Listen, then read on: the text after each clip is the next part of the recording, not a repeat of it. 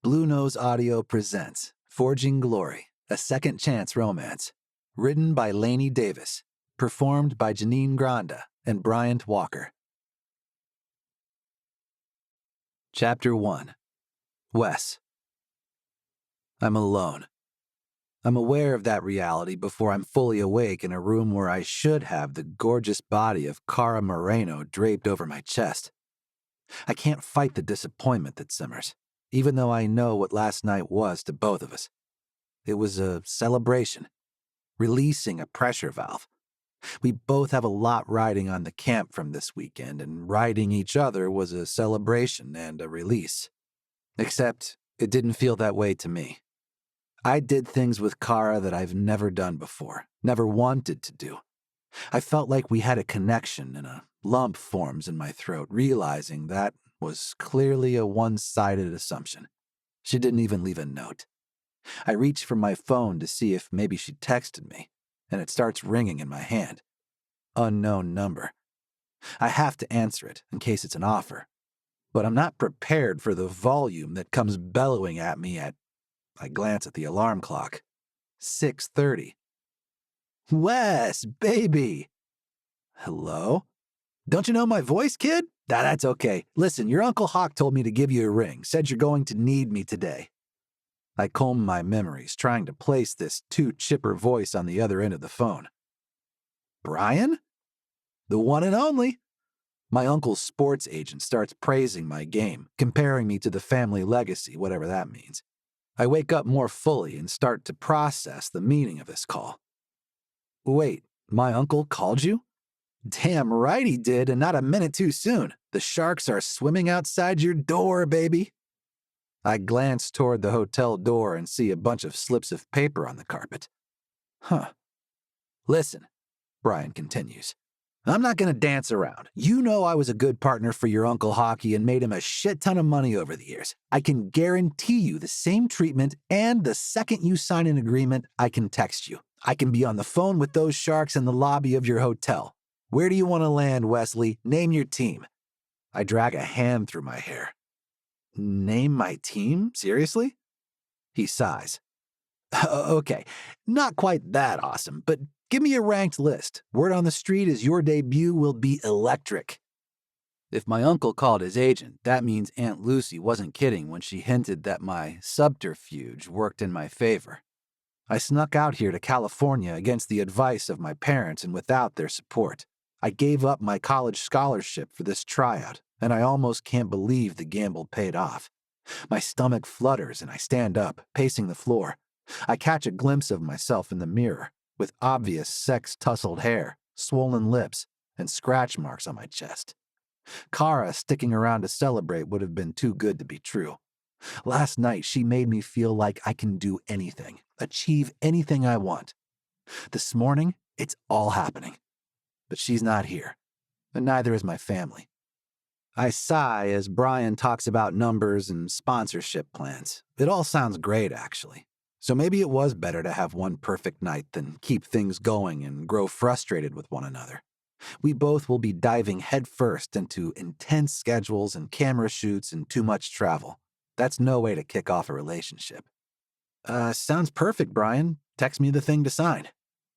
I feel a pang of sadness that my dad isn't here with me when I sign my first contract with an agent, that I'll most likely be signing with a pro team in a few hours without my family celebrating. My Aunt Alice would have made a grain-free cake out of vegetables or some shit. My cousins would have gotten kazoos and done a damn parade around the Highland Park fountain if I'd looped them in. Or they wouldn't have done anything.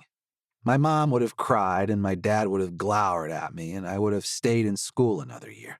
If I'd stayed in school, who even knows what would have happened? I probably would have blown my ACL. I can't grieve what didn't happen any more than I can regret my choices. Brian texts me an agreement and I sign it with my finger on my cell phone, alone in a dark hotel room.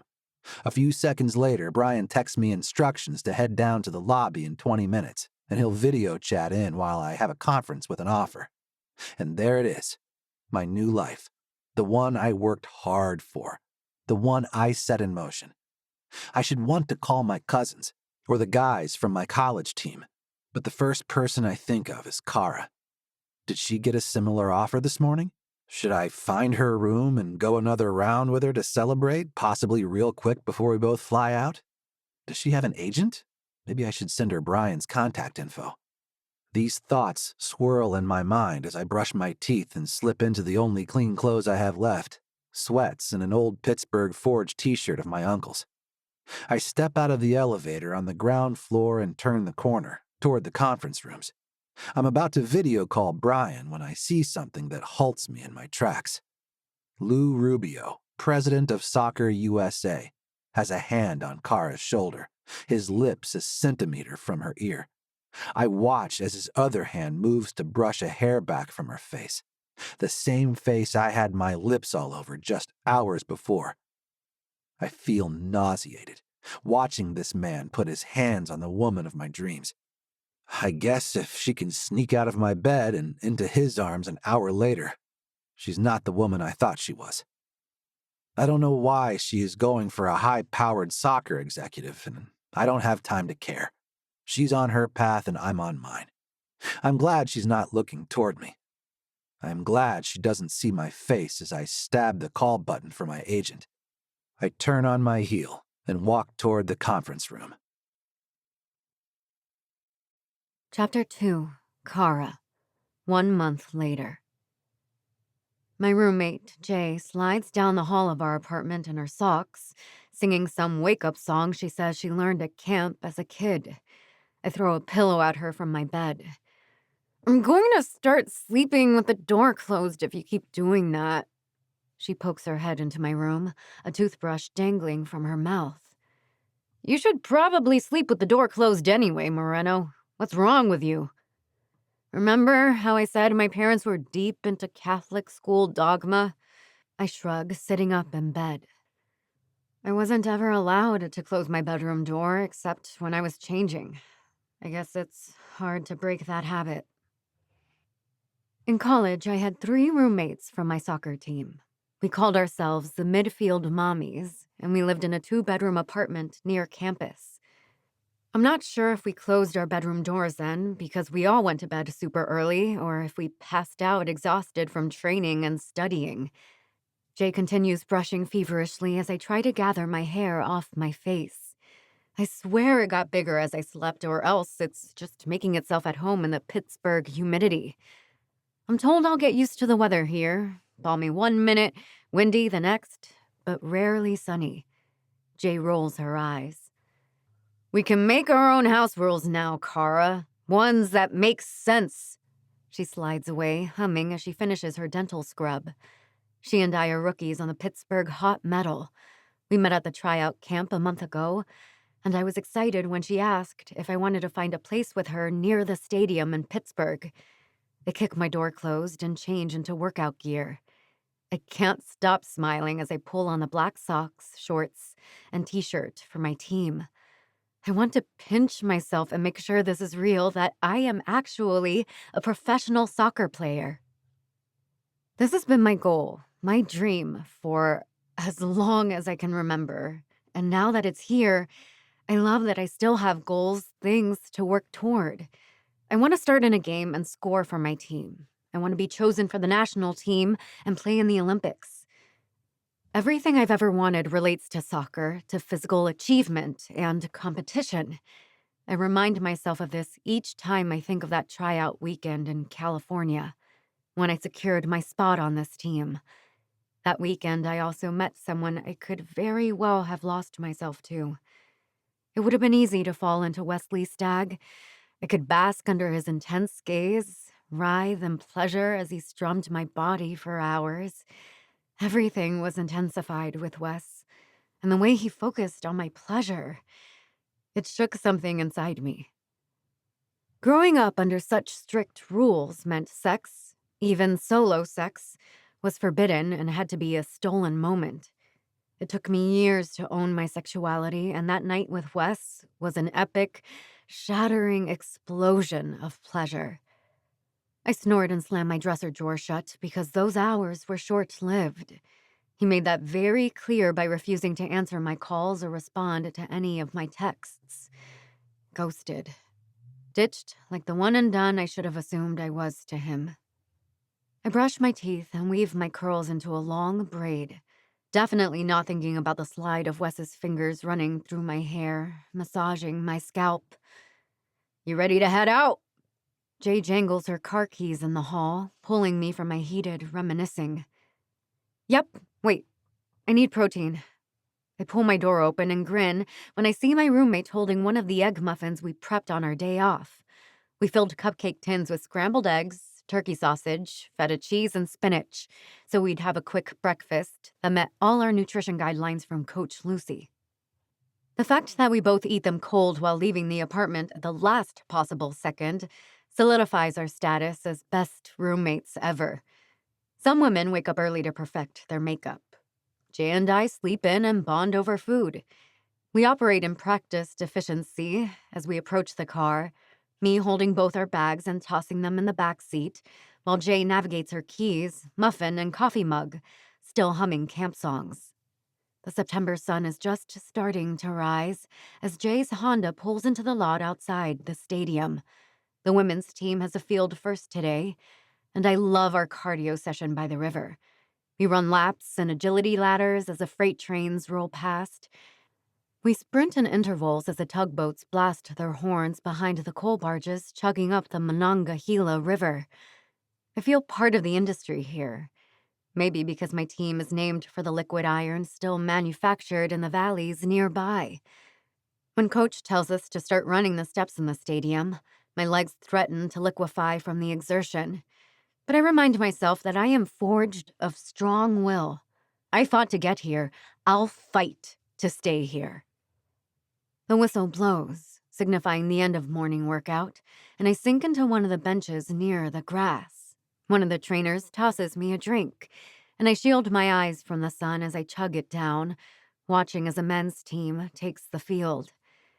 And, of course, I see him. My regrettable dalliance, Wesley Stagg, plays striker for the men's team here.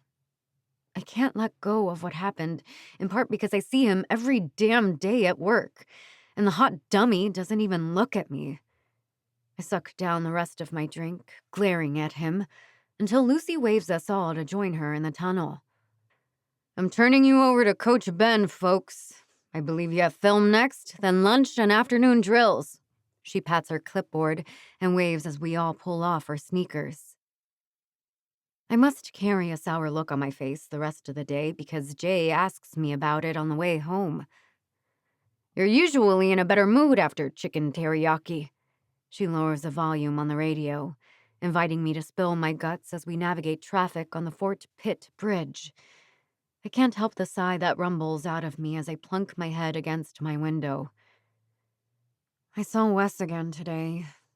He didn't look at me. "That guy again? Come on, Cara. He's not worth all the space in your head." "I know that, but it's easy to say I'll forget about him after he ghosted me, and it's another thing to literally see him every day and experience him not even making eye contact. I actually think I might be invisible to him." "You're the furthest thing from invisible." "Thanks, friend. If it helps. I do hate that I'm fixated like this." Jay taps the steering wheel and chews on her lip for a few blocks. "Have you considered that this," she gestures toward my face, "might be more about something else than it's about what's his name?" "You know his name is Wesley. Only because you don't shut the hell up about him. But seriously, what about talking to Big Jim?" I groan a little at her reference to our sports psychologist. He leads multiple sessions a week about mindset and trusting our teammates, and the content is always inspiring. It's just that Jim blinks. A lot. "Do you think I could talk to him over the phone?" She shrugs. "It's not a bad idea. I mean, he's there. He's a resource. Maybe email him?" I pop my lips a few times, considering. I haven't cemented a starting spot in the lineup yet. Maybe this hang-up on Wes is holding me back somehow. I clench my stomach, trying to ignore the voice in my gut, wondering if Jay is onto something about my issues, running deeper than Wes ignoring me. Because I probably do know why he ghosted me, and I don't want to remember the slimy sensation freezing me in space as Lou Rubio, the president of Soccer USA, invaded my personal space at the hotel and served me a huge helping of the creeps when he touched me. The last time I made eye contact with Wesley Stagg was the moment Rubio ran an uninvited finger down my face. I'm going to talk it out with my chicas. They'll probably tell me to call Big Jim, too. When are those chicas going to find me a lady friend? There are not enough lesbians in Pittsburgh. Tony hooked you up with a cheering section when we traveled to Chicago last week. Jay grins and waggles her eyebrows. Exactly. Remind me where the rest of them live? Jay parks in the garage under our building, and I rattle off the current locations of my friend group, texting them as I walk to let them know I need one of our chats. By the time Shantae replies from D.C., she's already spoken to Rose and Tony. Shantae. Emergency video petties, 10 a.m. East Coast tomorrow. Tony. That's 7 for you, Rosybug. Rosalie. Excuse me, I am a very important PhD candidate studying insects. I am not personally an insect. Jay, we're doing pedicures tomorrow. You in? Hell no, I'm not in. She shouts from her room, and then I hear the shower turn on. I holler louder, and I know she hears me tease. Fine, keep your rhino hide, but don't ask me how to meet more single ladies. She pokes a head into the hall, clutching a towel around her tattooed chest. You really think it's my feet? I laugh and shake my head. I mean, nobody wants that rough sandpaper with them in bed. Ugh, fine. I will exfoliate, but I'm not doing polish. She slams the door as I confirm that I'm in for video pedicures. We midfield mommies have been doing this for years, sitting for hours and massaging our feet while we unload everything weighing on our minds. We slough off bad vibes along with dry skin and finish the whole procedure with pampered toes and unburdened souls. My college friends have retired from soccer, moved on to graduate school and corporate America. But they're still my safe place. I should open up to them about what's been going on, and I don't quite understand why I haven't. I don't want to douse Jay with cold water by running a competing shower, so I wait for her to finish her scrub. We could shower at the stadium, but both of us prefer the luxury of our own bathrooms. It's the best part of this apartment, apart from the proximity to the water we can see from our balcony. Each bedroom has an ensuite bathroom. It feels decadent. I step onto my little piece of paradise, aka the balcony, while I wait for my turn with a hot water heater. It's not much. All I have out here is a folding chair and a few plants that should be hung, but I haven't had a chance to buy stands or install hooks. And it's mine. I'm here despite my parents' disapproval. I'm here regardless of their insistence that I'll never meet a nice boy to settle down and raise a family, that I am not putting my degree to use, that this career can't possibly bring lasting stability. Those are their concerns and their battles. I reminded myself of this even as I hyper-focus on the nice boy who did just as my parents said he would. Turn his back on me. Chapter 3. Wes. Yoga for athletes is not how I predicted I'd spend my afternoon while my professional soccer team travels to Louisville for a match without me. But Coach, my uncle, suggested I work on my flexibility to really give myself a chance at a roster spot. It's been a bit of a blow to my pride coming into the team as a permanent bench warmer. When I left my senior year of college to sign with a professional team, I definitely thought I'd roll into town a star player. Until I prove myself, I spend my days as generic defender during drills while the starters work on game strategy. These days, it feels like everyone views me as generically expendable, from my coach on down to the woman I met at the tryout camp. My career has to be my focus right now. There's only so much time to claw my way into a professional soccer lineup, and I'll do anything necessary to be one of those starters. So here I am, running late as I make my way to Pipe Fitters, a fitness studio in the east end of the city where I'm told the staff is discreet, and the clientele won't post pictures of me on social media. Class is in session when I hustle in the door, and I kick off my shoes near the studio as I grab the last mat from the bin. I try to shake it open somewhere in the back row, but the teacher smiles and waves me toward a spot near the front.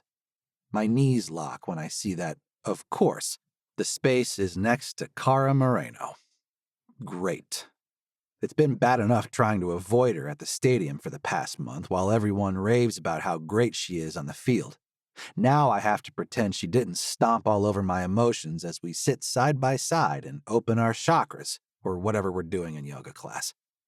I could leave now, watch a yoga video on YouTube or something, but I want to play professional soccer more than I want to avoid this woman, so I grunt, adjust my shorts, and plop the mat into place as the teacher welcomes us all to take our place. Cara doesn't see me yet because she's bent over, stretching with her perfect ass in the air. My brain immediately flashes to an image of me behind her in the shower. Cara bent over just like that as I soaped her spine and played with her clit. Cara finally looks at me as I settle in. I try to keep my face neutral and look forward, but I see her in my periphery. She appears hurt. Confused? Screw that. This will be a restorative practice meant to open your hips, relax your spine, and ease those knots in your busy shoulders. The teacher's voice is soothing as she paces the floor between the rows of mats. It occurs to me that maybe yoga is the secret sauce that keeps Cara in her starting spot, even as a rookie. A quick glance around shows me a few pro football guys, a hockey player I recognize. I feel better, more at ease knowing I'm among like-minded professional athletes.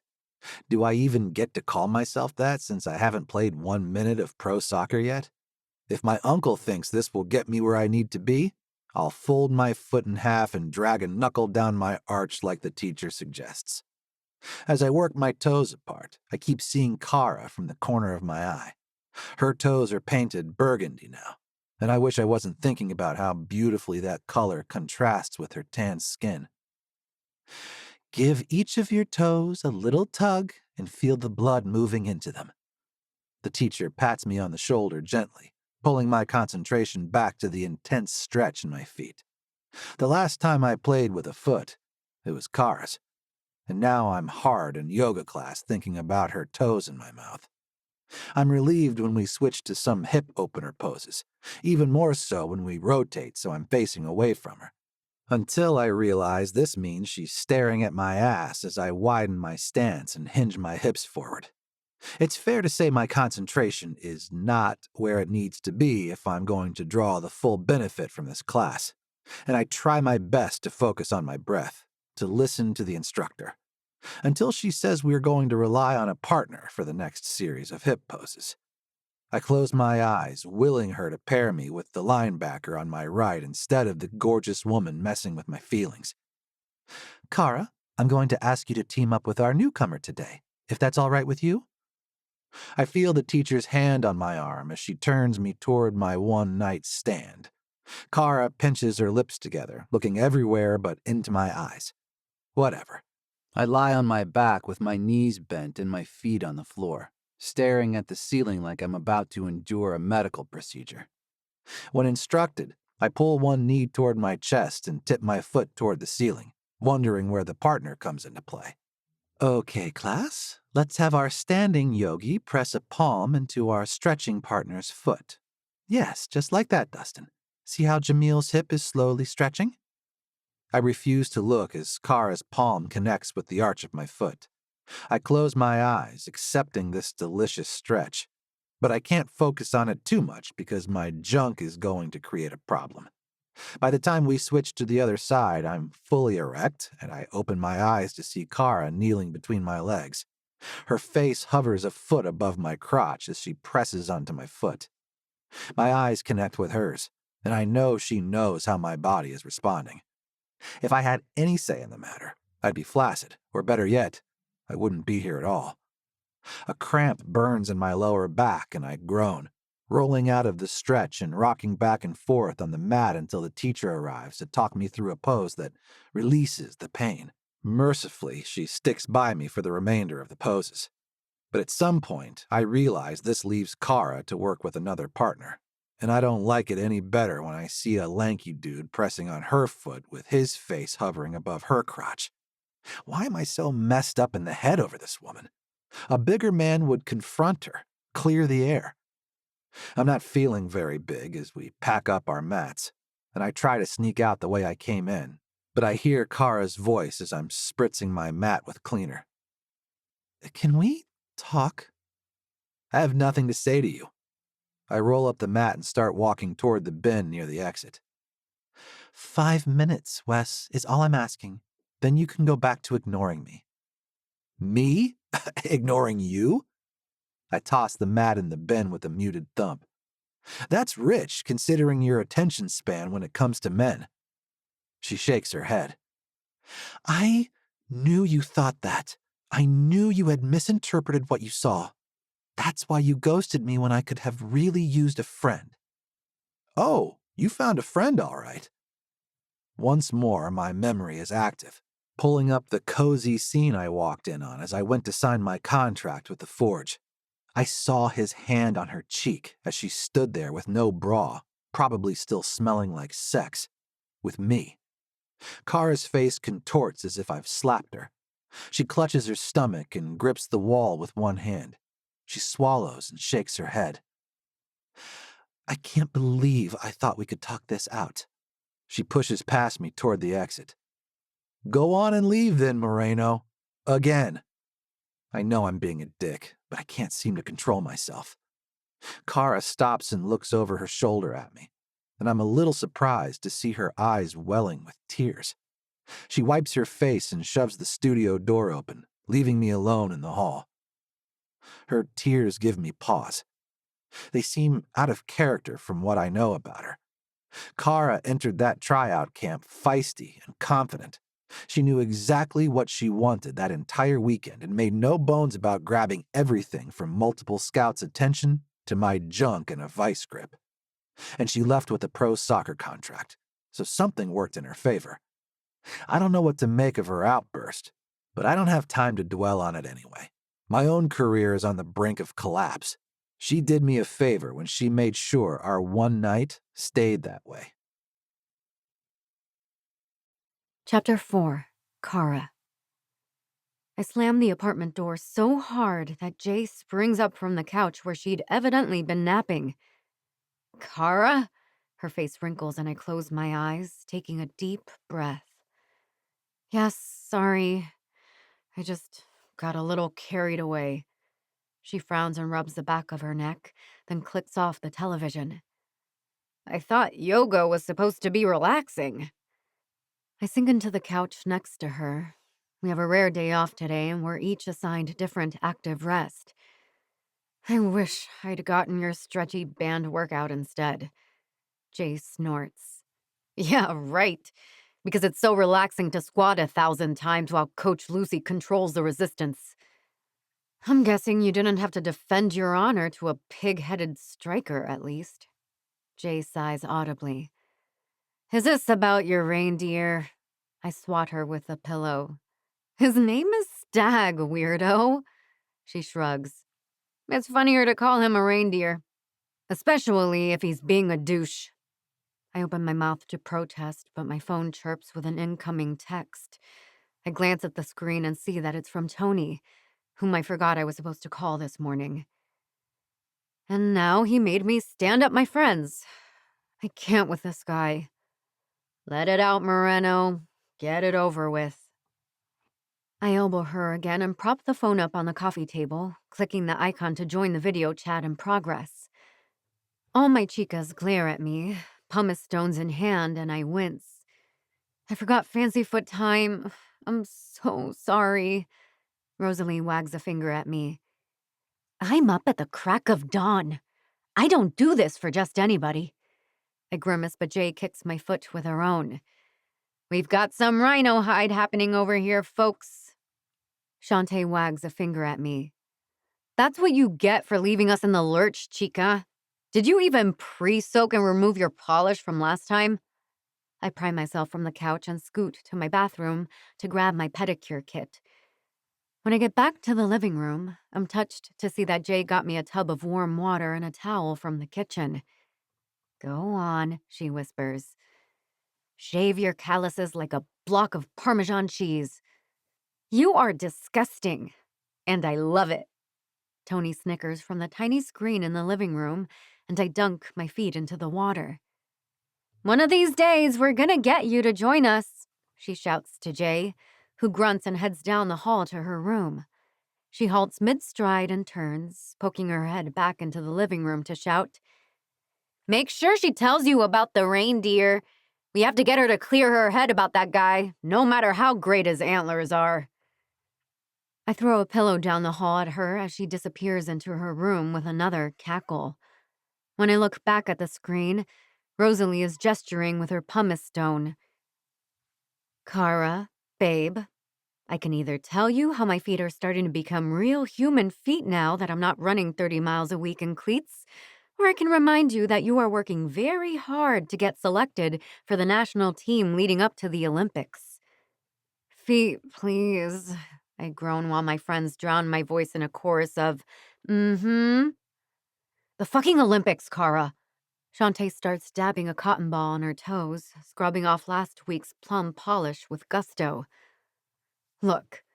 I cross an ankle over my lap and get to work with a callus shaver, noticing that my friends no longer even need to use this tool since, as they say, they've stopped playing soccer. They also don't get to spend their mornings watching the sunrise over the river. They no longer have world-class coaches helping them condition their bodies for maximum performance. But they know damn well how much these experiences mean to me. It's not like I was looking for him to be my boyfriend.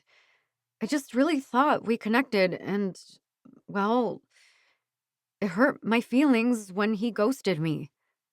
I bite my lip, feeling guilty that I'm not opening up to them about the added anguish of not knowing what to do about the creepy situation I found myself in with the president of Soccer USA. I don't even know how to explain it out loud, but I do know Wes Stagg noticed something amiss. And instead of asking me my side of things, he jumped to the worst conclusion. I get to work on my heels as I tell them about seeing Wes at yoga class. I leave out the details of how fine he looked in workout tights and a fitted t-shirt. He's just so done with me. And yet I have to see him every day. Rosalie pulls a sympathetic face and leans close to her camera. "Cara, that sucks. What are the chances that your Fresco hookup from camp would end up signed to the same city as you?" Shantae perks up. "Ooh, I could tabulate the chances. How many pro women's teams are we up to now?" "Thank you, stat doctor," Tony interrupts. "We don't need the actual numbers. What Rosalie is trying to say is that we know it stings to see him every day and think about that rejection. But we also know you will feel terrific once you do get past it. Like, are you seriously going to even think about him when Coach Akemi is handing you a red, white, and blue jersey?" Rosalie nods. "Así es, chica." Tony shakes a bottle of pink nail polish, rattling the little beads inside as she blends the colors. I reach for my matching shade as she asks, "You know what's better than a boyfriend, querida?"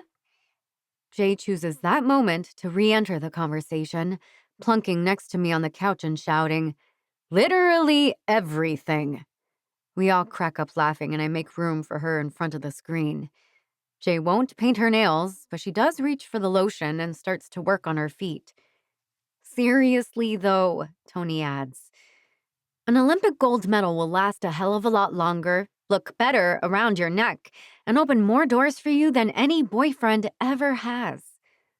As my friends erupt in a chorus of support and applause, I feel a lot better about the whole thing. After I end the video chat, Jay gives me a pointed look. "Do they still not know about how Lou Rubio treated you?" Her words feel like a slap. I shake my head and my mouth works up and down. I haven't been able to find the words.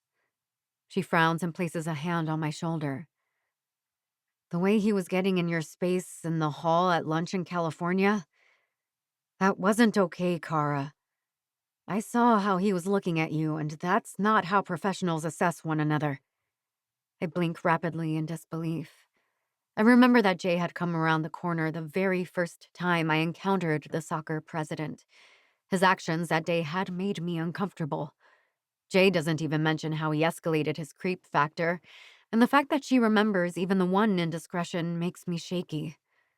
My eyes start watering and my chest feels tight. Jay, I think about how I felt both times I encountered him. How it should have been the very best experience of my life, but I just felt small instead. He's a predator. I smelled it all over him, and he's messing with your head right when you need to be at the top of your game. Do you want me to go with you and tell someone? What do you want to do, Cara? I got you. I lean forward and wrap her in a huge hug, and she pats my back. Well, now I got lotion on your shirt. A laugh escapes from my throat, lightening the pressure a bit. I decide to ask Coach Lucy for advice, and Jay agrees to hold me accountable to do so. The next morning, I feel both heavier and lighter as I drive us to work. I will happily admit that the yoga practice loosened up my hips a ton, and I don't miss the big smiles from the coaching staff as they watch us work through our drills. We scrimmage through a few different lineup combinations, and Ben, our head coach, claps his hands as he blows a series of long blasts on his whistle. Hot damn, gals. Who's ready to slay some Boston ballers? My team erupts in cheers, and he claps a few more times. Go on and eat and get cleaned up, and I'll see you in the theater for film in an hour. He practically skips into the tunnel, and I notice the men's team filing out of their locker rooms, ready to take the field. I decide I want to get this over with before I see Wes again, so I hustle after the coaches to find Lucy. I tap her on the arm, asking, "Can I talk to you for a second?" She turns, smiling, but sees my face and her expression turns serious. Of course, Cara. Come, into my office. I follow her and sit on the edge of the seat opposite her desk, not wanting to get sweat and grime on her nice chairs. Rather than walk around and sit in her own chair, Lucy perches on the edge of the desk, hands folded on her lap. What's up? I look around her to a picture of her family. There is a series of framed photographs on her desk of her with a men's coach, her with a little boy, and a series of that same boy growing toward manhood. She's also got a wall of photos of a person who must be her daughter, looking fierce as she stares straight into the camera with dark hair and gray eyes. That woman looks like someone who would kick Lou Rubio in the balls if he ever touched her face. I take a deep breath. Have you, ever felt weird around the staff from the national team? Ha! Lucy laughs. Only every time I see them. Bev and Pat and Akemi are odd ducks, but I think that's what makes them so good at what they do. I shake my head. No, I mean the management staff, the office guys. Lucy frowns and grips the edge of her desk. Did something happen, honey? I swallow and nod. Then I shake my head. It might have been inadvertent. I just felt super uncomfortable when Mr. Rubio was... My words leave me. It feels almost like I wet myself as a hot wave rolls over my body. Am I embarrassed, I wonder, or shamed? I don't know how to even describe what happened in a way that doesn't seem like I'm making a mountain from a molehill. Lucy's frown deepens. Cara, he fails to set me at ease. I've just always had a yucky feeling about him. You can tell me if he crossed a line. I want you to know that anything you tell me, I believe you. You are an essential part of our organization, and I'm on your side. I nod my head a few times and tears leak down my cheeks, adding to the warmth that's still flooding my body. It was more that he just kept getting into my personal space, And then right after I saw you in the elevator in California, he touched my cheek. Her eyes harden and her nostrils flare. Lucy leans forward and grasps my hand, nodding. He backed me up against a pole, and I was worried he was going to kiss me. I close my eyes as I spit out that last part. I do not add that I think he only stopped because Wes came around the corner. I certainly do not add that I'd just left Wes's bed naked, and he thought I was preparing to jump into someone else's right away.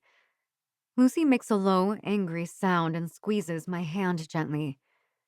Honey, that is not okay. It's not okay that you didn't feel safe or that you had to worry about someone from your place of work. Because you were most certainly there for a job interview, make no mistake. Gah, I'm just so angry. I nod rapidly, exhaling deeply as a weight lifts from my shoulders. Lucy clucks her tongue and releases my hand. What would you like to do, Cara? Do you want me to help you file a complaint? Oh, gosh, no, I can't do that. I think about the upcoming U.S. friendly match against Germany, how selections are meant to begin in the next few weeks. I feel better just talking about it with you. Lucy takes a deep breath and looks over my shoulder at the photos of her family. You know, Cara, I have experience with that sort of man. Personal experience. Her expression hardens. Statistically, he's not going to stop at just making you feel uncomfortable. I swallow thickly and lean against the back of the chair for support. Lucy exhales deeply a few more times. I'd like to make sure you're not alone in any spaces he might be. In fact, I am going to have the whole team put the buddy system into play while we're in Boston. We've got the press hounding us anyway with playoffs coming up. Everyone on the team can probably use backup. I swallow a few more times and bend down for my bag, fumbling to try to open my water bottle. Lucy stoops to help me and rubs my back as I drink deeply. Thank you, I tell her, my voice wavering. Of course, Cara. Would you like a hug? I nod, sinking into her embrace, listening to my stomach gurgle with the first real hunger I've experienced in weeks. Chapter 5. Wes. The yoga must have worked because Uncle Hawk says I've had my best week yet. I'm still not on the travel roster, but I'm feeling better about my chances of getting there. After Sunday morning training, I walk into my Aunt Alice and Uncle Tim's house right on time for family dinner, which means I'm the last to arrive because this family shows up early anytime there's food up for grabs. I can hear the ruckus from the front porch, the sound of 4 Stag brothers, their wives, and whichever of the 11 Stag kids are not currently away at school. I can also smell the feast from the front porch, the aroma of garlic and herbs making me wish I could stay here forever, maybe roll around in that scent. Aunt Alice has been working around athlete meal plans ever since Uncle Hawk played pro soccer, and now all my cousins' college coaches are jealous of the lean protein and whole grain smorgasbords. She regularly photographs them to post on the team's social media pages. I brace myself for a record-scratch silence when I step into the kitchen, brimming with my tall, athletic relatives. I sidle up to the counter and snatch a piece of shrimp cocktail from a platter, managing to get it in my mouth before my aunts smother me in hugs. Wesley! Alice and Aunt Juniper squeeze me from each side, and Aunt Lucy tips her chin at me from where she's deep in conversation with my mom. It takes a minute for my mom to see me, and when she does, her face shifts from calm into obvious concern. Wes, she whispers, come here. She holds her arms out for a hug, and I step into her embrace, not realizing how badly I miss this until her red hair is tickling my nose while I lean over her. She starts smoothing my shoulders and checking me for damage before sliding the shrimp plate toward me on the counter. Eat, babe, your Uncle Hawk is whittling you down to bare bones. She turns to look for my uncle, who leans against the wall holding a beer and listening to my Uncle Ty prattle on about the ice hockey tots he coaches. Hawk, Mom points a finger at him. Why is my son so thin? He needs his strength for his back. Uncle Hawk takes a swig of his beer, glancing around the room. I don't see my dad yet, so I guess he and Uncle Tim are outside manning the grill. Emma, your son is at top form. He's lean, agile, and he's finally got loose hips. Mom squeezes my side, which tickles, and I twitch under her grasp. He's too thin. I want her to stop worrying about old injuries. I also want to mutter something about not commenting on people's bodies, which she drilled into us for years. I have vivid memories of her shaking a finger at Ricky and me, her silver life alert bracelet clinking as she spoke. But I want my parents to be cool with me more than I want to be right, so I pat her hand. I feel great, Mom. Squeeze my bicep. I flex for her, and Aunt Juniper swats me with a towel. Mom leans back and frowns. Your back feels great too? And here we go. My cousins Odin and Gunnar cram literal handfuls of popcorn into their mouths, snickering when they see my expression. I scratch the side of my head with my middle finger as they pass the snack bowl to our cousins Stellan and Byron. My back is just fine, Mom, I told you. The physical therapists know what they're doing. I followed their instructions to the letter, and it barely bothers me anymore. It's not a total lie, just the part about it never hurting. I've actually felt great in the weeks since I took that yoga class, and besides, every professional athlete has aches and pains while they're in season. I keep waiting for my uncles to back me up on this, or maybe for one of my linebacker or hockey star cousins to pipe in that they too have reoccurring pain. Cut the crap, son. I wrote the book on fake stories. My dad must have come in the porch door while I was talking. He stands with his tattooed arms crossed over his chest, forearms flexing as he clenches and releases his fists. Your mother and I were in the room after you took that hit during college playoffs, in case you forgot. The team doctor mentioned surgery and possible paralysis. I roll my eyes and cram another shrimp in my mouth. He absolutely did not say I'm at risk for paralysis. Mom holds up a hand, but I shake my head. He said the surgery to repair a herniated disc can sometimes damage the spine, and then he reminded you guys that all surgery has risks. I don't want to play this card, but it's been months of this sort of treatment from my parents, and I've had enough. Was it not risky for an epileptic person to get pregnant? Twice? Dad shoves off the wall and strides toward me. His nostrils flare as he jabs a finger into my sternum. Watch your mouth. Hey, Thatch, I'm going to take the kids to set the table while Alice finishes up in here. Ty grabs a huge stack of plates and gestures toward my cousins, who reluctantly put down the snack bowl and pick up baskets of silverware and napkins, following my uncles into the dining room. In the meantime, Dad steps toward my mother, who rubs his back with her palm, tugging on her hair with the other hand. Wesley, why would you choose that risk? A game isn't the same thing as the choice to grow a family. I grab my own hair with both hands, the sting grounding me as I prepare to explain myself again. Mom, I don't know how else to explain to you that there's nothing else that makes me happy, that soccer is my creative flow state. You write books because you said the stories scream at you to be set free, right? I turn to face my dad. You blow glass because the images haunt you until you give them shape. You said that. I lean forward and grip the edge of the counter. I feel that way about my sport. When I blow past a defender or send the perfect pass to a teammate, it's like all is right in the world for that second. The next second, I make some other sort of magic happen, together with another teammate. I pound a fist on the counter, making Aunt Alice jump, and she backs out of the room with a plate of chicken, mouthing her apologies. Alone with my parents, I let my head fall forward, closing my eyes. I'm not going to tell you I don't worry about my back. I mean, it's my spine. I get it. But Mom, Dad, you have to let me pursue this opportunity. Do you know how few people are capable of playing professional sports? Dad opens his mouth to talk, but I straighten up and charge ahead. Maybe I only get a year of this. Maybe I never get to start in a game. But I have to try. I have to give everything while I can and trust that you've given me the tools I need to figure out the next steps when we get there. Dad swallows, his throat bobbing underneath his trimmed beard that's got streaks of white sprouting up throughout.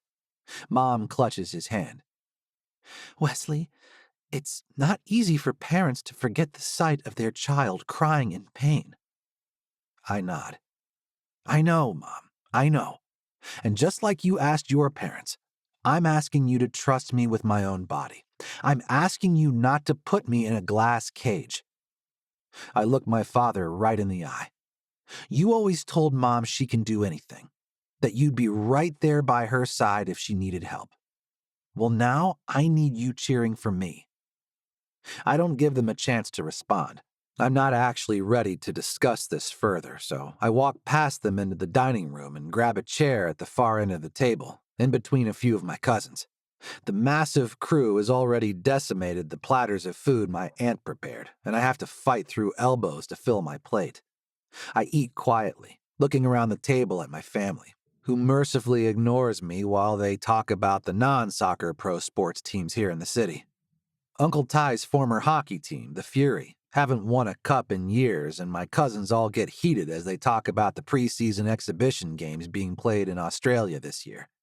I'm glad for the comfort of the banter, the empathetic analysis, and the way my cousins tease each other about their predictions. And then I see my Aunt Lucy looking as miserable as I feel and wondering what else is going on. From everything I've seen and heard, the women's team has been crushing it on the field, so I have no idea why my aunt's face looks so tense as she talks to my uncle. He grips her leg under the table, nodding, before he leans back and scratches his chin. Aunt Alice stands then and asks the kids to clear the table, even though the youngest kids here are 20 years old. This invites a mass eruption of dessert predictions from among her own offspring. My uncles, aunts, and parents all wander into the living room with their wine glasses. I shouldn't drink alcohol during the season, especially when I'm working so hard to secure a starting spot on the team. But I snatch an empty glass from the table and walk up behind Aunt Lucy, who has a bottle of white tucked under her arm. Hey. I gesture for the bottle and she frowns at me. I'm having half a glass. Are you my aunt today or a member of the management team at work? She tips the bottle and pours me a few mouthfuls of wine, arching her brow before she brings the entire bottle to her lips and takes a deep swig. Whoa. Can I ask what's got you so upset? You're not usually a big drinker, Aunt Luce. She sighs and wipes her mouth with the back of her hand. Cara Moreno and Jay Whitaker got tapped for the national team after our match with Boston the other day.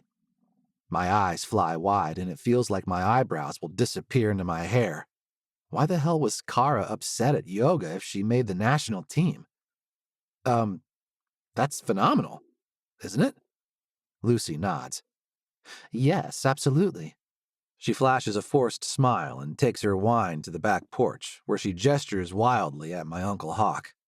I swallow the tiny portion of wine in my glass. It tingles in my mouth. I haven't had anything outside my meal plan since... I close my eyes against the memory of gorging on breadsticks and cheese pasta in bed with Cara at the tryout camp in California a few months back. We both decided to indulge in between rounds of the most explosive, intense sex of my life. Lost in my memories, I don't hear my Uncle Tim talking to me until he snaps his fingers in front of my face. Wes, hello. I shake my head. Sorry, what was that? He rattles a blue recycling bin at me. I asked if you could go out back and dump that by the garage. Oh. I set my empty glass on the counter. Sure, sorry. He grunts and grabs a sponge to scrub off the counters as I make my way down the basement steps and out the back door. I don't intend to eavesdrop on Hawk and Lucy, still arguing on the deck above me, but they're pretty loud. What do they expect me to do, Hawk? The man made her uncomfortable enough that she said something to me. That speaks volumes. My aunt's voice cracks and I hear her gulping wine. I pause in place, resting the bin of recycling against the wall. If I dump it now, the rattling cans will alert them, and they'll stop talking. So I guess I'm actively rubbernecking on Lucy's drama at this point. Uncle Hawk's voice is low, and I know he's trying to soothe her. You have to be upfront about it. Talk to the player rep, at least, or someone from Tim's legal team. My aunt scoffs. Like Tim ever handled anything quietly. Lucy, do you really want to keep this quiet? Cara Moreno is more important to the organization than some guy in a suit with a desk job. I'm so startled to hear Cara's name that I drop the pen, and, as predicted, my aunt and uncle stop talking. Hawk leans over the deck rail to ask, "Everything okay down there?" "Oh, hey, Wes." I wave a hand. "Just dumping recycling for Uncle Tim." Lucy frowns. "Better get inside for cookies before your cousins take them all. Alice used the monk fruit sweetener this time, whatever that means." I smile at her. I'd wrinkle my nose at whole-grain cookies with odd-sounding ingredients if I didn't know from experience that those fuckers are going to be damn delicious, despite being packed with spirulina. I head inside, back up to the kitchen, trying to make sense of why Aunt Lucy would be talking about Cara. Aunt Lucy mentioned a sticky situation with the national staff, and I remember Lou Rubio all cozy with Cara in the hall in California. And then Cara cried as we argued after yoga. A tingle of doubt skitters through my gut as I think of Aunt Lucy's concerned face, at the way she sounded so tortured when talking to my uncle. What did she mean Cara was uncomfortable? I'm about to grab a cookie when something else about that trip sparks hesitation, a hiccup in my gut. What if Rubio was a predator instead of Cara seeking out that kind of attention? The president of Soccer USA making a pass at one of Lucy's players would definitely be the sort of thing that would set my aunt on edge. I think back to the moment I lost Cara, to that vision of her in the hall with Rubio. I walked around the corner to see him leaning in toward her suggestively. I saw his finger tracing a line down her cheek. But what did her body language convey? I can't even remember. My memory only picks back up from the moment her eyes met mine, and I almost let her see how much it stung to have been left. I realize with staggering, horrifying clarity that I misjudged her. That she's been trying to tell me for weeks that something terrible happened, and all I did was ghost her and leave her alone to deal with the effects of a slime ball making her feel unsafe. I've been swimming through a haze of hurt feelings that I wanted something more with a woman who walked out on me, only to realize I fucked everything up beyond recognition. I have to go. I blurt this declaration loud enough that Mom hears. She makes her way toward me through the throng of stags, but I don't stop to hug her. I have to find Cara and apologize. I dash out the front door as my father hollers for me to come back, but all I can think about is making amends. Chapter 6. Cara. I just don't know what you want me to say, Cara. Mama sounds like I interrupted her with something frivolous when I called her and Papi to tell them I got chosen to represent our country in a friendly match against Germany. They've been divorced for years. We always do a three-way call for these weekly chats. Apparently, so they can present a united front that I'm still and forever doing it wrong. Mama, really? You can't say, "Felicidades, Cara. I'm so proud of you." She sniffs. Papi makes a humming sound. "And they're paying you a salary to play football like the men." "Yes, Papi. God, I've been explaining this to you for months, and I'm not playing like the men. I play women's football. I'm a professional athlete." "Watch your language, Cara." He snaps a reprimand like I'm still a child. And maybe it's childish to expect them to understand after all this time. "We just want you to think about your future. What about starting a family? Having babies?" "Yes," Papi chimes in with his machismo opinions. "These footballers earn millions. Messi is in Miami, earning 50 million. Your cousin saw him at Costco." I roll my eyes, glad they can't see me doing so, to find another thing to chastise me about. "Messi is married, with kids." "And you're earning millions, yes?" "Papi, you know I'm not." "Mm-hmm. Well, a man don't like a woman who earns more than him anyway." "Luis, that's not true and you know it." I know better than to hope my mother is on my side with this interjection. She starts listing telenovela starlets with ordinary husbands and would continue for hours if I didn't cut her off. "I'm not playing soccer to find a husband.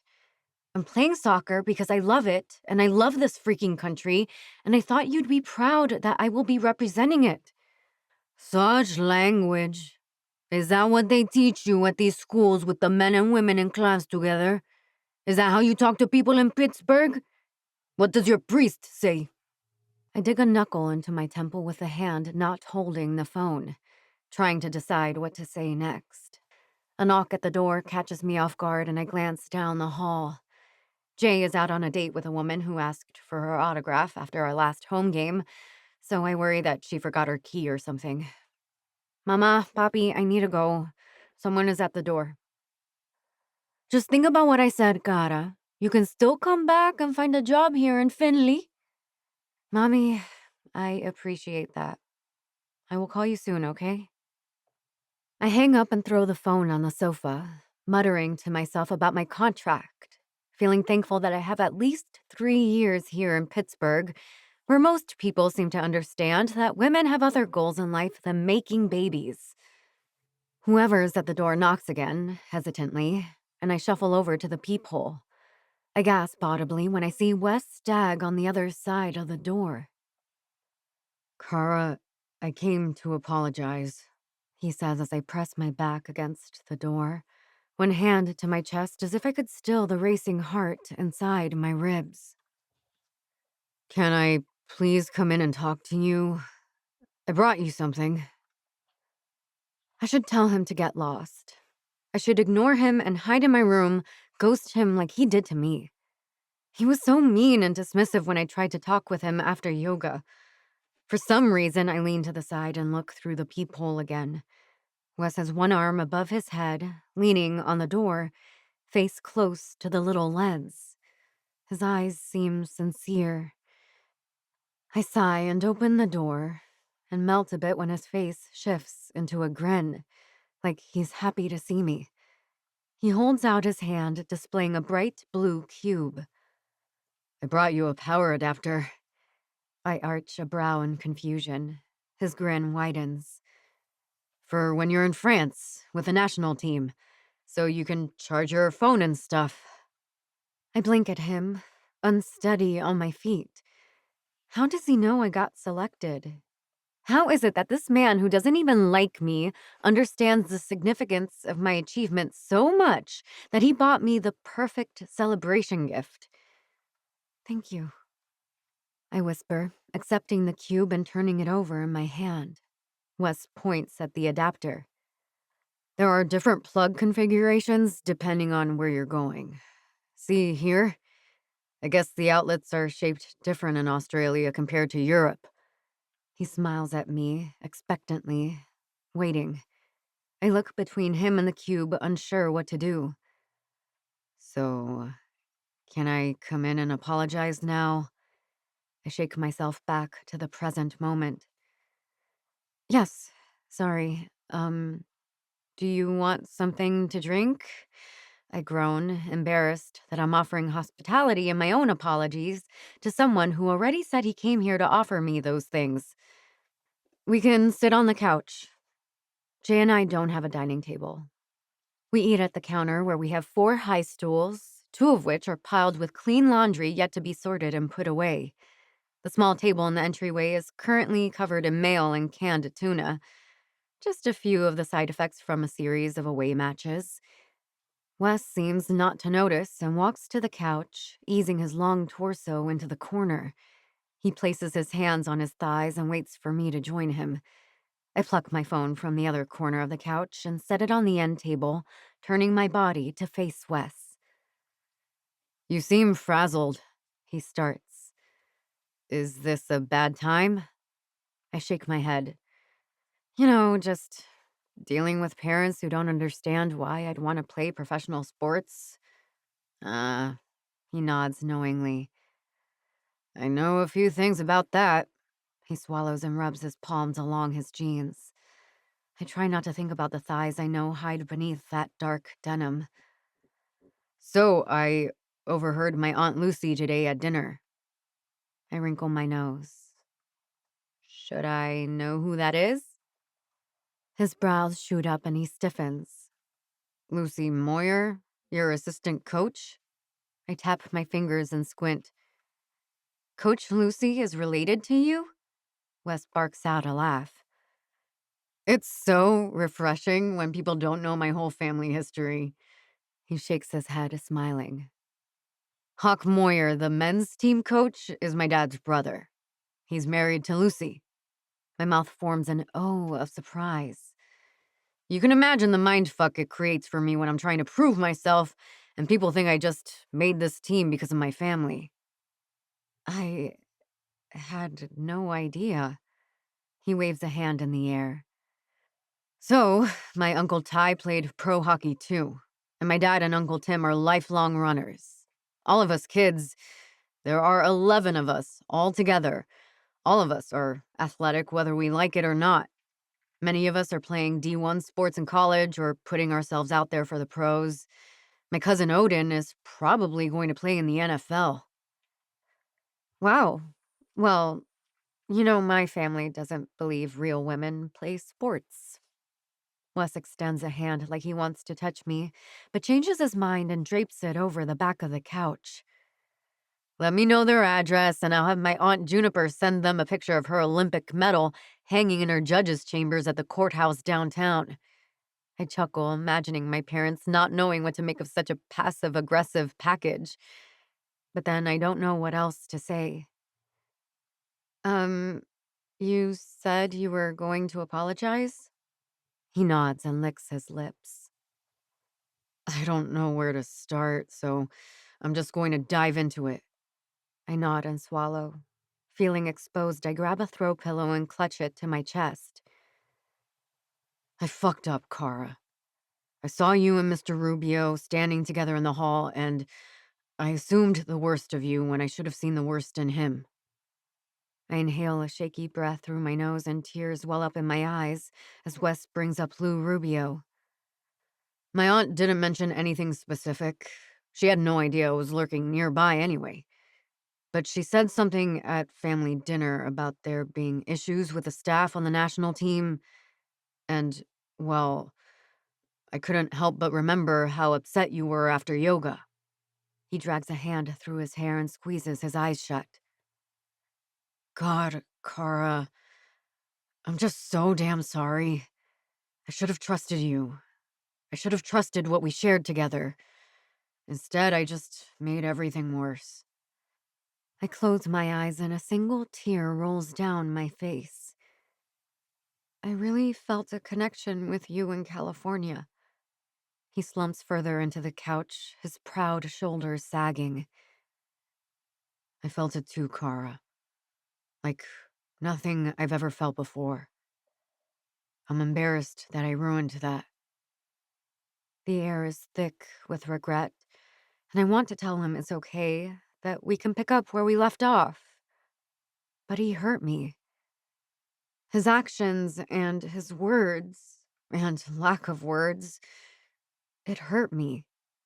I'm already dealing with enough rejection from my parents, plus navigating the delicate situation with a national team, when the flipping president of the organization makes me want to vomit. I appreciate you coming here to apologize. I manage to tell him. I take a deep breath and release the pillow long enough to tuck my hair behind my ears. He smiles and reaches out a hand to finger the end of my ponytail. I accept his touch, missing the contact I once savored with him. I also came to congratulate you. I'm proud of you for making the cut. A beam of light expands inside my chest at his words, at his recognition of me achieving a lifelong dream. When do you leave for training camp? I hug the pillow again, this time in excitement. Not until later.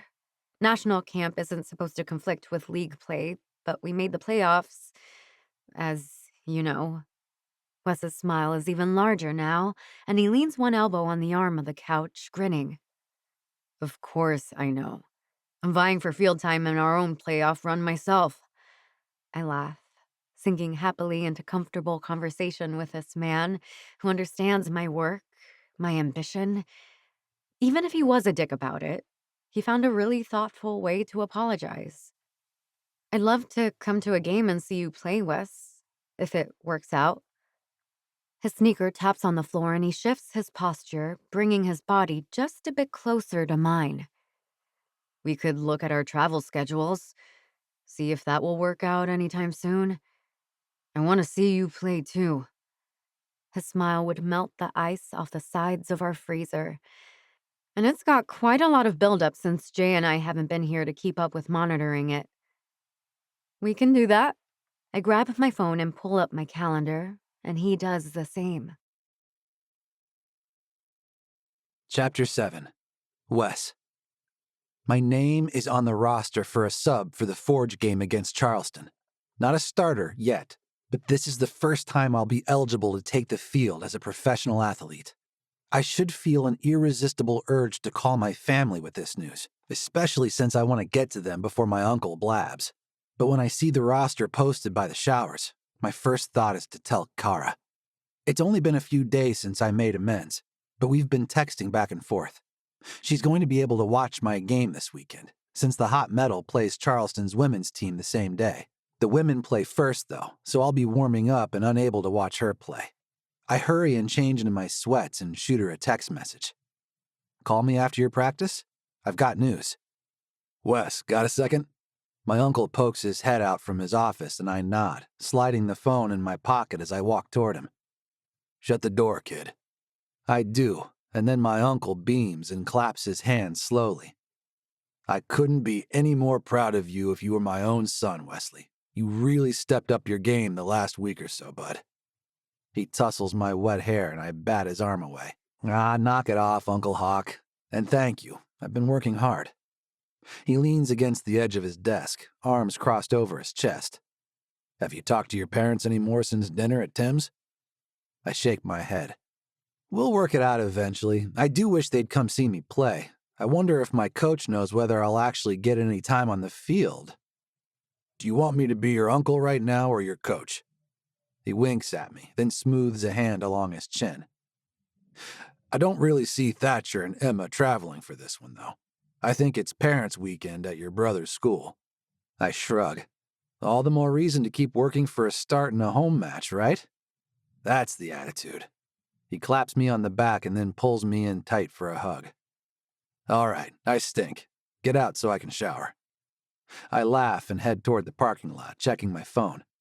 I grin entirely too hard when I see a text from Cara, even if it's just a thumbs up emoji. I know she's feeling tender after how I treated her. This isn't like California, where we were both immediately on the same page about being majorly into one another. If I ever want her to be mine again, I'm going to have to work as hard with her as I will on the field for that starring role. I decide to hit up Costco, and because I'm a good stag who thinks of the herd, I text my cousins to see if anyone needs anything. Young stag group chat. Who needs 10 pounds of Doritos? Wyatt. You're not really going to eat that crap in season, are you? Odin. I will always eat Doritos, and a few pounds of beef jerky, please. Petey. I'm going to silence this thread for a while since I doubt you're going to deliver to me in Ithaca. Stellan. Always bragging about that Ivy League education. Wes, I'll take cheese sticks. Which kind? Stellan. All the kinds. I don't care. Gunner. Better toss in a bucket of dairy pills if Stelly is going to be pounding cheese in the apartment. Stellan. Fuck you, Gun. I'm going to fart on your pillow right now while you're at class. They carry on this way while I drive to the store and fill a massive cart with snack food, most of it healthy. I'm about to check out when I wheel the cart past the pasta aisle and notice an end cap with bouquets of fresh flowers. Do I want to be a guy who buys a woman flowers and maybe pays a custodian to slip them in her locker for me? I check my watch and it's barely 3. I still have plenty of time before rush hour traffic makes this plan ridiculous. The bouquets are only $9, so I toss one on top of the cart before I can change my mind. Only when I get back to the stadium, I don't need to find someone to infiltrate the woman's locker room because I spy Cara walking out the side gate with her roommate. I throw my Jeep in park and leap out with the flowers. Hey, Cara! I shout as I jog toward her, realizing I must look ridiculous or frantic or both. She turns toward my voice and then sees the flowers. She tilts her head to the side, confused. Her roommate looks at the flowers and then into my face and squints. I'll see you at home, Cara. I gotta go. Wait, Cara shouts. We rode in together. What? Jay holds a hand over one ear. I can't hear you over the train. Sorry, gotta go, bye. I make a silent note to buy Jay something nice for meddling on my behalf. I grin and put one hand in my pocket, holding the flowers out toward Cara with the other. She looks around as her teammates file out of the stadium, heads bent and talking to one another. I get the sense Cara doesn't want people at work to see her getting flowers from someone on the men's team, so I step behind a brick column and gesture for her to come closer. I choose not to believe she's feeling awkward about getting flowers from me specifically. What are these for, Wes? She bites her lip and looks down at the bouquet again like it's some massive gesture and not a grocery store bunch of flowers. Well, I thought of you when I saw them, so I bought them. She smiles, like she's trying not to but can't help it. The tiny pull at the corners of her mouth does something to my heart rate. I love knowing I made her smile. Half smile. Is that what you wanted to talk about? I was about to call you when you shouted my name. I shake my head and shake the flowers until she takes them from me, sniffing the bouquet. Nah, these are separate. I wanted to tell you I made the sub roster for Charleston. Wes, that's outstanding. Her entire face lights up, and I can tell that she means it, that she's truly happy for me. Would you want to celebrate with me? I'm operating totally off book here, utterly astonishing myself as these ideas fly into my head and a little too invested in her response to me putting myself out there. I'd love to buy you an herbal tea, plus, I hear you need a ride. She laughs, and I know she's aware there isn't much we can eat or drink at a restaurant leading up to a game, not with our nutrition plans. That sounds nice, Wes. Thank you. I gesture toward my car, stopped haphazardly. Cara laughs as she sees some women from the hot metals swerving around my Jeep on their way out of the stadium parking lot. I think we'd better get a move on since you're causing a traffic jam. She sniffs the orange and pink flowers, and I keep my distance, even though I'd love to put an arm around her. Smell her hair. Tell her that I think talking things out with her opened me up more than the yoga class did and really let me shine this week to earn this spot. I unlock the car and lean past Cara to open the door, but she's already flung open the back door to toss her bag inside. Her nose wrinkles and she looks around at all the boxes in the car. What's that smell? Oh, God, sorry about that. I lean past her and shove the boxes to make room for her bag. I do notice that Cara sets the flowers gingerly on top, out of harm's way. I smile and explain. My cousins wanted seaweed snacks and beef jerky. I think we're getting some sort of chemical reaction from the paired odors. Her head flies back as she laughs. Have you tasted those seaweed things before? My roommate used to love them. I shake my head and accept that I'm not going to be able to open the door for her as Cara slides past me and into the passenger seat. They taste like a fart, and they give you horrible breath. Note to self, do not eat seaweed snacks near Cara. She buckles her seatbelt and leans an elbow on the window, turning her body toward mine while I drive. Well, don't avoid them on my account. You need your iron to play for the forge. Are we making metal jokes now? Hot metal jokes? Okay. Enough Steel City puns. She taps her fingers on her legs in time with the music over the radio. I head up Forbes Avenue toward the Oakland neighborhood where 4 of my cousins share a college apartment. There's a tea shop nearby. Is it okay if I stop quick and unload all this cheese and stuff? I have a key to my cousin's place, so it'll be quick. That's fine. Are we talking about cousins like actual cousins or like how every Latino family friend is my auntie and their kids are my cousins? Oh, these are my actual cousins. My dad is one of 4 and each brother has a lot of kids. I put on my turn signal and head down Atwood Street toward the university-owned apartment building where a lot of athletes live, including my extended family. I parallel park in a loading zone by the fire station across the street and hop out, filling my arms with an awkward stack of boxes. I'm about to tell Cara that I'll be right back for the rest of it when I notice her standing beside me, arms laden with jerky and chips.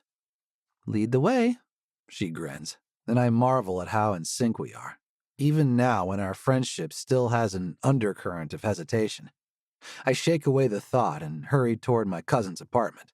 But then I realize I don't have a spare hand to get the key from my pants pocket. I'm in the middle of an awkward maneuver to rest the boxes against the wall and pull my hand free when Cara says, "Here, I got it." Before I can say a word, she slides her hand into my sweats and plucks out the keychain.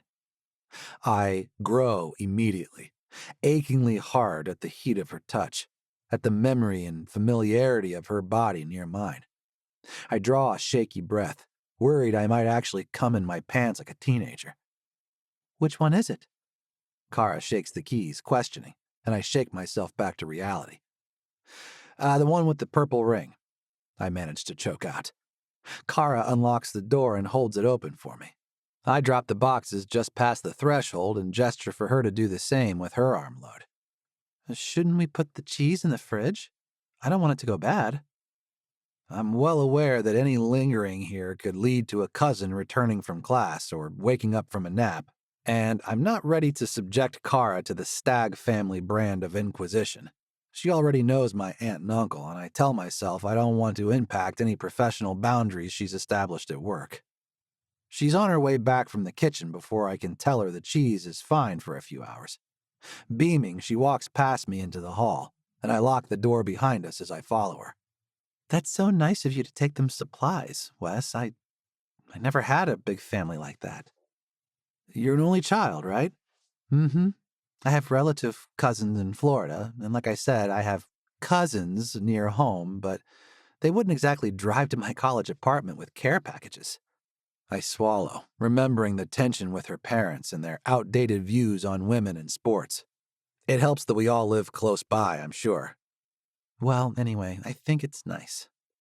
Cara once again gets herself inside my Jeep before I can open the door for her, and I'm left on the curb looking weird as I watch her buckle her seatbelt.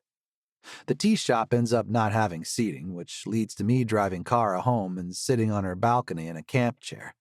She's got a sweet view of the Allegheny River, and we sip our drinks as we watch people rowing crew and kayaking. She smiles at the water. "Is it weird that I love watching the water sports? It just looks so peaceful somehow." I slurp my tea.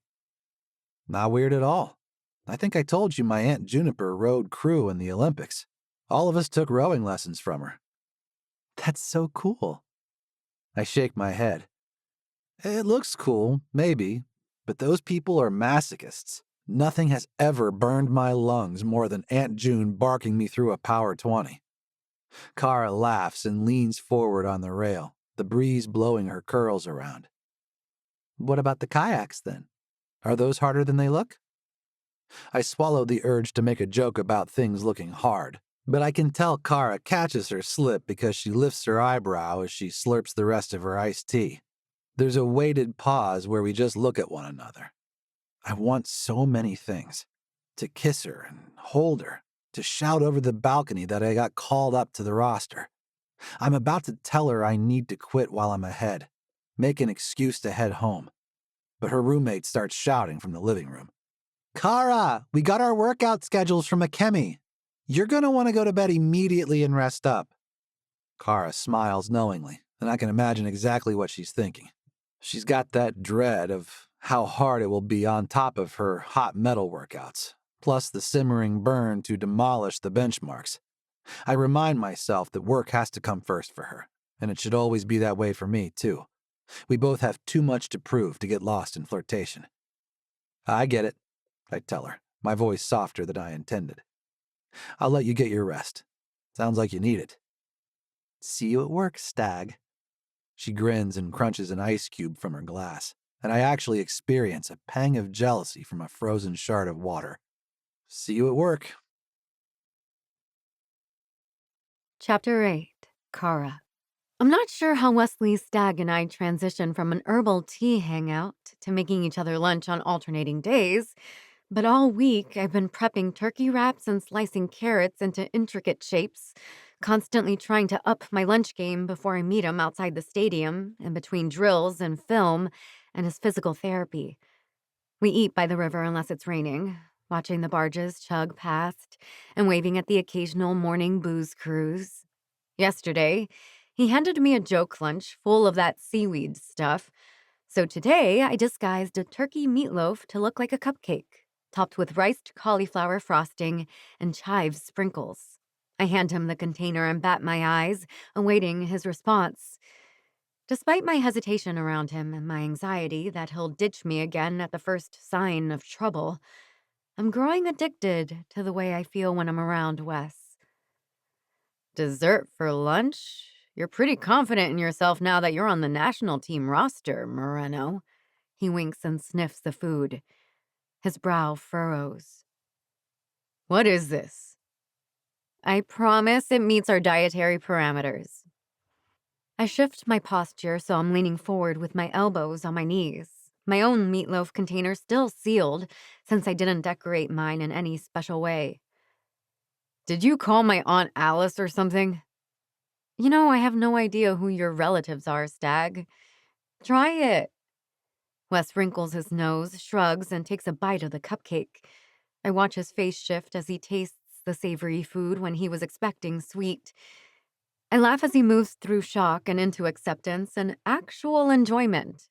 My meatloaf is damn tasty, thank you very much. This meatloaf? Wes covers his mouth with his free hand as he chews. I nod and take a bite of my own dish, feeling nostalgia when the taste of oregano with a touch of cumin hits my tongue. I swallow my bite and explain. I used black beans to bind it all since I know you're off rice right now. I love it. I'm not going to be able to beat this. What did you use for the sprinkles? I shrug and nudge him with my shoulder. Are you admitting defeat? Is the great Wesley Stagg giving up and naming me lunch-making champion? Nah, not really. Besides, I have a few days to figure it out since we travel tomorrow, right? I nod and enjoy the shiver rolling through my body. I'm excited for this away game. Coach Akemi will be in Charleston watching. He smiles wistfully. I wish I could watch your game too. I know you do. But I'm also excited to see yours. Jay and some of the hot metal are going to stick around for at least the first half. How generous. Hey, come on. How many of your teammates can name a player on my team? Fair point. Wes finishes his cupcake and takes a deep pull from his water bottle. He fidgets with a cap and stares out at the water for a bit. Are you doing anything tonight? I hesitate just long enough that Wes quickly adds, I was planning to watch a game and wondered if you wanted to join me.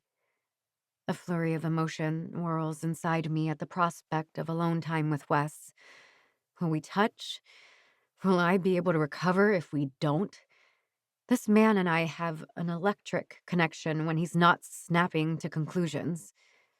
I'm not sure how to navigate that, and I'm not sure how much I can let it distract me from my career right now. What game? Whose house? He taps his lips, and I can tell he knows his answer will determine a lot. How about your house, if Jay doesn't mind my presence? And maybe the last World Cup final? I'll see you around 6. I stand and brush the crumbs from my lap, gathering up my stuff so I can head back inside for my strategy session. Wes follows, and I notice a slight wince as he stoops to grab his bag. He knocks on my apartment door at 5:59, and I point finger guns at Jay, who insisted he was one of those guys who viewed time as a social construct. Whatever, Cara. He better have food with him. She opens the front door to reveal a long pair of legs in gray sweats, topped with a stack of takeout boxes that hide the chest and face of our visitor. Did someone request food? Wes bends his head to the side of the stack and grins. I force myself to look away from the sweatpants. Jay grabs the top few boxes so Wes can see where he's going, and they spread stuff out on the counter while I run around grabbing plates and silverware from the dishwasher. Wow, I didn't know you were bringing an entire feast. He shrugs. 3 professional athletes can put away a lot of calories, right? He points to the boxes. These are actually from my Aunt Alice, the chef I was telling you about. She knew I'd be missing family dinner on Sunday, so she dropped off a huge care package. Wes, you didn't have to bring us your special family food. I try to imagine a circumstance where I'd share ropa vieja if my aunt sent me some from Miami. Shut up, Cara. I want the chef food. Jay is already digging into a container of grilled chicken and zucchini. Wes slides a box toward me and my mouth waters at the smell of mustard and garlic. It's really fine. You have to remember, my entire family lives within a few miles. If Aunt Alice knew Jay was craving this sort of thing, she'd probably start delivering weekly. I'm not gonna say no to that. Jay squeezes her eyes shut in bliss as she devours the savory food. Are you watching the Lionesses game with us, Jay?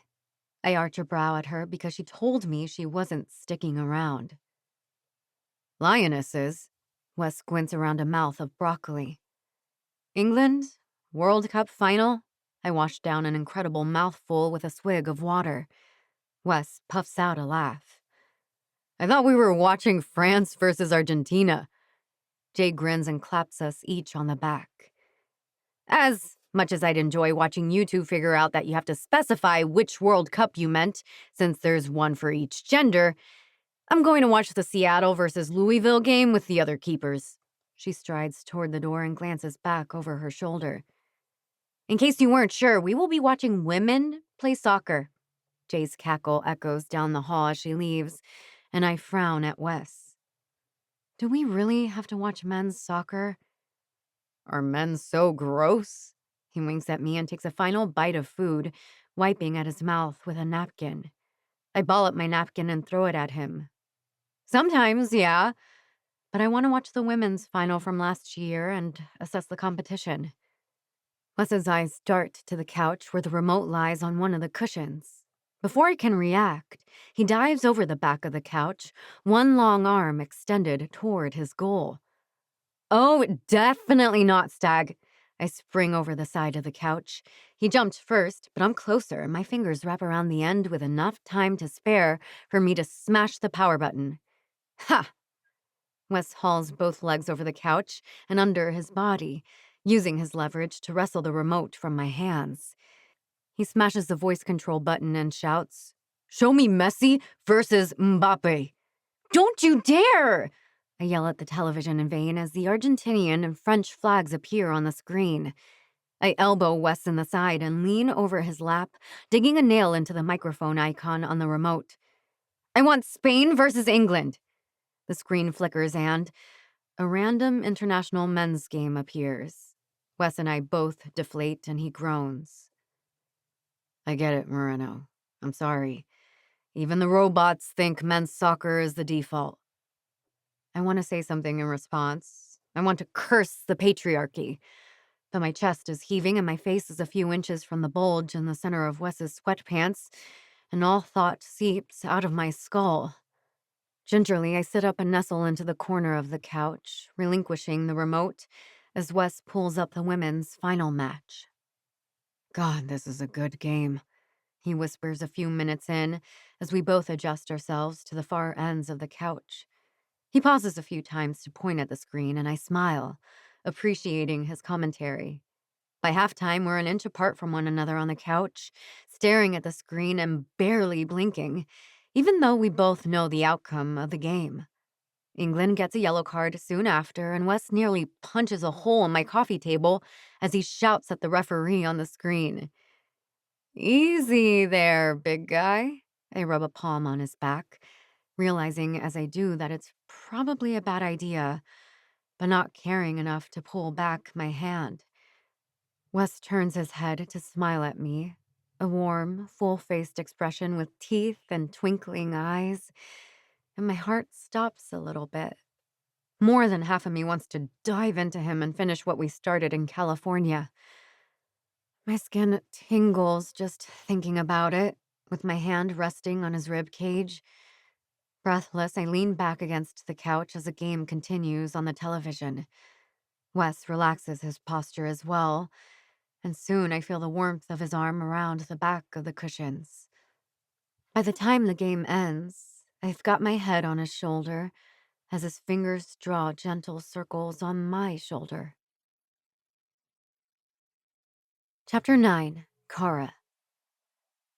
The women's team flies separately from the men's team for our Charleston match. Jay grumbles about our connection in Baltimore since, based on the flight board at the airport, it seems like the men flew direct. It's all the little shit like this that just fills me with a boiling rage sometimes, you know? She kicks a trash can in the security line. Trust me, I get it. I grew up in a family where the men actually sit at the dinner table waiting to be served plates of food.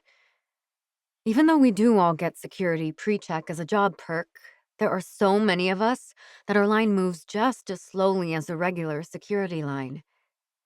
How close are we to booking a full flight, just us? If we paired up with the men, I bet we'd be close. Jay leans in for a retina scan and sniffs. With the athletic trainers, I bet you're right. Just makes me hate the national office suits even more if they think stuff like this is equitable. Her mention of the national staff has me reflexively tightening my stomach. I'm grateful for the distraction of the x-ray machine. Once our team is through the checkpoint, we pile into the shuttle to the terminal. I see Coach Lucy talking heatedly to Coach Ben, and a pang of discomfort washes over me. Is it my anxiety that leads me to suspect their disagreement is related to Lou Rubio? They could just as easily be arguing about our starting lineup. Once we're near our gate, Lucy peels off from the group to make a phone call. I don't mean to eavesdrop, but her voice rises as I approach. Hey, babe.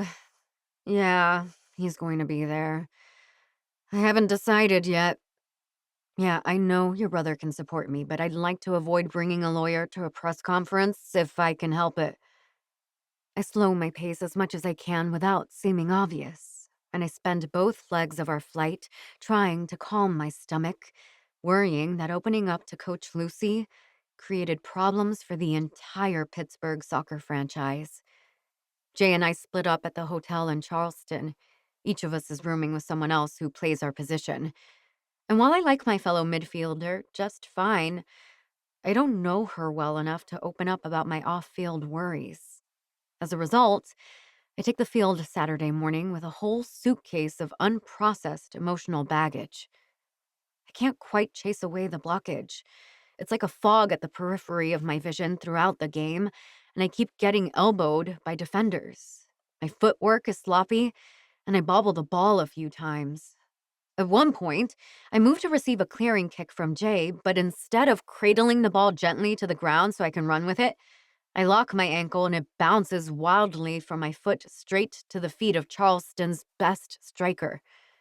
Worse, I freeze in shock over my mistake instead of tearing down the field after her. She weaves through our defensive line, plants her foot, and kicks the ball into the top corner of the net, past Jay's fingers. Ben subs me out with 20 minutes left in the match, and I don't even question it. I slump into the sideline shelter, staring at the field and hoping my replacement has her shit together enough to turn the tide. She doesn't, and the ref whistles for the end of the game. Coach Ben sighs and heads over to shake hands with the opposing coach. He turns back to face us. Tough one, folks. Ben gestures his head toward the tunnel and everyone shuffles toward the locker room for our post-match meeting. I start to follow and I feel a hand on my shoulder. Hey, Cara. You okay? Coach Lucy offers me a cup of hydration drink, which I accept with a shrug. She offers a watery smile. You seemed distracted on the field. Want to talk about it?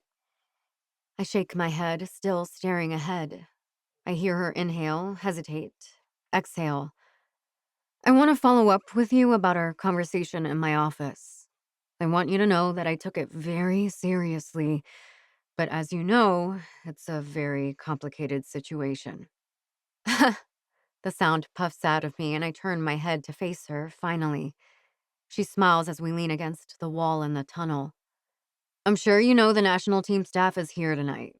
I meant what I said in the locker room about sticking with a buddy. One thing we know about these types of men is they behave differently with an audience. I drain the rest of the liquid in the cup, crumple it, and toss it toward the wastebasket. I mutter my thanks to Coach Lucy and walk toward the rest of the team in the locker room. It's hard to drum up enthusiasm from my teammates to watch the men's game after our loss on the pitch. I'm going no matter what, I say, toweling my hair after my shower. I know I'm just a rookie who came on board late season, so I'm not surprised when Jay is the only hot metal player to join me in the bleachers as the men take the field. Think anyone would notice if I eat an entire funnel cake? She sniffs toward the concession stands longingly. Don't do it. You'll hate yourself in the morning. Besides, it was my fault that striker got the ball to begin with. Jay flicks me in the shoulder. We have 4 perfectly good defenders on our team who could have stopped her. Plus, me. What's your point? I spy Wes in the group of gold jerseys and my heart flutters a little. The first semi-joyful emotion I've felt in a few days. My point is that we should all be jointly eating funnel cake as a coping mechanism because we are all to blame for that loss. Not just you taking on the responsibility. Is that the reindeer? I squint to make sure because a lot of the guys look the same from this distance. Wow, he's starting. I thought he was a sub. Good for him. Jay claps and puts 2 fingers in her mouth, whistling. Ordinarily, I'd call my midfield mommies to decompress, or at least vent text them while I watch. But if Wes is starting, I want to pay attention. I smile as the ref blows the whistle and the Forge center kicks the ball to Wes. I can't make out his facial expression from here, but I suspect he flashes a cocky grin to the Charleston player as Wes pulls the ball back and spins away, streaking up the right sideline with his teammates in fast support. Wes drives all the way to the top corner before sending the ball right in front of the goal, and another Forge player heads it into the net. Boom! Jay stands to applaud, shaking her head and whistling again. The stadium erupts with boos from the locals while the small Pittsburgh fan section bursts into song. I keep my eye on Wes, whose teammates crash around him for high fives after that assist. Is it my eyesight or does he wince when their center slaps him on the back? I've been noticing a lot of wincing from him lately. The Forge dominate the play for most of the first half, spending the whole time up near the Charleston net, but they don't find another goal. Charleston kicks the ball out of bounds, and for some reason, Wes moves to take the throw-in. Jay notices this as well and asks, why the hell would they have a striker take the throw? Wes looks down the line to where his teammates are moving fast, sprinting to get open. He draws the ball back to throw it, and it arcs over his head right to the foot of the charging Forge striker, who slams it into the back of the net, dead center. But I'm not looking at the celebration on the field. I'm staring at Wes, crumpled on the grass in pain. Chapter 10. Wes. When I manage to open my eyes, I see my uncle's face a few inches from mine on the sideline. Is it your back, son? I groan in response, nodding a few times. The training staff makes their way over to me, patting me up and down like they're searching for blood.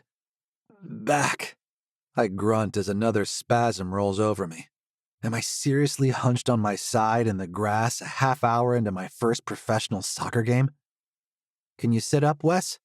The trainer, Randy, asks, offering a firm hand and tries to get me upright. I'm blowing air like a woman in labor as white-hot pain burns down the left side of my body. This is just like before when I was out for months with a bulging disc. The same fucking injury, despite all my training, despite the care I've taken with my muscles. Hell, I even went to flippin' yoga class, and I'm still slumped against my trainer on the grass while an entire stadium whispers to themselves about whether I'm paralyzed. Randy and Uncle Hawk get me to my feet, and I squeeze my eyes shut, dizzy with the pain. I hear the applause as I hobble to the bench, and I can just make out the announcer calling for a substitution. I've just fucked up the entire strategy Uncle Hawk had going into this match. But I guess I should find some comfort knowing we are at least up 2-0. I realize they aren't steering me toward the bench at all, but taking me down the hall to the training room. Guys, At least dump me on the bench with the team, come on. Come nothing, Hawks says. You're worth more to me healthy, and you're going to see the doctor. I growl in response, eventually assuring him I can manage the walk with Randy and support. I know he has to get back out to the pitch. Before he can argue about it, Aunt Lucy appears at my side to help me the rest of the way to the table in the training room. I collapse onto the table, eyes squeezed shut as the doctor pokes and prods, rubs me with icy hot, and hooks me up to electric stimulation for my aching muscles. The trainer quickly sticks a bunch of electrodes to my back and turns on the machine, sending waves of tingling sensation through my body. They drape a heating pad over my back, and then, from the sound of things, someone else has blown their knee, so I'm left, unattended, to wallow in my misery. What happened? I pry an eye open to find Cara Moreno staring into my face, her own etched with concern. Back, probably a disc. I grunt in between pulses from the stim, feeling drowsy after the adrenaline disco my body just experienced.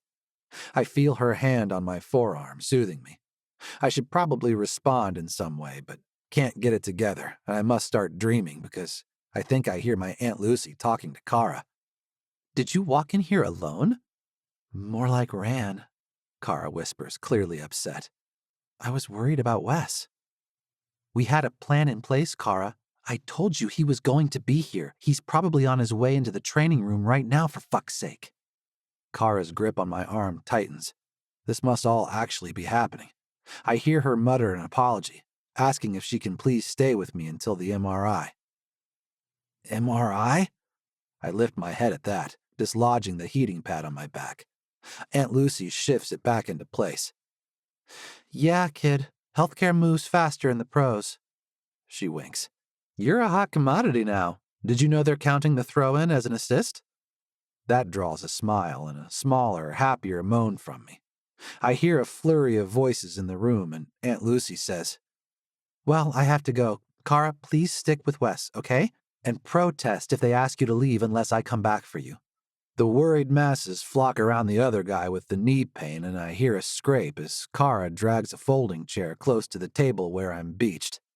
How long until they wheel me into the MRI, did they say? Don't know. It still blows my mind that Charleston has on-site imaging. You'd be on an ambulance right now if we were back home. Maybe I'll add an MRI machine to my contract demands when I renew. I expect Cara to laugh at my joke. It feels so obvious to me that I'm probably going to be cut from the team once the scan reveals irreparable spinal damage. My parents' words echo through my head as the electrodes pulse into my damaged spine. I open my eyes when I realize she's not laughing. She's just sitting with me, tracing her fingers up and down my arm like she doesn't know what else to do. Which is fine, because this feels nice.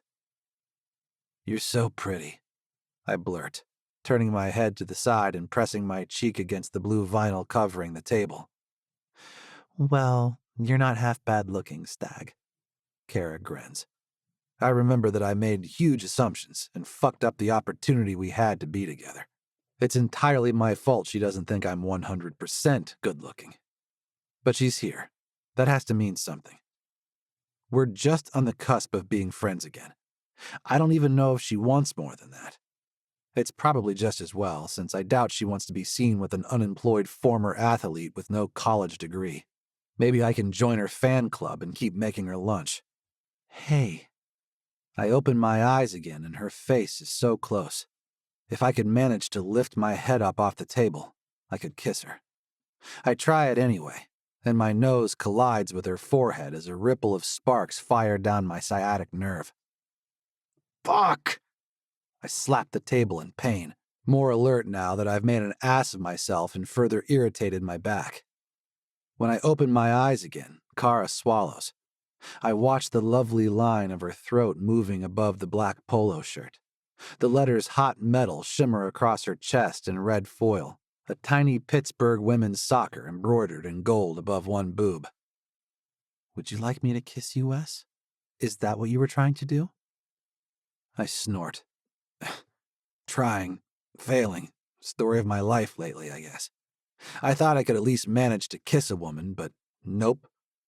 I pop the P, lulled into a drunken stupor again by the TENS machine and the fumes of the menthol ointment on my back.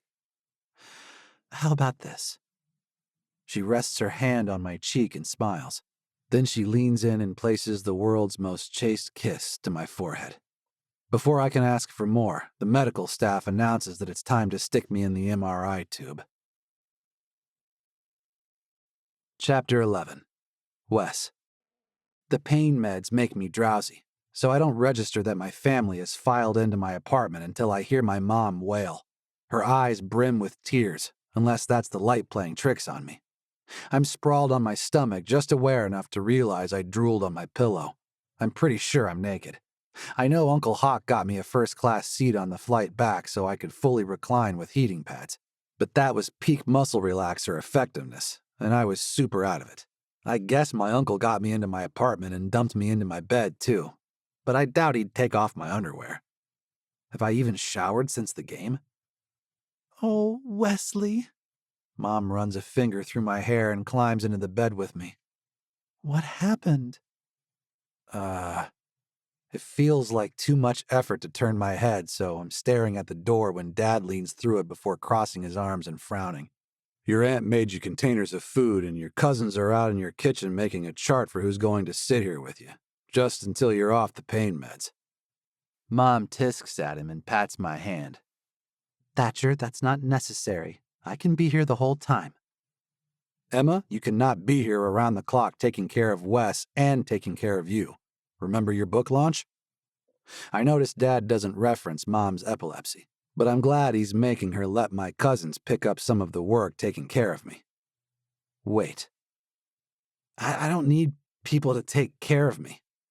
I find the will to roll onto my back, my arms following along on a few-second delay from when my brain tells them to move. Is that so? Dad walks over to my bed and squats on the floor next to it. I focus on the tattoos swirling around his forearms. I should get more tattoos. When did you take your last meds? When are you due for another dose? When's your follow-up appointment with sports medicine here in Pittsburgh? Thatcher, enough. Mom scolds him while rubbing my shoulder. I hope someone scrubbed me off so she's not getting sweat slime all over her hand.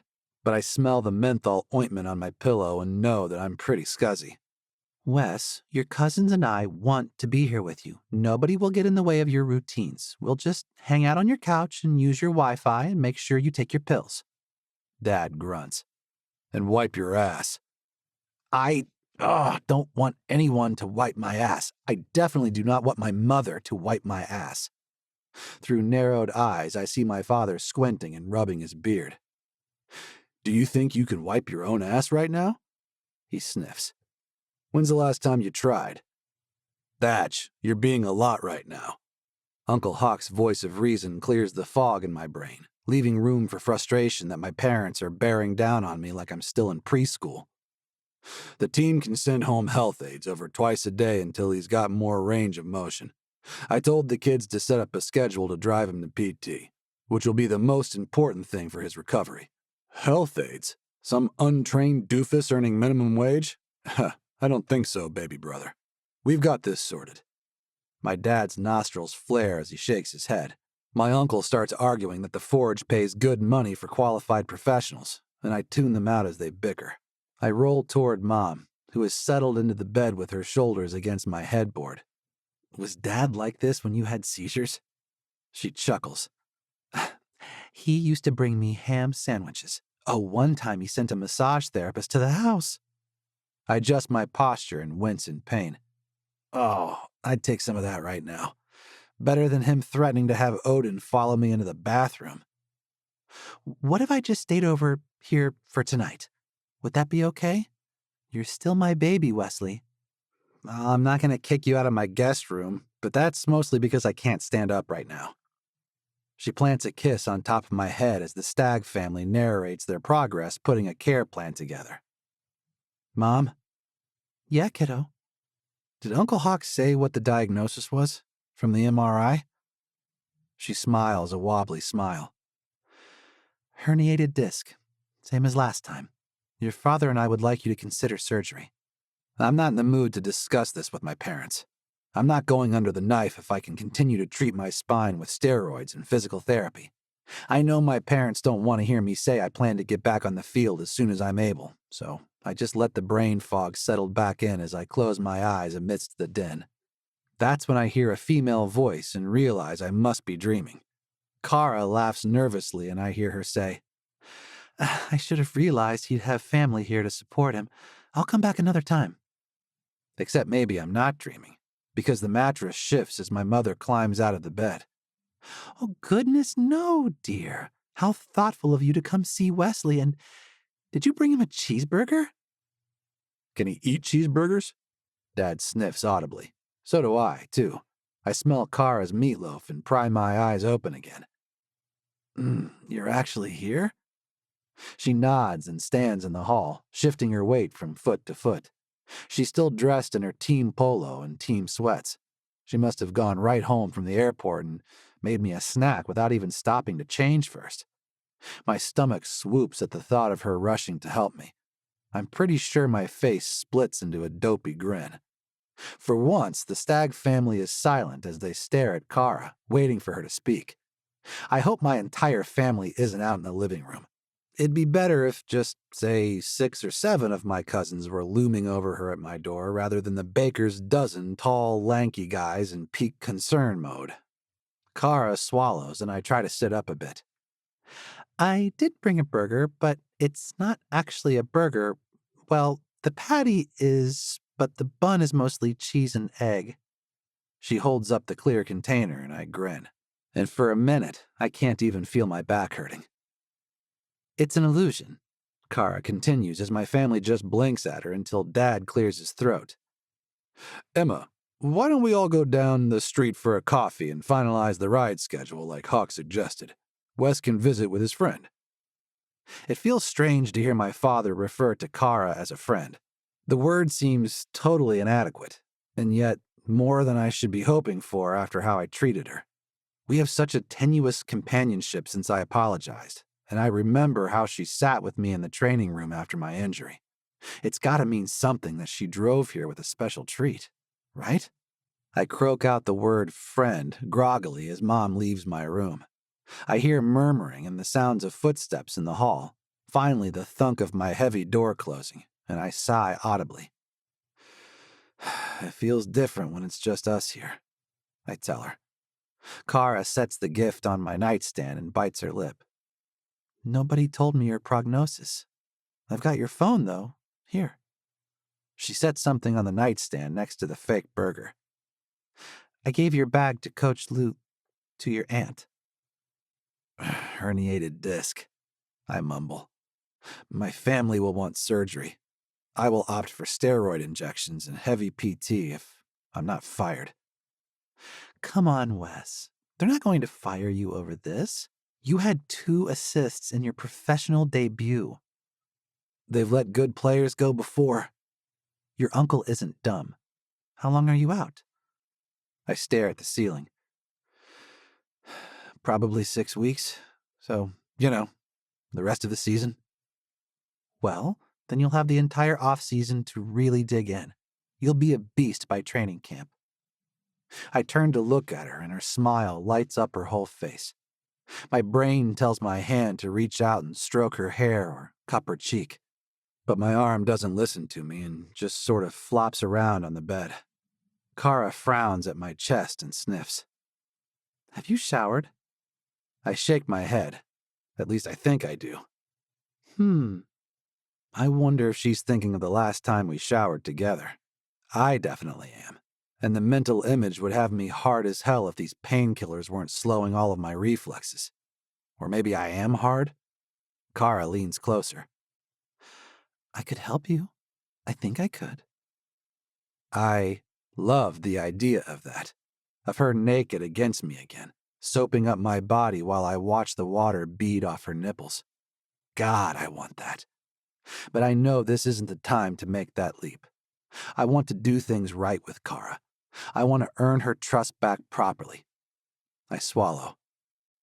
My uncle said home health aides would come for that stuff. Oh.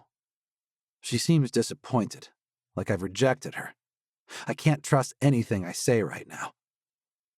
I want to watch you shower, I say, and she laughs. Maybe I'm doing okay here? When I'm not on drugs, I want you to help me shower. No, that's the wrong thing. Someday, I want to shower you again, Cara, with your toes. Cara laughs and I hear the door open again. My family must be back already. Cara rests a hand on my forearm and leans close. I fly out to Germany in a few days with the national team. I came to tell you I'll be gone for 2 weeks. I'll miss having lunch with you. She laughs and nudges the fake burger so it's within arm's reach. I expect you to watch the U.S. friendly matches on TV and discuss them with me when I get back. If the TV can find them, I'll only watch your butt. I hope I just told her I plan to watch every minute of her matches, even if she's on the bench. I might not have a career much longer, but I do have a woman I find fascinating. Charge your phone? I already packed my adapter. Cara winks. For a moment, I think she's going to lean in and kiss me on the mouth, but my mom appears behind Cara. It's just so nice of you to think of Wesley and to bring him a gift. I'm Emma Stagg, his mother. I think I forgot to say that before. Cara Moreno. Her face blurs into my mother's red nest of curls and my drug-altered vision. Wes, I'll see you when I get back, okay? I nod. At least this wasn't goodbye. I hope she doesn't realize I'm a limping has-been athlete already and ditch me for someone who can complete a throw-in without breaking his back.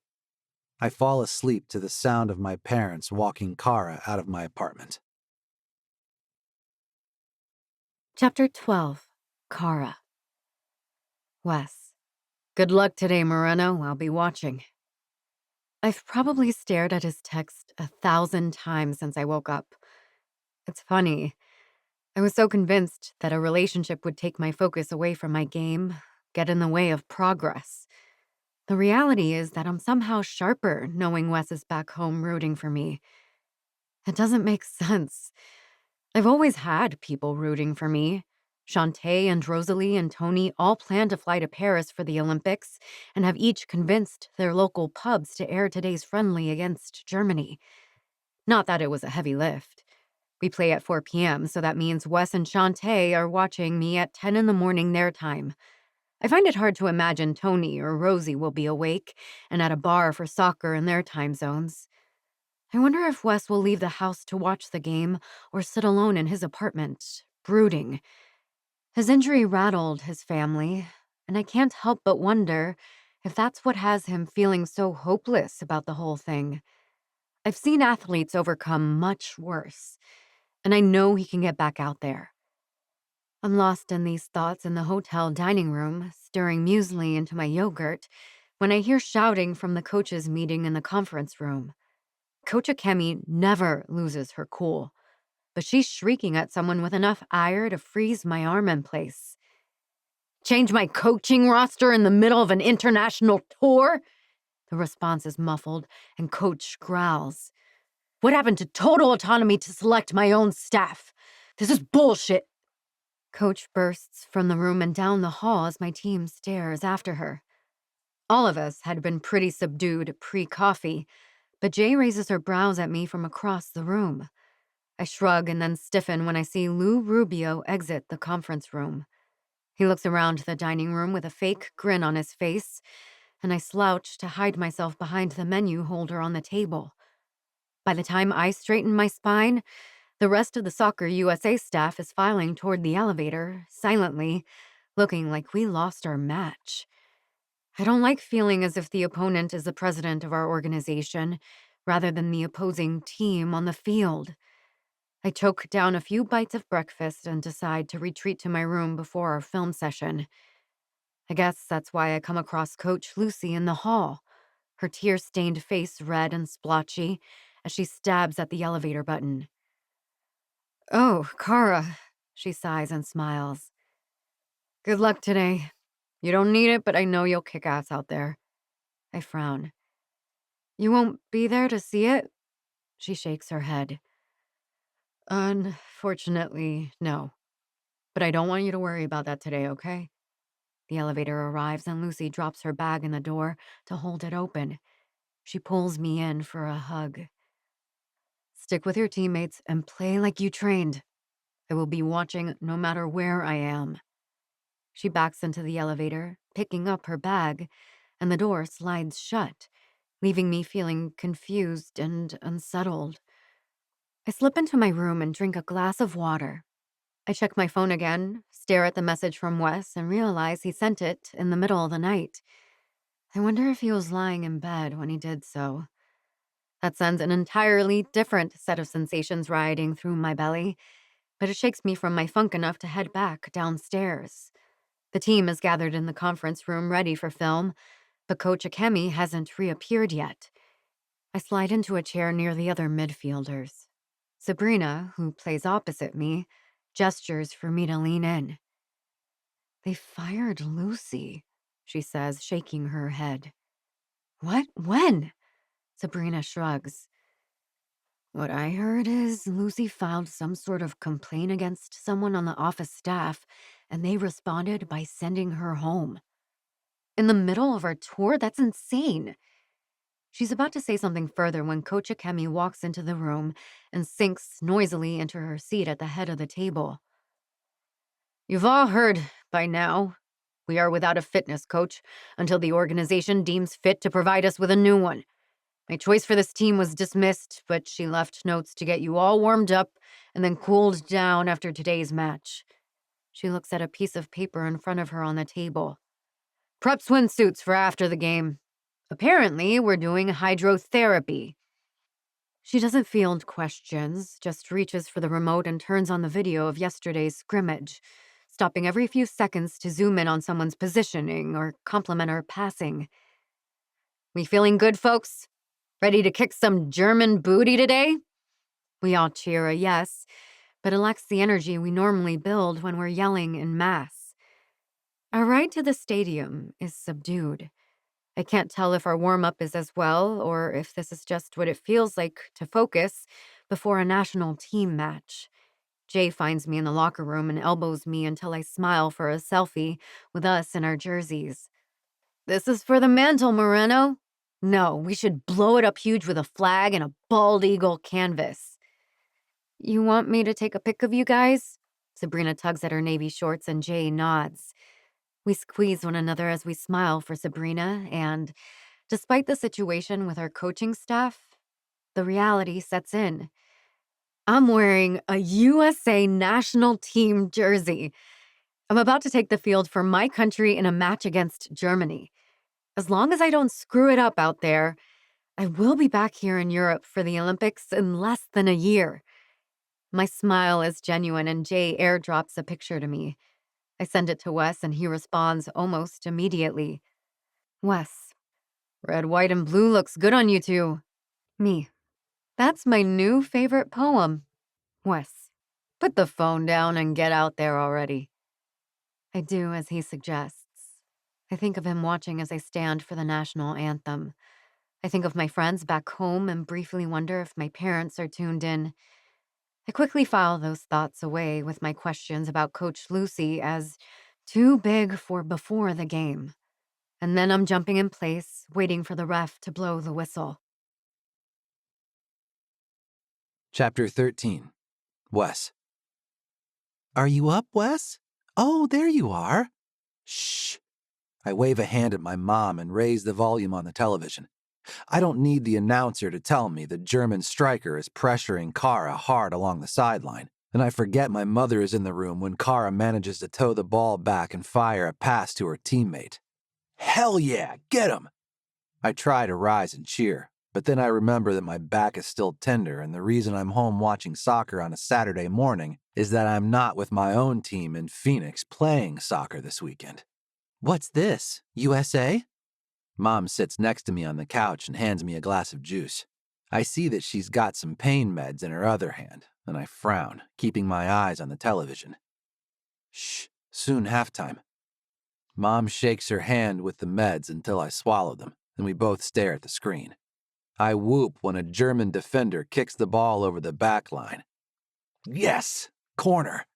I lean forward, ignoring the sting in my spine as the camera zooms in on Cara. I smile like a fool, watching her spin the ball as she waits for the ref. "Oh, is that your friend? It is, the girl with the fake cheeseburger." I ignore my mother as I watch Cara set up her kick. Come on, come on. She nods her head and takes her shot. It soars up in front of the net, and her teammate heads it in like it's nothing. Goal! I stand, fists clenched, cheering, and I look over at my mom, whose face is stretched in a huge grin. The ref blows the whistle for halftime, and I mutter a curse that the camera switches away from the on-field celebration. I was hoping to see Cara again, to stare at her beautiful face as she smiled after her assist. "Anything you want to tell me, son?" Mom gestures at the television and hits mute on the remote as the commercials come fast and furious. I sink back into the couch, heart racing. I loved watching my girl kick ass out there. And then I freeze, because I just thought of her as mine when she's anything but. Cara has so much going for her, so much to lose. She said a bunch of times that she had to fight her entire family and centuries of the patriarchy just to slip that jersey over her head. What have I got to offer her? Cases of beef jerky I'm not even supposed to lift for a few more weeks. I swallow. She's my friend, Mom. We met at the camp in California. And now you both play here in Pittsburgh? I nod. She hums. What? I shouldn't snap at my mother, but I don't want to pull my eyes away from the screen. You know our family rules about safe sex, right, Wesley? She rests a hand on my arm, and I whip my face toward hers quickly, which sends sparks of pain up and down my spine. Oh my God, Mom, yes, I know the rules. She comes first. She comes twice. Wrap it up. I know. Ow! I hear a rattling sound as Mom hands me a few pain pills, which I take from her without looking so I can watch Cara adjust her shorts before she takes a free kick. I followed all the rules with her, and yet I still blew my shot. But I'm working on it. Mom taps her chin and frowns. Have you heard from your uncle today? I wasn't sure if Lucy called him since he's got to keep his head in his own game. I'm on injured reserve and Uncle Hawk is Coach Hawk right now. Well, you should know that Lucy got dismissed from the national team today. In fact, she's on a flight home right now. I turn my head to face my mother, slowly this time, eyes wide. She nods. Your Uncle Tim is in stiff lawyer mode. It's quite impressive, as always. I grab the remote from Mom as the game comes back on the screen for the second half. I don't want to blink for fear I'll miss a camera pan on Cara. This time I focus on her face, trying to assess whether she's reeling from whatever went down with my Aunt Lucy. I wonder how the team will explain the optics of dismissing someone from their coaching staff mid-tour when they still have 2 more friendlies to play before they head back to the States. All I see is a woman focused on her game until Cara is subbed out at the 60-minute mark. I reach for my phone, sending her a quick message I know she won't see for hours. Terrific assist. Textbook corner. And then I worry she will think I'm trying to mansplain her efforts, so I send a series of explanatory follow-up messages. Obviously, I know you know that. I just mean it was great to watch, and I'm happy for you. You looked great out there. Wes, enough. I remember my mother is still here in my apartment, eyeing me as I send rapid-fire texts to Cara. Mom grins. You don't want to overwhelm her, bud. I swallow and set the phone on the arm of the couch. I blow out a sigh. You escorting me to PT later? Is that why you're over here today? She rubs my leg. I'm over here because I love you, silly. But yes, it's my turn. I promise I won't try to stay and watch. I have to work on some edits anyway. Appreciate that, Mom. I glance at the screen. The U.S. is still up 1-0 with a few minutes to go. I decide I wouldn't mind at all if Cara came with me to PT and watched me bear crawling across the gym and stretching out across the foam rollers. But she's got much bigger and more important things to do than sit around and stare at my recovery process. I ask Mom about her book, hoping to shift the energy and distract me from my sorry state. I'm glad this one's about done, Mom frowns. I might like to write another one about the situation with your Aunt Lucy. I don't like all the inequities I'm still seeing between the national teams. The men play at a much better time slot for an American audience, don't you think? I fudge my way through a conversation, not sure I want my investigative journalist mother delving into misogyny of American soccer when I'm just trying to claw my way back onto the payroll. But then I glance at the screen as the game ends, and I can see Cara's face. She should be elated right now. She just claimed the assist for our nation's only goal in her first international match. But her smile is pinched, and her eyes seem hard. That sounds like an important book project, Mom. She smiles and ruffles my hair. I'm glad you think so, sweetie. You ready to start walking to the car? Slowly, with a lot of grumbling and questioning my life choices, I follow my mother to her Volvo. Chapter 14, Cara. My first international tour with a national team isn't what I expected at all. I thought I'd feel a surge of pride exploding in my chest as I stood on the field while the national anthem played. I thought I'd wave at the camera and think of all the little girls watching, realizing they can do this someday. Instead, it's been confusing and fraught. We won our games, but not like we should have done. The ghost of Coach Lucy's dismissal hovered around the bench, the locker room, the field itself. Nobody said as much, but I have to believe this was related to Lou Rubio and what I confessed to Lucy about how he creeps me out. I also think about Jay's comment that I am probably not the only woman he treats that way. If he felt bold enough to act like that where anyone could see, he probably worked up to that perceived invincibility gradually. The long flight home is uncomfortable emotionally and physically. And when we land, Jay mumbles that she's going to hire a rideshare back to our apartment rather than take the bus. I'm debating joining her as we head down the escalator to the baggage claim, but then I see a familiar face holding a sign.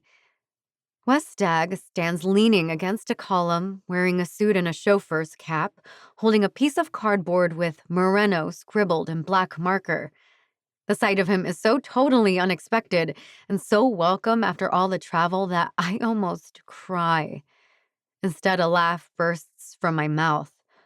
I jog down the final stairs to hug him and find myself surrounded by his familiar soapy scent as strongly as I'm encircled by his arms. What are you doing here? I thought you can't drive on your pain meds.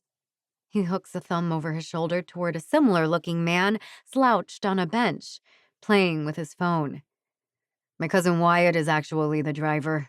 Wes shakes the sign. Thought I'd make myself useful via my cousin. I feel lighter than I did since Germany, when Lucy got sent away and Coach Akemi started shouting. Another laugh floats out of my parched throat and I hug him again, gently, so I don't jostle his back. This is such a nice surprise. Thank you. I glance at Jay, who has descended the escalator with a wide-eyed stare. Do you have room in the car for one more? I've got room for 5 more, Wes laughs. We took our uncle's minivan since I didn't know how much stuff you had. More like you didn't trust me to drive your Jeep, and I don't have a car. Anyway, Wes waves at Jay. We've got room for your goalkeeper. Jay, you want to ride home? She nods and jostles her way toward the clump of passengers waiting for bags. I'm Wyatt, by the way. Wes's cousin extends his hand. I heard about you rolling by with fake burgers, but I was at a tournament in San Diego. Cara Moreno, and playing in Cali is marvelous in autumn. Good for you. A red light begins flashing above the baggage carousel, and Wes moves like he's going to grab my luggage for me. Wyatt claps a hand on his shoulder. Not this time, cuz. Nothing heavier than a milk jug, remember? He sighs and shakes his head. This fucking sucks. I rub his arm. I'm really sorry. You'll have to catch me up on what the PT said since I talked to you last.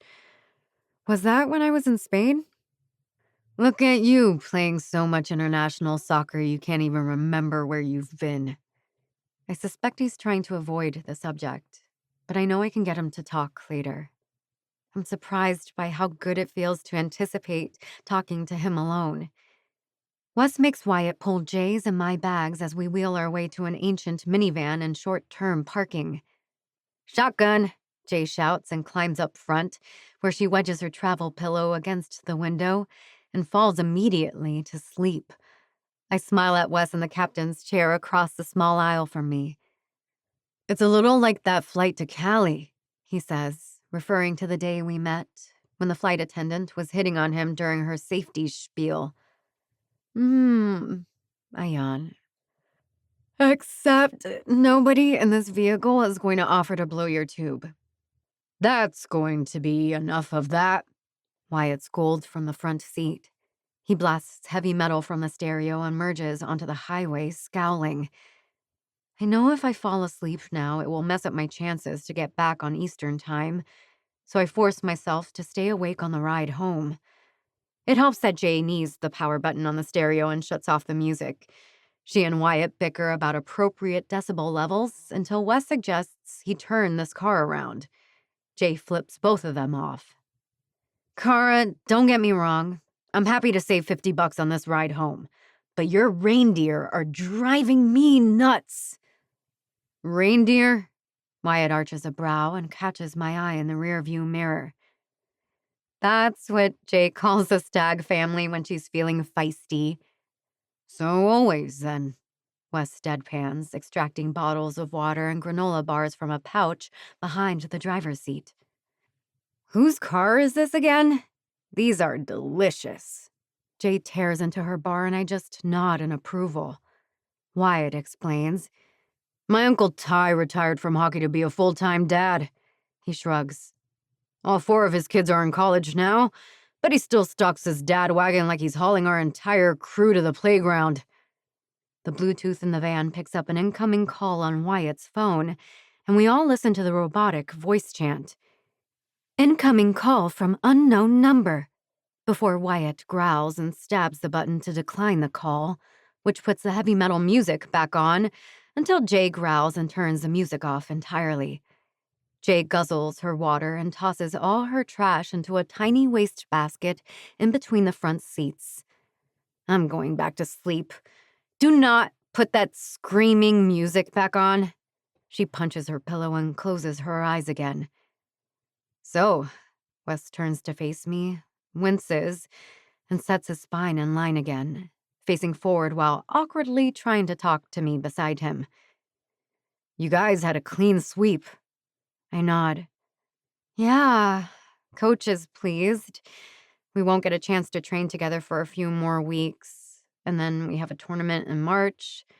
And then Paris, Wes grins. So freaking cool, Cara. Wyatt drums his hands on the steering wheel as he waits to merge into the Fort Pitt tunnel. I haven't lived here long enough for this view to get old. The way the city reveals itself in golden sparkles as we drive through the tunnel. I press my face to the window as we drive over 3 rivers in quick succession before the view fades into the highway embankments and overpasses. Sorry, what was that? Wes is smiling again and shakes his head. I was just saying you shouldn't let it go to your head. But I see you're still a Pittsburgh girl at heart. Our building is just up there. I point for Wyatt as he enters our apartment complex, and then I poke Jay in the shoulder to wake her up. Thank you both so much for the ride home. Talk to you soon? I raise my brows at Wes, who furrows his and shakes his head. I'll walk you up, if that's okay. Of course. It won't bother your back? Nah, you've got an elevator, right? Jay and I hoist our bags from the back of the van, and I notice Wes leaning through the window of the minivan. Wyatt waves and drives off. Wes slides his hands in his pockets. He's ditched the cap and jacket, loosened the tie, and has his shirt sleeves rolled up. The transformation has my heart racing. Wyatt had an errand to run. He'll come back for me in a bit. He holds a hand up. If I'm in the way, I'll just wait for him outside. No pressure to host me. Don't be silly. Come on. I feel a strange second wind setting in, and I think about the melatonin I bought in case I wanted help with a jet lag. Jay slumps against the wall in the elevator, moving around with her eyes closed when we approach our floor. I don't even have the energy to make jokes about you, Stag. I pat her on the arm, still feeling alert myself. Probably because Wes is here. Night, Jay. She waves and slams the door to her room, leaving her bag propped against the wall in the hall. I chuckle and rest my own bag beside hers. We have a washer and dryer in the apartment, and I'm sure our gear will be standing on its own by morning. But even if I'm too wired to sleep, I don't feel like doing laundry. You want some water? I don't know if we have anything else. Water is great.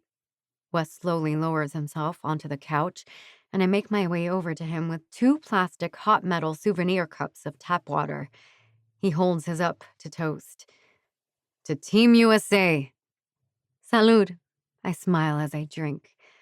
I feel at ease with him. Like a piece of myself is missing when we're apart, and I can be a whole person. Which is strange because I haven't known him long. I decide it's probably because we've already been intimate. Then I flush, remembering how he put my toes in his mouth. He clears his throat. So, my family is in kind of an uproar. My aunt wasn't supposed to come home. I set my cup on the table and let my head flop back on the couch. Wes angles his body toward mine, gingerly. Wes, I just know it's about Lou Rubio. I told her, how he made me uncomfortable and invaded my personal space. Cara, he touched you without permission. Not just a handshake type thing. That's harassment. I close my eyes. I know. And Lucy knows, and I'm sure she said something to someone, and look where that got her.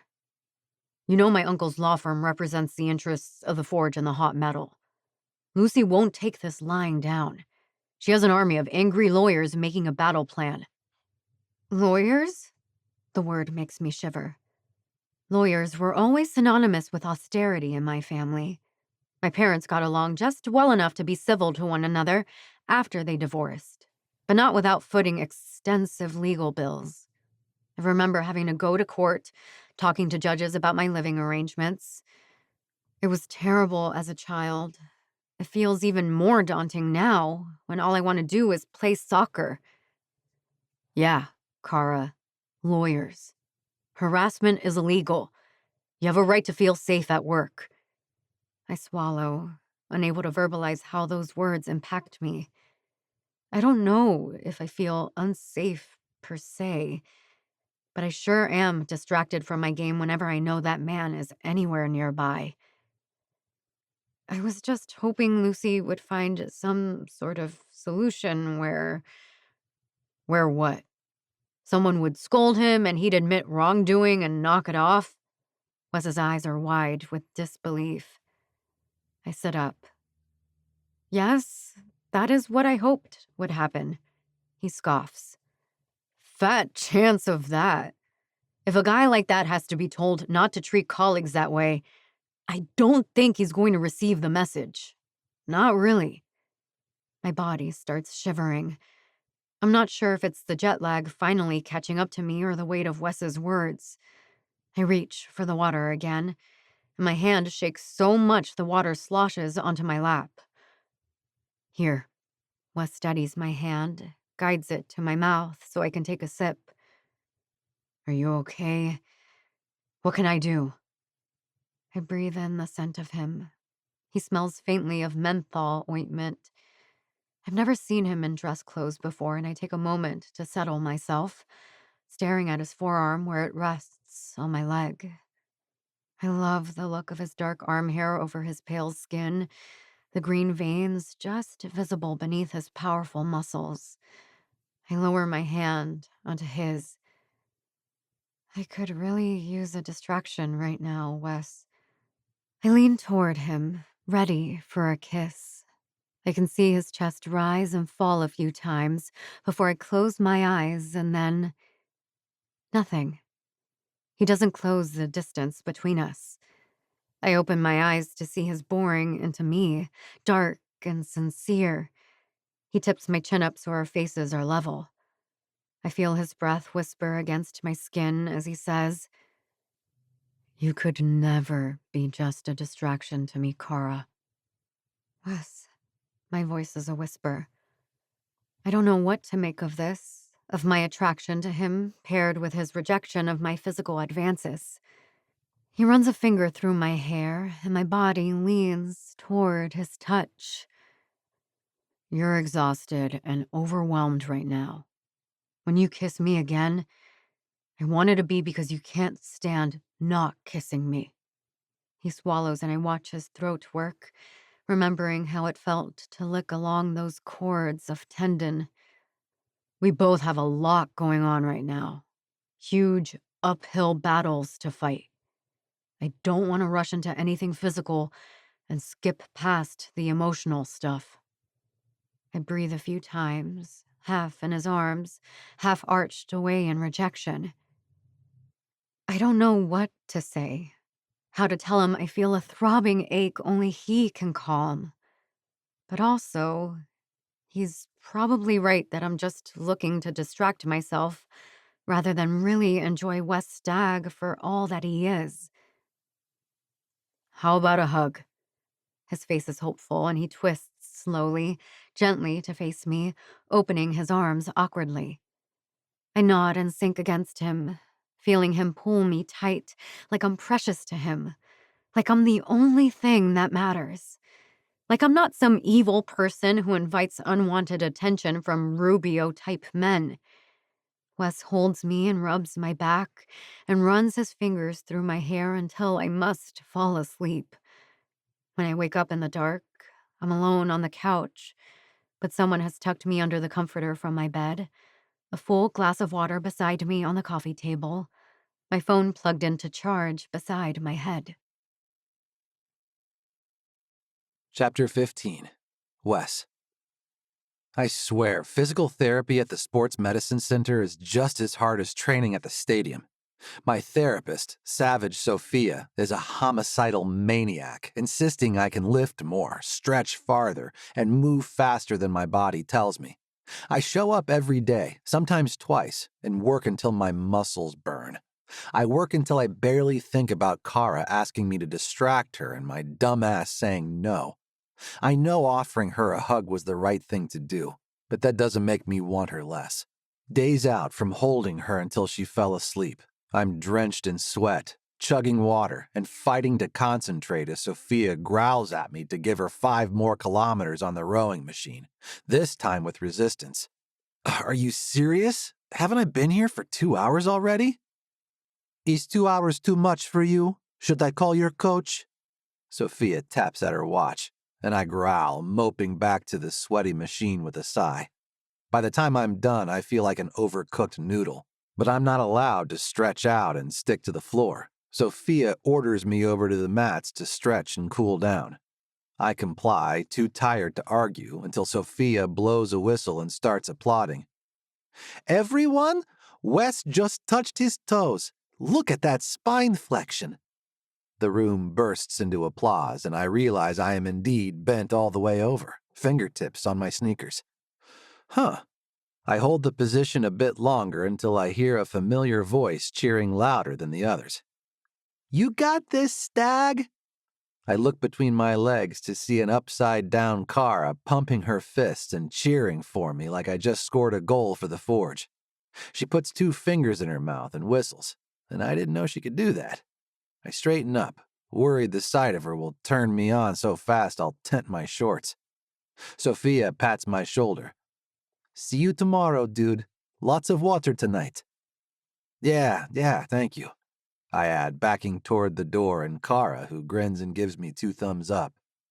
"You're here? I mean, I wasn't expecting you." I rake a hand through my sweaty hair. "I'm glad to see you." Glad to see me awake, you mean? Cara laughs. Wyatt reached out because I guess Jay left her headphones in the minivan. Yada yada, I told him I'd bring you home today. I grin, feeling my energy return at this news. Is it ridiculous that I'm excited she came to give me a ride home from physical therapy? I should be embarrassed how excited everyone here is that I touch my freaking toes. But considering a few days ago it hurt to twist sideways in a conversation, I guess I should let myself feel proud of this milestone. You ready? Cara twirls her keys around one finger. Although, if you're rowing and touching your toes, does this mean you can drive again? I shrug and refill my water bottle at the fountain, reaching for my phone and house keys from a little cubby where I stash my stuff during PT. I stopped taking the narcotic pain relievers days ago, so probably. I see the doc again tomorrow afternoon. Cara falls in step beside me on the walk through the massive building. There are full-size athletic fields inside, and most of the professional sports teams in Pittsburgh use the facility for medical support. I'm overcome with an urge to wrap my arm around Cara, pull her close against my side as we walk. I resist it, though, because I don't want to send her mixed messages after I turned her down for a kiss in her apartment the other night. But I also don't want to just climb in her car and have her drop me off right away. I squint into the bright sky as we push open the doors to the parking lot. The facility is located along the river, and a bike path meanders by. I scratch the back of my neck and ask, do you want to go for a walk or something? Are you free? She smiles and nods. Sounds nice. I gesture toward the trail as a cyclist breezes past. You know, this goes all the way to D.C. Her brows lift. Seriously? How far is that? I shrug. I don't know. Maybe a few 100 miles? I think my Uncle Ty and Aunt Juniper rode their bikes on it once, though. Took a few days. Oh, I bet that's gorgeous this time of year. All around us, the trees are bright yellow, dropping oblong leaves that crunch under our sneakers. It is beautiful, but not like her. You're gorgeous, I blurt, regretting my lack of filter. I mean, she touches my arm. Thank you, Wes. You're not bad looking, especially all bent over to touch your hairy toes. I nudge her with my shoulder, enjoying the fact that it doesn't hurt for me to do so. Hey, about the other night, I just wanted to tell you I'm not opposed to kissing you. You know that, right? Her cheeks flush, and I like that look even more than the sight of her here among the yellow leaves. I guess I know that. She runs her hands through her ponytail and looks at me sideways. It'd be easier if we just banged it out and ignored all the other stuff, though. Ha, maybe. I rub my back. Hey, can we sit? I don't want to overdo it. Of course. Cara rushes to the side of the trail and brushes dried leaves and twigs from a bench overlooking the rusty old steel mills. You all right? I nod.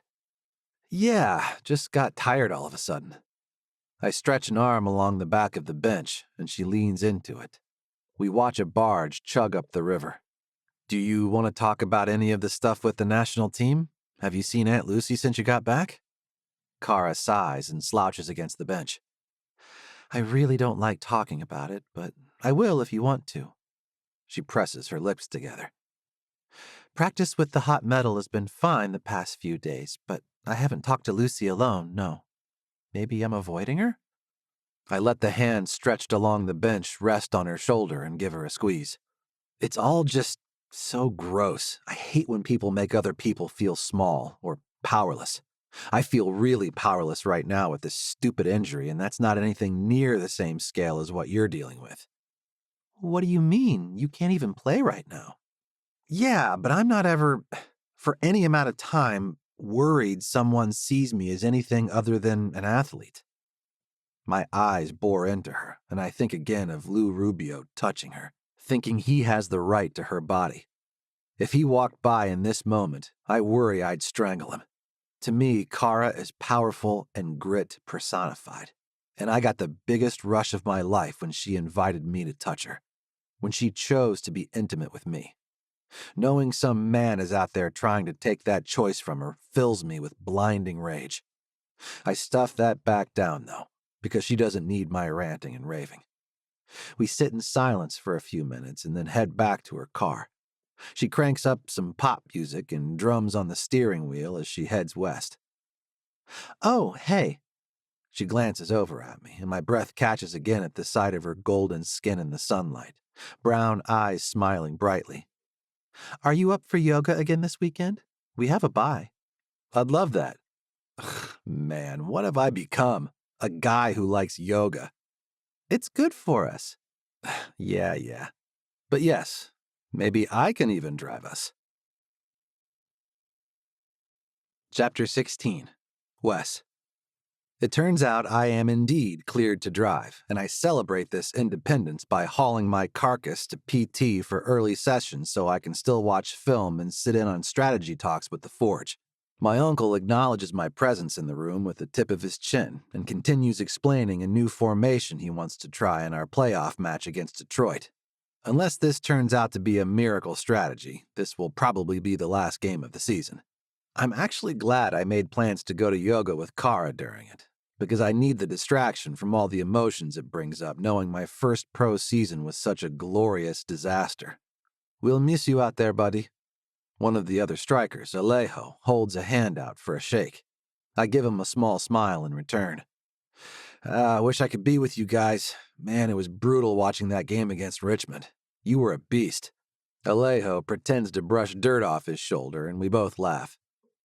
"I'll see you around." I spend the rest of my night wondering if it's too pushy for me to call Cara. I'm utterly distracted, wishing I could be with her for all my meals, wanting to text her during all the long pauses where I don't have any other human interaction. Maybe it was a mistake to live alone, especially when I'm so used to my family surrounding me at all hours. Or maybe I'm totally smitten by Cara Moreno and letting it get in the way of my mental recovery work. Whichever it is, I'm super early to pick her up in the morning, and my mood immediately lightens when she climbs in my car smelling like clean cotton, wearing bright blue leggings and a fitted workout tank that hugs her taut abdomen. I spend the entire drive to the studio wondering why exactly I turned her down for hot sex, especially knowing how explosive we are together. "This might be the last time we get to hang out for a bit." Cara talks around a hair tie between her teeth as she works all her dark waves into a ponytail. "I'll bite? Why is that?" The Hot Metal are also in the playoffs, but I don't get the sense anyone expects them to advance much into October. The Forge are about to wrap up. I sort of thought we'd both have even more time on our hands. "I overheard Lucy and your coach talking about you." "You were eavesdropping?" I tease her. But I love that she was nosing around, interested in me. I love that I'm in her thoughts like she invaded mine all last night. Cara pats her hair and smiles. "I think the medical team might clear you for off-season training." "Ah, but that assumes the off-season training starts tomorrow. Are you saying you don't have faith in the Forge today?" "Without you? Not a chance." I spend the entire rest of the drive glowing from her praise, but trying to be cool so Cara doesn't see how much her words affect me. We bend and stretch our way through the class side by side, and my back doesn't bother me once. It's stunning how a few weeks of powerful muscle relaxants and intense physical therapy have me almost back to fighting shape. It's even more incredible that we're in a room with what appears to be half the professional hockey team, and Cara hasn't even sent a lingering glance toward any of the beefy men surrounding her in yoga for athletes. I know because I've spent all my calming breaths watching her. She is, of course, focused on her breathing and keeps her eyes on her own toes. Cara has short-term goals she needs to achieve, an arc she has to complete this year with the national team. I remind myself that I'm a diversion for her. She said as much the other night. I blow out a breath, glad I said we should take things slow. Both of us have a lot on the line. At the end of class, Cara seems totally blissed out in corpse pose, and I feel like I have ants in my shorts, so I duck out of the room early to get a drink and wait for her where I won't disturb anyone. I check my phone, and sure enough, I have a voicemail from the Forge team doctor. Wesley, Dr. Dansley, Forge Football Association. I reviewed your case with your physical therapist, read your files, and looked over your most recent images. I'm happy to clear you to return to off-season workouts with the team starting in 2 weeks, barring any spectacular on-field episodes today. Any questions? You know where to reach me. I like how he ends the call without a sign-off. I aspire for that level of efficiency someday, like my Uncle Tim. Just brusquely offering the most important bits of information and saving any other niceties for his family. And Cara. I'd be nice to her regardless of anything else happening in my life. The thought warms me, and I finally see her emerge from the studio, smiling and walking slowly, like she's drunk on endorphins. Hey. She drags out the vowel sound, gliding toward me in her bare feet as I fish both of our sandals from the cubby we shared when we arrived. You were right about your gossip. I showed her the phone screen with the automated transcript of the voicemail. I'm back to work. I can't rein in the grin that splits my face, but I almost fall over when Cara squeals and places her hands on my shoulders, stretching up to kiss my cheek. I feel the warm echo of her lips on my skin as she dances and claps. Wes, that's fantastic. Oh, I'm so happy for you. I rest a palm to the place where she kissed me, smiling so hard I wonder if my face will crack. Can I take you out to celebrate? Cara turns her head, brow arched mischievously. You mean like a date? Because I have to tell you, Wesley Stagg, I'm going to expect a goodnight kiss at the end of a date. I lean against the wall with one arm raised, my best grin flashing all my teeth at her. Oh, it is absolutely a date, Cara. Chapter 17, Cara. Jay, how are her feet looking? Don't lie to us, Shantae shouts from the video chat in my bathroom as I get ready for my date. By which I mean styling my hair and trying to locate some makeup that isn't crusty or expired. Jay pokes her head in the door. She's wearing socks, chicas, but I'm guessing they're pretty rough. He's not going to see my feet. I shout this around a mouthful of hairpins as I try to tame my mop into an updo. I give up and decide to comb it instead, since I never wear it down and it's looking nice and shiny today. We just want you to be ready, querida. Rosalie waggles her eyebrows. It's been a minute for you, right? I glare into the camera and my friends laugh. Do I criticize your grooming choices from afar? No, I do not. Shantae, were your feet supple and smooth when you went out with that person from the finance department? Tony cackles. Shantae wags a finger at me. My feet were perfect, as always. She rocks back in her chair and wiggles her toes at the camera. I'm telling you, since I stopped playing footy, I can play footsie instead. My finance sweetie approves. I frown at her as I yank a comb through my hair one final time. They saw your toes on your first date? Tony clears her throat. This isn't exactly your first date with Wes, though. Jay, who apparently stayed in the bathroom for the conversation, grunts. Those two hang out all the time, and I like it because it involves free food for me and sometimes rides from the airport. I stare at her. She shrugs. He seems really into you, Cara. Tony, Rosalie, and Shantae collectively sigh so hard, I think heart emojis might shoot out of my phone. I bite my lip. I don't know if I'm ready for really into me, though. I'm dealing with... I flip my hands around in the air in what I hope is an all-encompassing gesture. And, I'm training for the Olympics. Yeah, you are, chica. Tony blows me a kiss and I smile. Look, I don't want anyone to suck on my toes today, but I wouldn't mind a little tonsil hockey. Gross. Jay throws a clementine peel at me. Please don't call it that. There's a knock at the door. My friends unleash a series of giggles and whoops. I'm hanging up. I still have to finish in here. I end the call before they can protest, hurrying to swipe gray shadow on my eyelids. Can you let him in and tell him I'll be out in a minute? Jay rolls her eyes and heads toward the front door. I hear her whistle, followed by muffled voices, as I dab mascara on my lashes, and I finally locate a tube of lip gloss that seems like it's in good shape. Some of my teammates wear a full face of makeup if they know a match is going to be televised. Me? I have to beg and borrow supplies when my name gets called for a press conference. But I want to feel special tonight, so I take some extra time emphasizing my features. I step back from the mirror and smooth my hands down my dark jeans. I found a loose-fitting hunter green sweater that hangs off one shoulder, and I managed to cram my bulging pro soccer calves into a pair of brown leather boots that stop just below the knee. I have no idea where Wes is taking me on short notice, but I figure this outfit will work unless it's someplace really fancy. I hope it's not someplace swanky. I step into the hall and Wes stops his conversation with Jay at the sound of my shoes on the floor. I smile, watching his eyes widen at the sight of me. He looks pretty damn good himself in a ribbed turtleneck and black jeans. Hey, he grins, but his eyes dart over to Jay and he hesitates. You ready to head out? Be safe, you two. Jay laughs at her own joke as she grabs her keys in a puffy vest. I'm going to a movie with the Strikers. I'll be late on purpose. She winks and leaves as I shift my weight.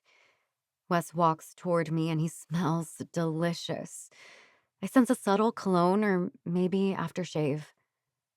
Cara, you're gorgeous. He reaches out a hand to touch me, like he can't help himself, and I lean my head into his palm. Thank you. You look nice, too. He tips his head toward the door. Come on, I have a surprise for you. Shouldn't I be surprising you? I lock up and follow him down the hall toward the stairs. You're the one with the big news this week. Wes drapes an arm around my shoulder as we walk toward his car. Just let me show you the surprise. We drive a few blocks, over a bridge, and head up toward Wes's neighborhood. The Allegheny River is beautiful in the dark, with all the city lights reflecting off the water. Wes parks outside a brick building that looks like it once housed a factory of some kind. He rushes out of the car to open my door and extends a hand toward me as I climb out of the car. Okay, so this place isn't open yet. Then why are we here? I frown, looking at a few windows where light shines from inside. Wes shakes his head. I mean, it's not open to the public. My aunt, the chef, hooked me up with the owner when I said I needed to find a place I could take you that would fit with your meal plan for the national team. Wes, that sounds like a lot of hassle. I thought we'd be... He holds up a hand as we approach the door. Turns out the owner of this place is a huge football fan. Moved here from Spain. She couldn't wait to bring us in to test things out with her staff and her menu and whatnot. Wes tugs the door open to reveal a space under construction. I can see exposed brick walls and shining floors, but he guides me toward a set of stairs. We make our way up a few flights, and he pushes open a door to the rooftop. I gasp at the beautiful, intimate space. Cushioned benches are arranged to look over the river, with a low table set with candles. There's room up here for a few tables, but it seems tonight it's just us up here. Strings of fairy lights ring the balcony, and a fire crackles in a low grate. Wes lifts my hand and kisses my knuckles, his lips warm against my cool skin. Do you like it? I love it. My voice is a whisper, and I let him guide me toward the bench, where he snuggles up close to me. The fire warms us from behind, and I look around, enjoying the muffled sounds of the cars on the roads below. It all feels so far away while Wes is so close, like the two of us are nestled in a secret perch. I hear the door open and turn my head to see a server dressed in black, carrying a tray. Good evening, Miss Moreno, Mr. Stagg. Chef sends some water infused with rosemary and ginger for you to enjoy while you look over tonight's menu. He hands me a dainty glass with a sprig of herbs garnishing the cool liquid. The menu is handwritten on cardstock, and I gasp again when I see the list of courses. Everything from the almond-crusted zucchini appetizer to the tarragon chicken to the yuzu tart dessert fits easily into my food parameters. But unlike the bland chicken and veggies Jay and I subsist on most of the time, this meal promises to burst with flavor and texture. Wes, this is incredible. I take a big gulp of my water, overcome with excitement for a restaurant meal I'm actually able to enjoy. You're pretty incredible, Cara. I'm not just saying that. My cheeks heat a knot from the fire. The server returns with the appetizer and asks if we're interested in anything else to drink. I bite my lip. I'd love a glass of red wine with a main course if you could recommend something. He smiles and nods. Yes, indeed. I recommend the Tempranillo with tonight's flavor profile. For you, sir? I'll have the same, please. And maybe a pitcher of this water in the meantime? Wes offers me the plate of nutty zucchini discs, and I pinch one with my fingers, seeing no silverware yet. Oh, God, this is amazing. We both chew and moan about the delicious veggies until the plate is clear. At some point, our server comes to clear the appetizer and delivers soup and salad so quietly I barely notice. Wes adjusts his posture, I assume to accommodate his sore back, and I miss the closeness of his body, even if it's easier to eat as we're seated more upright. I wanted to go really big this first date since I'm not going to see much of you for a bit. Wes winks as he spears asparagus wrapped in cured meat. Well, I'd say you hit the back of the net. I snag the final roasted pepper from our salad plate and take a quick bite. But, not gonna lie, I'm really excited for Palo Alto. If we beat Jamaica, we'll be in amazing shape for the group stage. He listens while I rattle on about each country's prospects at the Olympics, and at some point, he starts rubbing my hand with his thumb as I talk. It feels so natural, this physical connection, but also spending time with him in this romantic setting. I don't have a flutter of nerves, perhaps because we've already seen each other naked. But I did expect at least a little unease. Instead, I just bask in the glow of him, his warm smile, this entire thoughtful experience. He clears his throat and rests his hand flat on top of mine, asking, "Who did Coach Akemi name to replace Aunt Lucy?" And there's the ball of lead hitting me in the stomach. Not sure who it is. Some guy from Texas, I think. He emails all the workout plans and such. We'll meet him at the camp. Surprises me that you picked a dude. Isn't everyone else on the staff female? I smile. Yeah, Coach Akemi is big on women leading women. Well, I think about Coach Bev from the men's team. I guess she's just big on women in leadership positions. Wes grunts. Would be great if she had more sway in the national team office. I groan. I wonder if we win a gold medal if that will give her more pull. Akemi was so angry when they fired Lucy without her input. Wes sits back in his chair and looks at me intently, considering. Have you told anyone about what happened, other than my aunt? I shake my head. I keep hoping that was the end of things. That he knows, she knows, and will maybe watch his step or something. I adjust my posture and drink some water. We have a new rule that Coach Akemi kept up even after Lucy left. We always travel with a buddy in the stadium. It's been good for a lot of reasons, actually. The press sometimes sneaks in and tries to catch players off guard with questions we're not supposed to answer. They do that sometimes with us, too. Wes's eyes shift toward the door, and I smell the savory warmth of our main course. Our server sets down our chicken and a glass of wine for each of us. Buen provecho, he says with a bow. Gracias por todo, I respond, and the server winks at me before backing down the stairs, leaving us alone with our drinks and our meal. It's pretty hot that you speak another language. Wes nods his head in approval. Americans really suck at that kind of thing. I am American. I nudge him with my boot, and he concedes my point with a wince. Sorry, I just did that thing where I forget that we don't have a national language or universal heritage. Mm-hmm. I grin at him. Te salva que eres bello. He lifts my hand and kisses my knuckles again. What does that mean? I wink. I basically said it's a good thing you're hot. I'll take it. Chapter 18. Cara.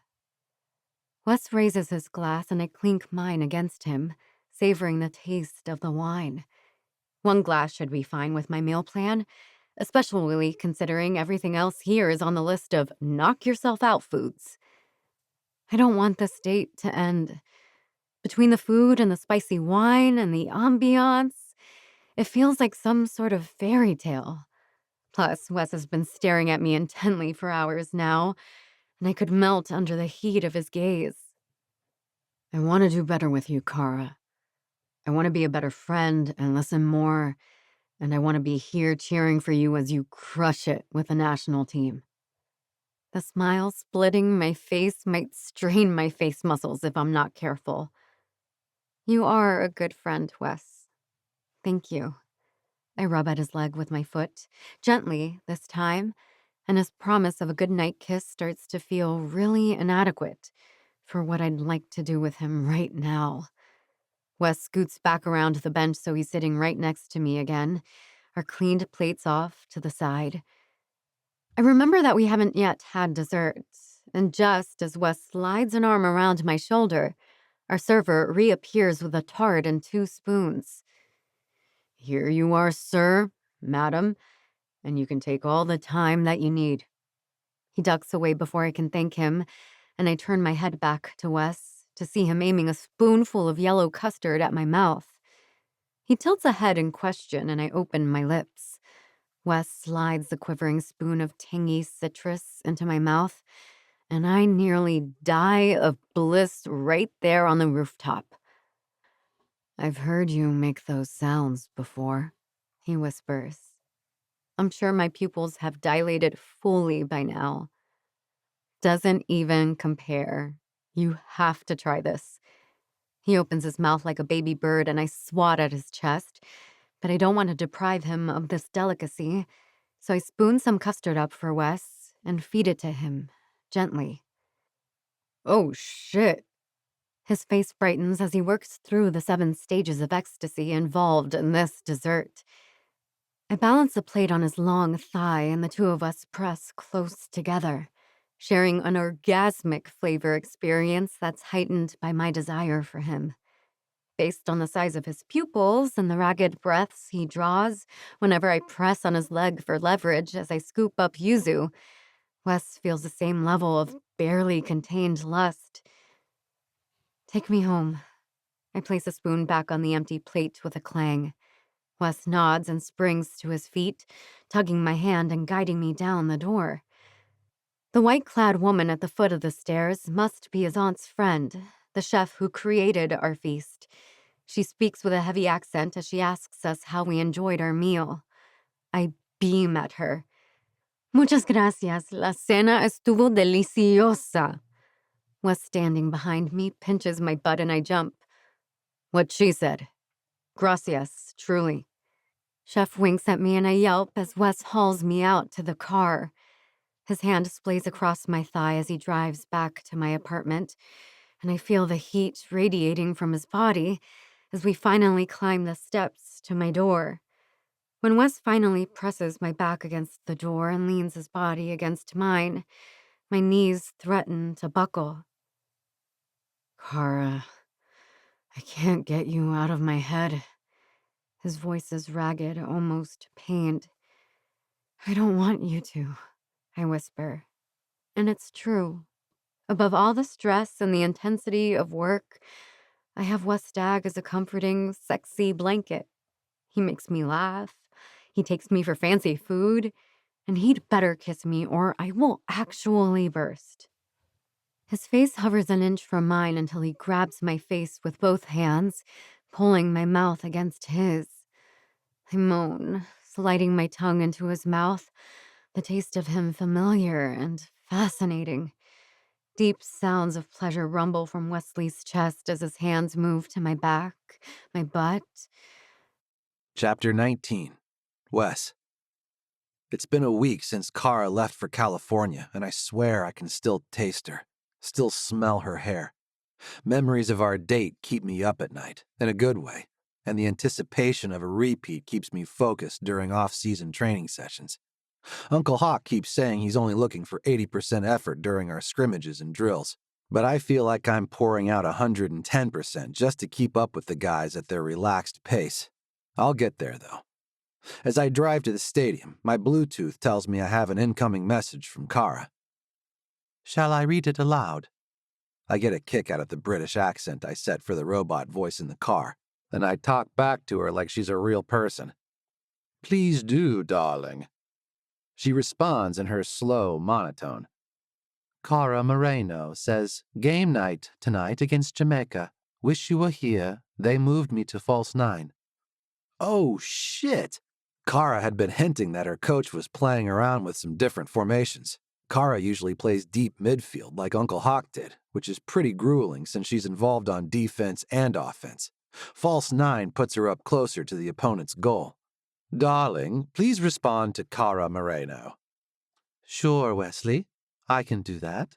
What would you like me to say? Holy shit! Exclamation point. That's incredible, period. I can't wait to watch, period. My British robot repeats the message to me, and I tell her to send it, noting that it's pretty early in the morning on the West Coast. I have to check the game schedule and make sure I get the time difference right. We just have a short cardio workout this morning, so it shouldn't be a problem. I stroll into the locker room, nodding at the guys. Most of the team are wearing headphones and scrubbing the sleep from their eyes.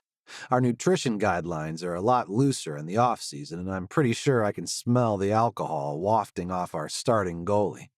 I haven't made much of an effort to hang with the team. I felt weird since I was injured and unable to play for the end of the season. I've just been chilling with my cousins in their apartment, playing video games like we've always done. Wes! My uncle sticks his head out of his office and beckons me over. I yank my practice jersey over my head and click over to him in my cleats. Yep. Can I get a ride with you to family dinner? Lucy drove this morning and she's not feeling sociable today. Sure. I'd forgotten about family dinner, which is dumb because it's been going on every Sunday since before I was born. I guess what I really did was forget today is Sunday. I might have to leave early, though. Hot date? Uncle Hawk wags his eyebrows. I sniff. No, I'm watching the U.S. versus Jamaica game. I hesitate before adding. Cara's starting. He purses his lips, and his brows lift in a well sort of expression. Gotcha. Well, that matches the reason for my wife's foul mood today. I'll watch it with you if that's okay. Avoid the bear and all that. I want to ask him more about Lucy's response to her dismissal from the national team, but I also want to get my mind ready for training this morning. I tell my uncle he's welcome to a ride, and I head out to the field to warm up. I think about Cara trying a new position as we run agility ladders. I imagine how her brain must be in overdrive, learning new places she has to be on the field, new patterns of running. I decide to shake things up myself, leading with my left foot when I'd normally use my right, and so on. It works great, and I find I'm faster than I expected at this stage of my recovery. I test out a longer stride on some sprint drills, too, and it feels weird, but puts me over the line ahead of the other strikers. I was so worried that starting any sort of meaningful relationship with a woman would take me out of my game. I feel giddy as I realize that just thinking about Cara inspires me to go deeper into my training. My face hurts from smiling in the last set of wind sprints, and when my uncle blows the final whistle, he calls everyone into a huddle. Men, can we all give a hell yeah to Wes for that performance today? The guys pat me on the back. Inspirational recovery, kid. Hell yeah on 3. By the time I finish showering and changing into clean sweats, Uncle Hawk is waiting for me on a bench in the locker room. He holds up his phone.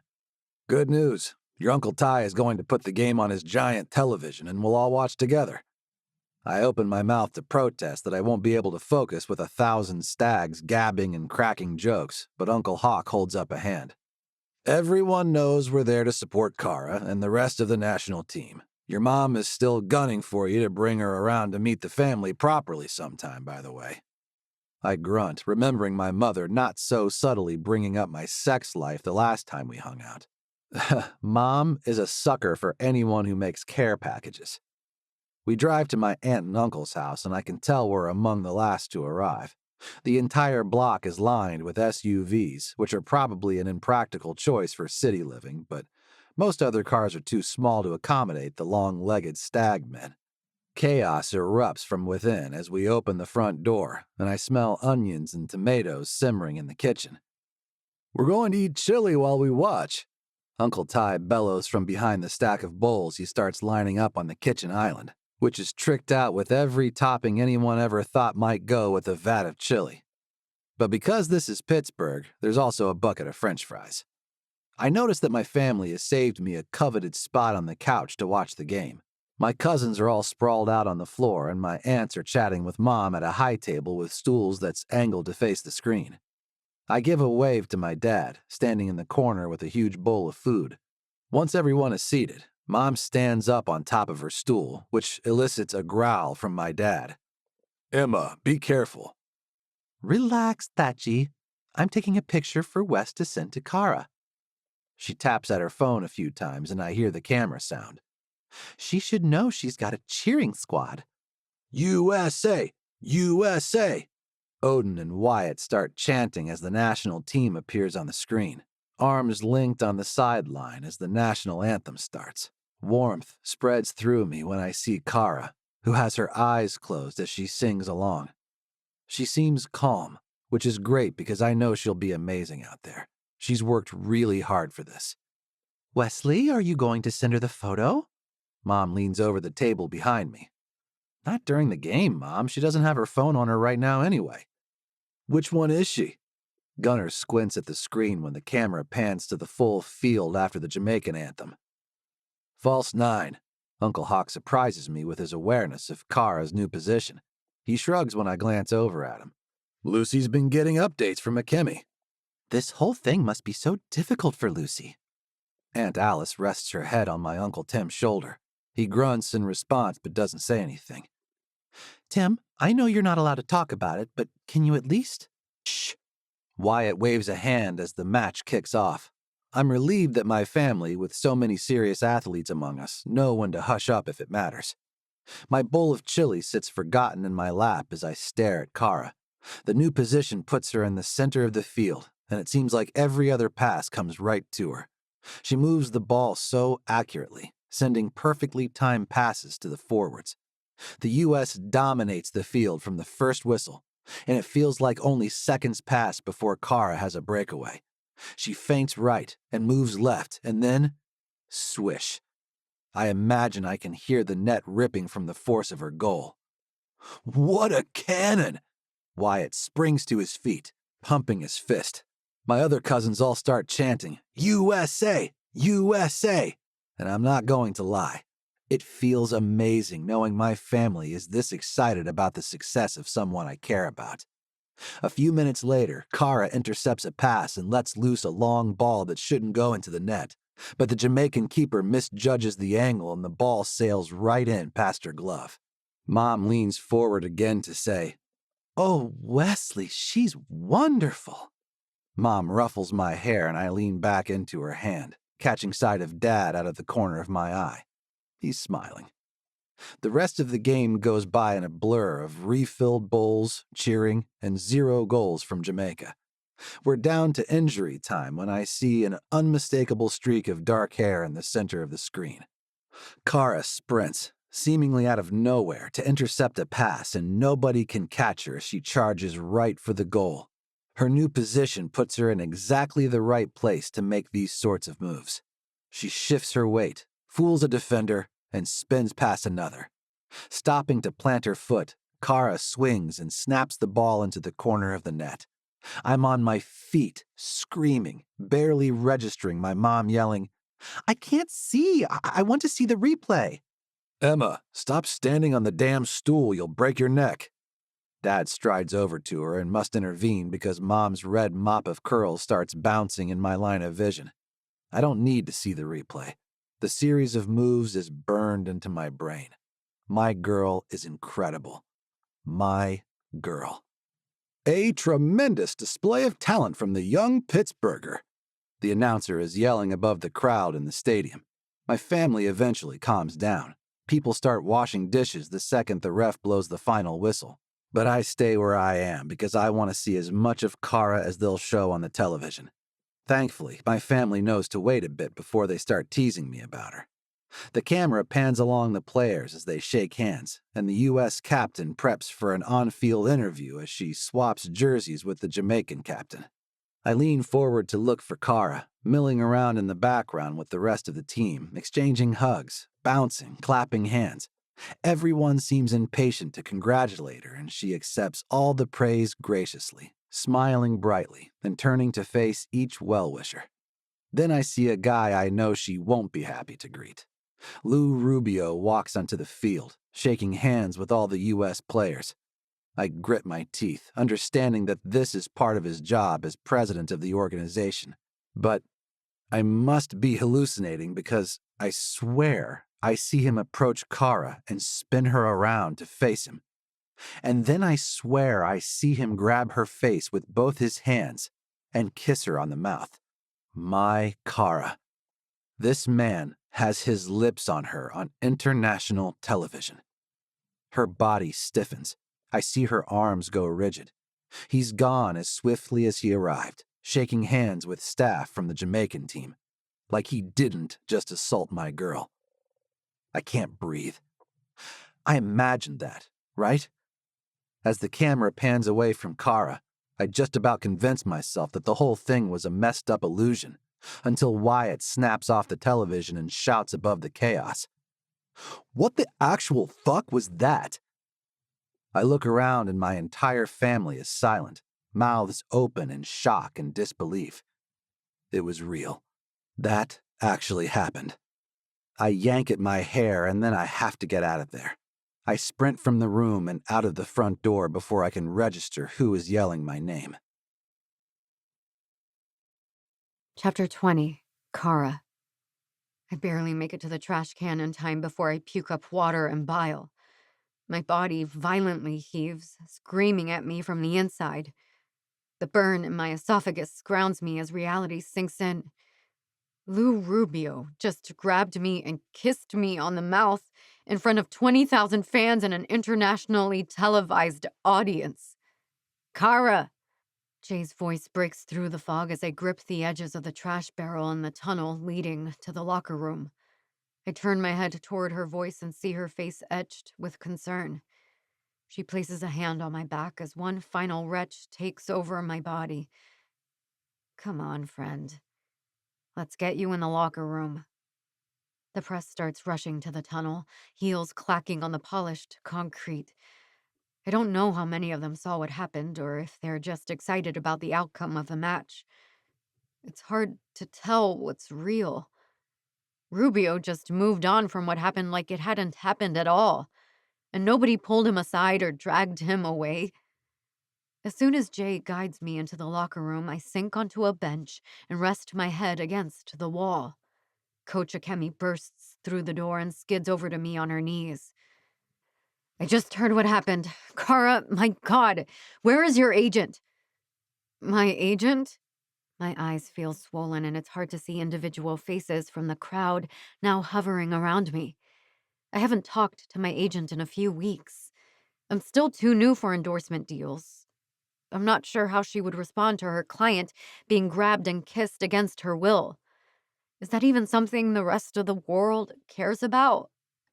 Coach Akemi places a reassuring hand on my shoulder. They're going to want a statement from you, honey. Who? Who is they? Coach waves a hand around.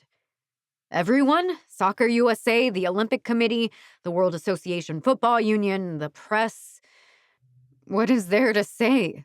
Jay hands me a bottle of water and I start chugging. She pulls the bottle back. Easy there, bud. Go slow so you don't puke it up again. A male voice slips through the crack in the swinging doors to the locker room. Everyone decent in there? We've got a hungry press corps out here, gals. I don't recognize the voice, but it doesn't seem to matter. Coach bellows back. We're all naked. Tell them to wait. She returns her gaze to me, eyes serious. Cara, I want you to go into the coaching offices and call your agent. She'll answer, I promise. Coach stands up and looks around the room. Hogan, get Moreno's phone from her locker and throw it over here, please. My teammates have all been standing around, staring silently as this interaction unfolds. Hogan shakes herself and heads for the shelf in my locker, extracting my phone. You're blowing up, Cara. I nod and take the phone from her, seeing countless notifications. My hands shake as I bring myself to my feet, and I notice my thumb scrolls over a message from Wes. Holy shit, that's incredible. I can't wait to watch. My stomach drops further, if that's even possible. Wes was watching. He saw another man kiss me. My legs tremble as I walk to Coach's office, worried he'll once again think I sought out that behavior from Rubio. Worried he'll think I liked it. Worried Wes will see it as a rejection of him. Tears roll down my cheeks as I remember our night together before I left for training camp. I sip water slowly, preparing to look for Alex Steele's number, but my phone rings and it's her calling me anyway. Hello? My voice sounds like, it sounds like I just vomited stomach acid. Soccer USA just called me, babe. They want a statement. Alex doesn't have time for small talk. She told me that when Coach Lucy first gave me her number, and I haven't minded before, but now I really need some context. I don't know what that means, Alex sighs. It means they're going to want you to say, boys will be boys. I freeze and try to ignore the spiders I sense crawling on my skin. That's not what happened. Anyone with a brain cell can tell that. Hell, social media even seems to agree you looked terrified, and the internet doesn't agree on anything. It's online already? Oh, lady, do me a favor and turn off all your notifications. No, have your roommate do it. Are you alone right now? I tell her Coach sent me into her office, presumably so she could deal with the media. I do hear quite a ruckus out in the locker room. Soccer USA plans to say Rubio was caught up in the moment of your decisive victory and couldn't contain his joy about your tremendous talent, blah, blah, bullshit, blah. I forgot that I scored a hat trick. My first since high school. For a second, a bit of calm settles over me and I almost smile. And then Alex keeps speaking. They're going to want you to confirm that you too were overjoyed and happy to share in that proud moment. That's not what happened. Another sigh. I know, and I'm going to tell them that, but I don't need to tell you what it's like for a woman to work in the sports industry. I purse my lips. Total fucking sausage factory, Cara. You should assume everything you're assuming is accurate. Well, it sucks. I'm just trying to make America look good on the soccer field. I know. Do you want to sleep on it? Which I recognize as a bullshit phrase because I doubt you'll sleep tonight. She agrees to tell the organization that I need time to draft a response. I hide in Coach's office for a long time, staring at a gray metal cabinet until Jay comes in to tell me the media has left. She waits for me while I shower and change. By the time we get on the team bus, the mood is joyful. People are celebrating our victory and someone hands me a paper cup of champagne. Hogan smashes a button on a Bluetooth speaker and Queen's "We Are the Champions" blasts throughout the bus.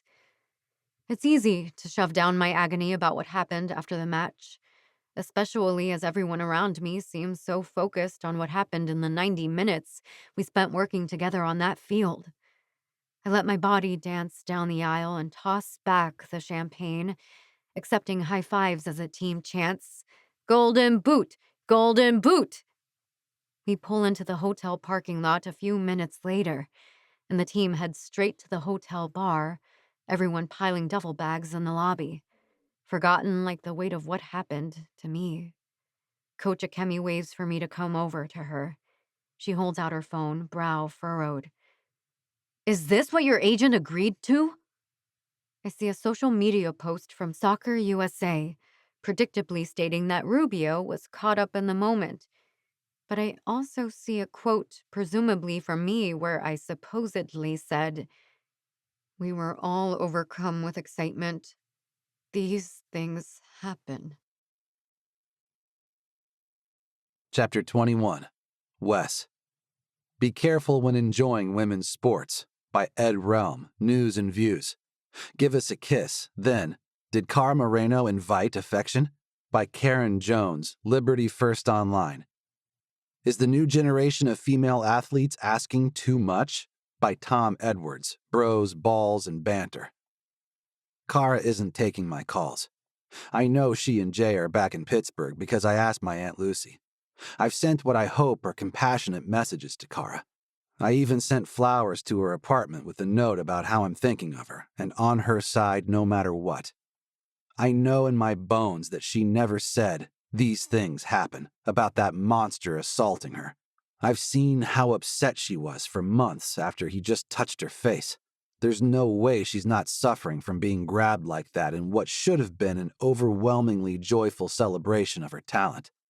I decide to linger at the stadium after the Forge training this morning, since I know Hot Metal is doing off-season workouts in the afternoon. But I must miss Cara's arrival because eventually I hear the sounds of the team taking the field. Determined to make contact with Cara, I go grab some lunch and hurry back to the stadium to meet her after the workouts.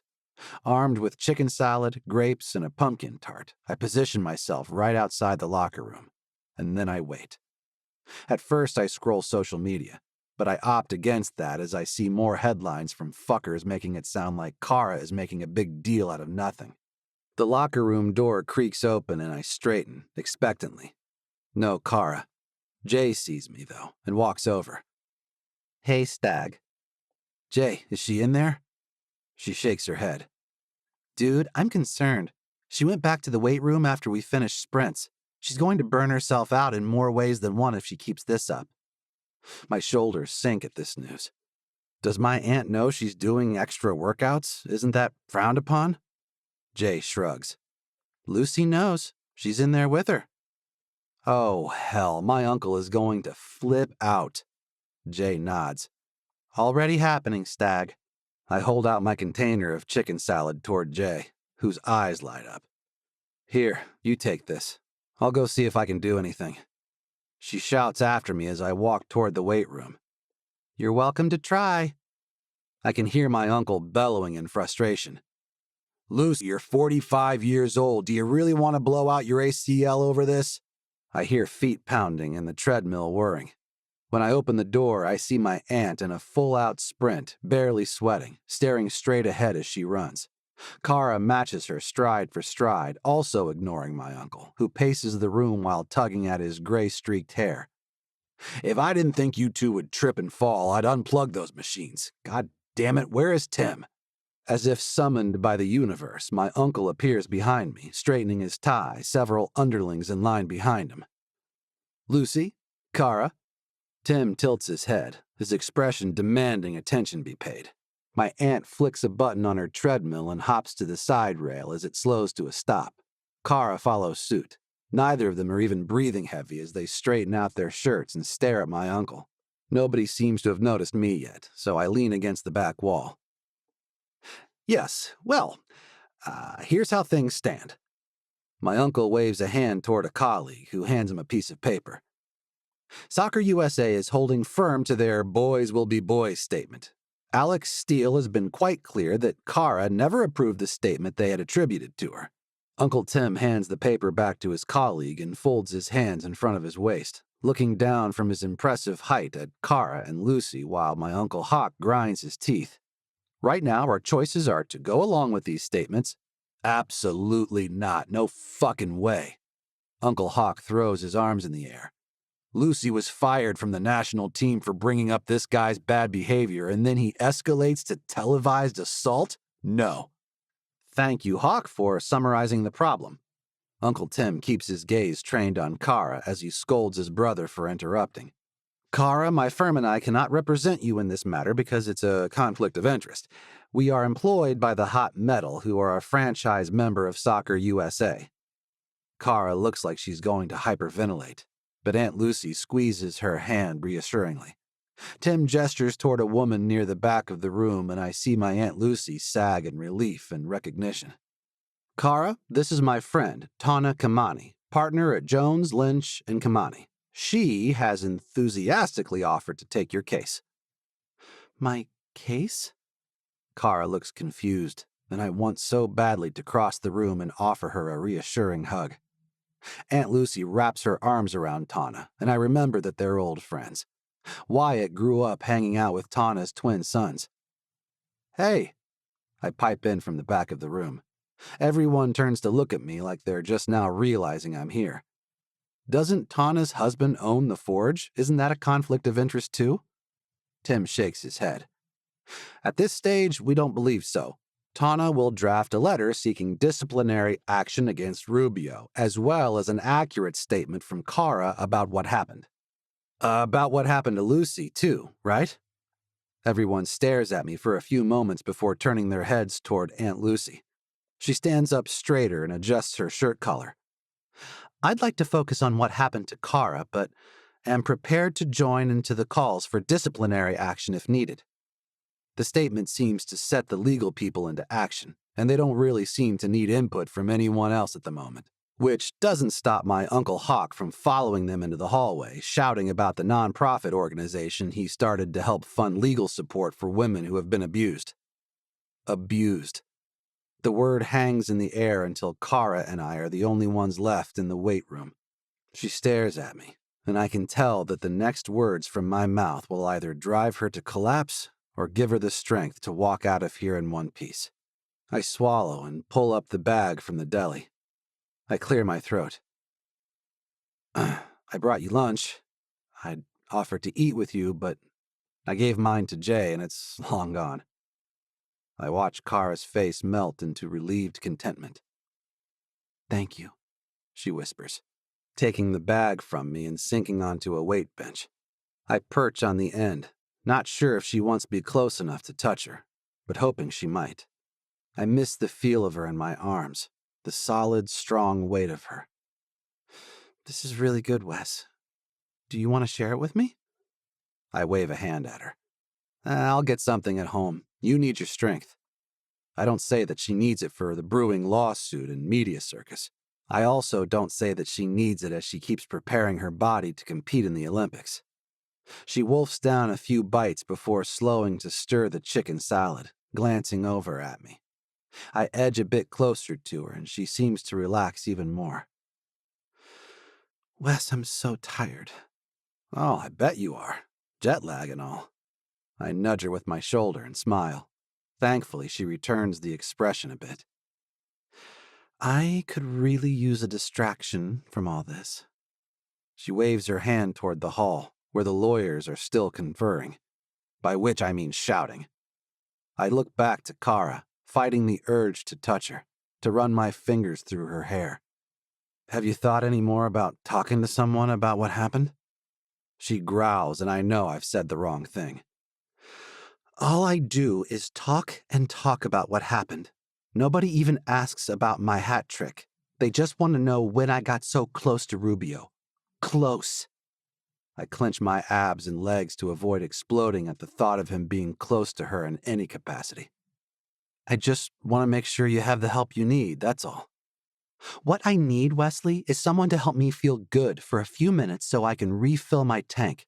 God, you're acting just like you always say your parents act when you're injured. Like it's the only thing you're allowed to talk or think about, ever. She shoves the bag of food at me and stands. I wasn't asking you to fuck me. I was just hoping we could hang out. She stomps toward the door in a frenzy of dark curls. Cara, wait. I'm sorry. You're right, okay? She slows but doesn't turn around. She mutters something and I lean closer, trying to hear. Can you say that again? When she turns, the fire has dimmed in her eyes and she looks vulnerable, biting her lip and looking up at me. Where do we stand? What do you mean? My heart rate picks up and I place a hand on the wall for support. She swallows and I love staring at her body carrying out those basic functions. Every part of her is amazing. I should tell her that, but she says, "Asking you to kiss me before. It drove a wedge between us, and I want to be closer to you again, Wes." I can't help the smile that tugs on my lips at her words. I want to be close to you too. It's the biggest understatement of my life, like saying Pittsburgh has a few bridges. I'd love to hang out with you and, I don't know, eat seaweed snacks. She shakes her head.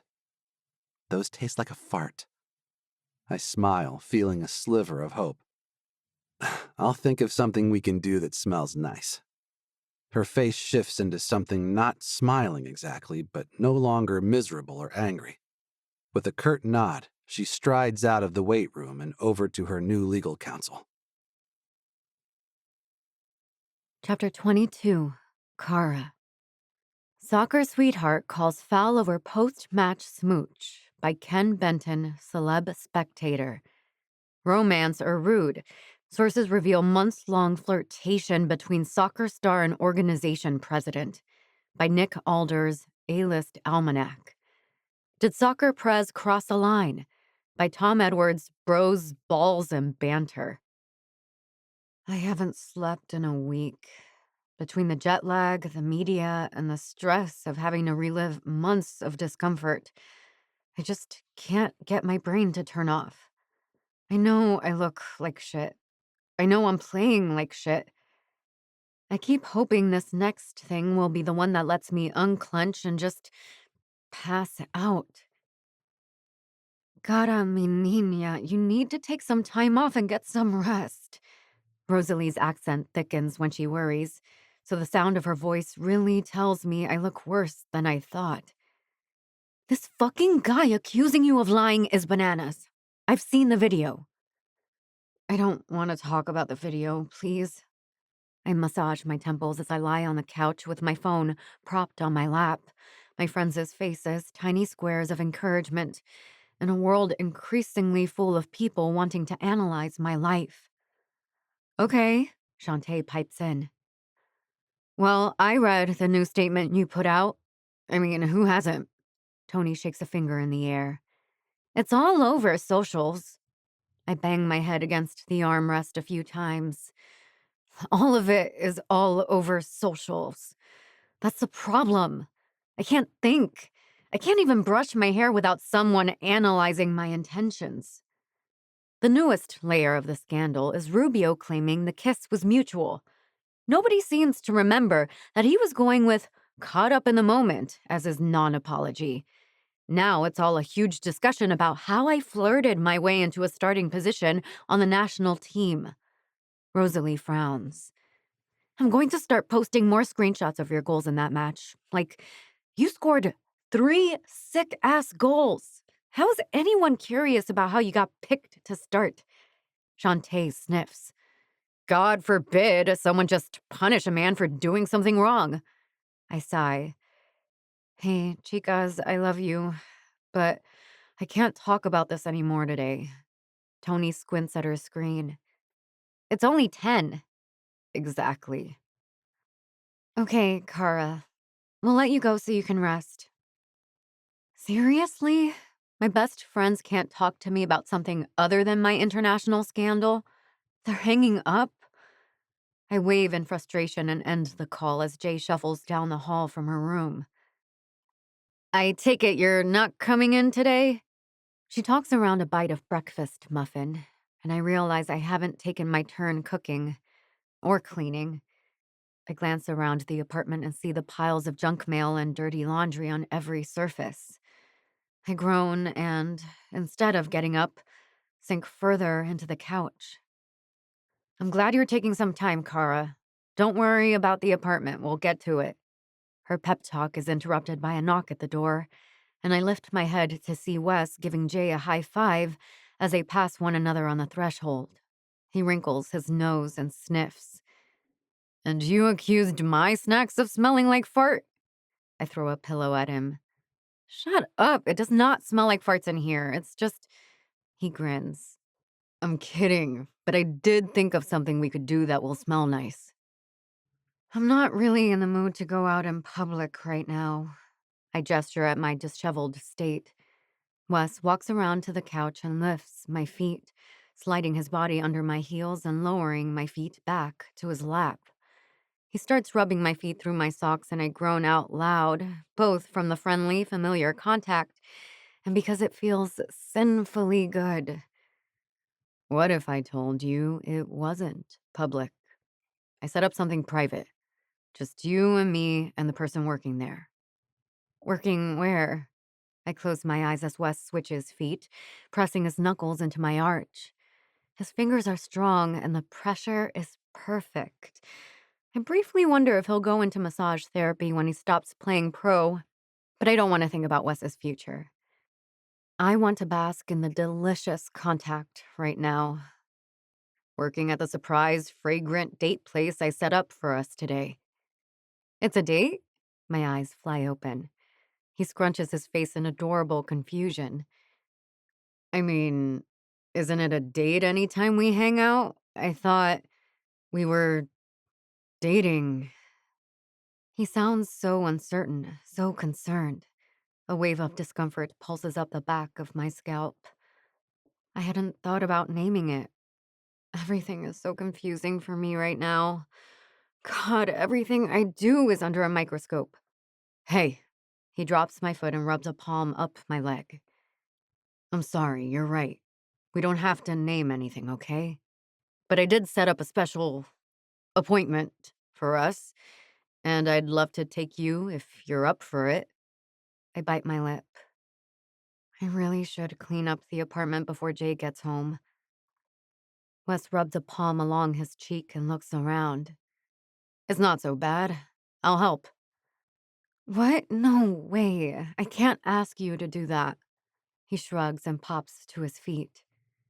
I offered. Come on. He extends a hand toward me and, frowning, I take it and he hauls me to my feet. Don't lift me, your back. How about you let me worry about my back and you sort through the mail while I get the dishwasher going? He doesn't wait for me to argue, but walks over to the sink and starts rinsing things, loading up our dishwasher like he has a master's degree in plate arrangement. My mother would be both impressed by his technique and confused about why a man would be touching a dirty dish. I watch him work as I quickly shuffle through the mail, recycling most of it and setting aside 2 small piles of important stuff for Jay and me. Wes is still scraping oatmeal bowls when I finish, so I gather up the laundry and get the washer going. By the time I pull my head out of the front loader, he's got a broom in his hand and hums as he dances around my kitchen, sweeping. Are you singing Dancing Queen while you sweep my floor? He hums louder, passing the broomstick from one hand to another. In my head, it's soccer scene. I'm digging the soccer scene. Get it? I can't help the laugh that escapes my mouth. You're ridiculous. Hear the shout of the referee. Oh, yeah. You can kick, you can slide, kicking the goal of your life. Wes drops the broom and grabs my hand, twirling me around the kitchen as he croons made-up lyrics. I laugh at him, each word from his mouth more ridiculous than the last, until he runs out of ideas. You ready for our appointment? I sigh. I guess I am. Thank you. He leans in and kisses me on the cheek. You're welcome. Wes heads toward his neighborhood in his giant car, which I now realize he needs so his head isn't banging the ceiling. Every part of him is long and lean, and my cheeks heat as I remember a particularly long part of him I haven't seen in a long time. He parks along the curb on Butler Street, and I glance up, not familiar with this block of the bustling neighborhood. There are a bunch of bars and little restaurants with every type of cuisine, it seems apart from Spanish, or Cuban, of course. Longing for my mother's cooking burbles up in me, palpable. I nearly sob, but I reach for the door just as Wes opens it, his hand extended to help me out of the car. I realize I'm in a trendy neighborhood in old sweats with no makeup and uncombed hair. I stiffen until Wes leans in and says, You look perfect. We're wearing practically the same outfit. He grins and runs his hands down his hoodie. I hadn't noticed that his black and gold sweatshirt reads Hot Metal instead of Pittsburgh Forge. You're wearing women's soccer gear? He pats his chest. I'm a huge fan. Have you seen their midfield? He fans himself and I give him a shove. He guides me toward a building with a very busy font on the sign, so I can't make out the name. Something mix? And we walk inside to a wave of fragrance. Wes, welcome! And this must be Cara. A sales clerk whose name tag reads Alana approaches with a wave. I'm so excited to do a custom pour with you both today. Of what now? I glance around the shelves and realize Wes brought me to a make-your-own candle shop. The walls are lined with hundreds of jars and scents, and it all combines to a lovely, fresh aroma. Alana lowers the window shades, giving us privacy, and I glance around. This is so nice. Alana nods. Why don't you two have a seat, and we can get an idea of what sort of candle you'd like to create? Wes hops on a stool and immediately says, I'm making one for a very special woman who hates the smell of seaweed, but always makes me think about water. Water? Alana and I speak at the same time, but he keeps his gaze on her and nods. Yeah. She gets into this flow state when she's working, and she's powerful, and she sparkles, and she can be very dark and stormy. Alana smiles. She sounds very special. Why don't you try some of these scents and see if any jump out at you? Alana puts a tray of tiny bottles on the table in front of Wes, with labels like Solar Lily and Bergamot. She turns her gaze on me. Are you looking for any specific mood? What scent profile are you thinking about?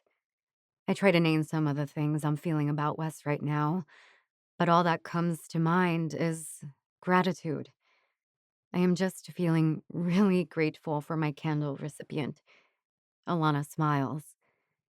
We can work with that, most definitely.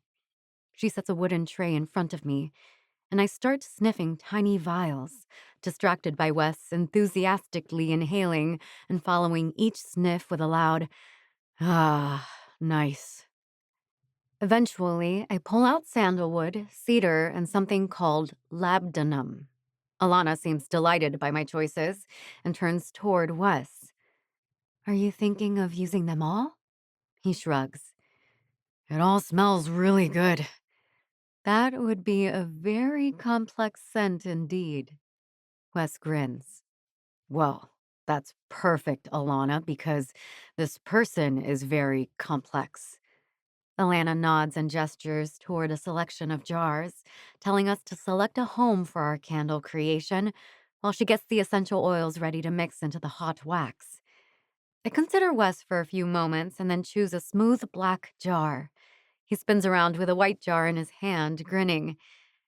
I notice a leaping deer painted on the jar. Probably a reindeer for Christmas, but I let him have his moment of joy because it's adorable. We return to the table and Alana set us up with wax and wicks and tiny spoons to add our scents. As we work on the candles, I focus on the feel of Wes's leg pressed against mine, the joy on his face as he continues to inhale the tiny bottles of fragrance. I asked him to take me somewhere and take my mind off my troubles, and I would have never imagined pouring candles would tick that box.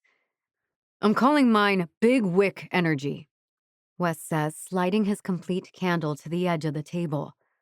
It's to remind my recipient of me. I swat his arm. You're bad. He leans in to whisper in my ear. No, Cara. I'm very, very good for you. And then he kisses my neck, and the pleasure of it sets my hands shaking. I dump a bit more sandalwood than I intended into the candle, and I decide to quit while it's still salvageable. Mine's called Don't Blow It. I smile at Alana, who nods. Wes and I have the option to create professional-looking labels for our candles, and we spend some time choosing ridiculous fonts. I can tell Alana thinks we are goofballs, but honestly, It's such a relief to do something frivolous that I don't care what she thinks. We get our labels stuck on our candles at last, and Alana explains that they need a set for at least 2 hours. You can come back for them this afternoon or any time this week if that works better. Thank you so much for your help, Wes says, finding some cash from his wallet. I pat my sweats, looking for my own money, but Alana shakes her head. Mr. Stagg prepaid for your session, but thank you so much for the generous gratuity. She nods her head toward Wes, who gives her a wink. You ready to get out of here, Moreno? We've got time to fill. Wes suggests we hang out at his place since it's only a few blocks away, and we move his car to his building so he can stop feeding the meter outside the candle place. Except when we get in his car, the radio comes on and it's a news report. Today, as the president of Soccer USA faces temporary suspension. A spokesperson from the organization declined further comment, mentioning an ongoing investigation into a personnel issue. Wes lifts his hand to shut it off, but I grab his wrist. No, wait. I want to hear this. From within the soccer community claim Rubio assaulted national team player Cara Moreno, allegedly grabbing her and kissing her on the mouth without consent after a U.S. victory over Jamaica. Tanya Kamani, legal representation for Moreno, says more details will continue to unfold and that her firm is prepared to pursue legal action. Wes frowns and pulls into the garage at his building. Legal action can mean all sorts of things. Shh. Meanwhile, sources close to Rubio continue to assert that Moreno had been flirting with the soccer executive for months. They released a video of the soccer starlet celebrating after the match with her team, drinking champagne and allegedly unaffected by any form of alleged assault. To see the video and learn more about this story, visit our website at wbna. Wes yanks his keys from the ignition, cutting off the radio. A fucking video of you happy? Like you can't be happy about winning and still furious at what he did? I swallow and step out of the car, walking slowly toward the elevator. I really need to sit down. Of course, sorry. Here I come. He clicks his key fob to lock the car and waves a different fob to summon the elevator. He stands opposite me in the lift, concern etched into his features. I stare at his neck, seeing tendons flex as he swallows and grinds his teeth together. His anger grounds me in reality, lets me believe I really am seeing and hearing all this nonsense about someone from my place of work behaving criminally and then denying it. The elevator reaches Wes's floor and he steps out, unlocking the sliding door to his loft. Can I get you some water? I should prop myself on a stool at his counter or sink into the couch in his living room, but I don't. I follow him over to the sink. Wes, I need you. I'm here, Cara. He turns to face me, but I shove him back against the counter. No, I need you to fuck me. What? Cara? I shake my head and place my palms on his chest. I need to be in control. I need to choose. I need to feel so goddamned good because I want to, despite what anyone else says. I need to know if I still can. Do you want me? He swallows again, eyes wide. I wanted you from the moment you first yelled at me at the airport, but I place a finger over his lips. No buts. I need you. Right now. Chapter 24, Cara. Wes. You are so exquisitely beautiful. Wes. Do you like my big wick energy? He texts me these things every few hours, and it never fails to put a smile on my face, even with everything going on at work. I need to continually remind myself that soccer is my job, that this is my professional work, and 99% of the people at my workplace treat me as I would expect to be treated at work. I light the candle he made me every afternoon when I get home, and I've made a habit of sitting and sort of staring at the flame, organizing my thoughts after my shower. It's like meditation, I guess. I never tried it before. Most evenings, I have stressful calls with my agent about the latest spin from the National Soccer Association. I didn't necessarily want Rubio fired in the beginning. I'm not sure what I wanted. Just for him to go away and leave me alone? But I've come to realize that as long as he stays in the position of president, I'll continue to see him at every training camp, every international fixture. There's no way I could go to the Olympic Games and be expected to sit near him at a press conference about our team unity and pride for our nation. Alex Steele is enraged that the Board for Soccer USA won't fire Rubio. So now, in addition to getting him fired, she's urging me to make a plea to replace the patriarchal board of directors, too.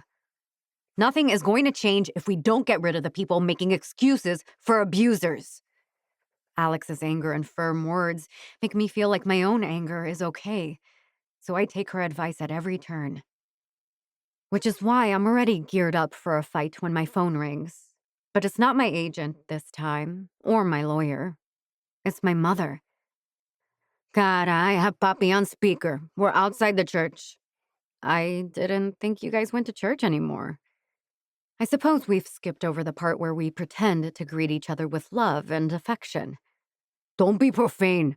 Of course we go to church. My father scolds me like he hasn't spent the past 2 decades of Sundays watching any professional soccer match fielding a player of Cuban descent. I inhale and stare at my candle flame, thinking of Wes. Cara, what's all this in the news about you luring this man?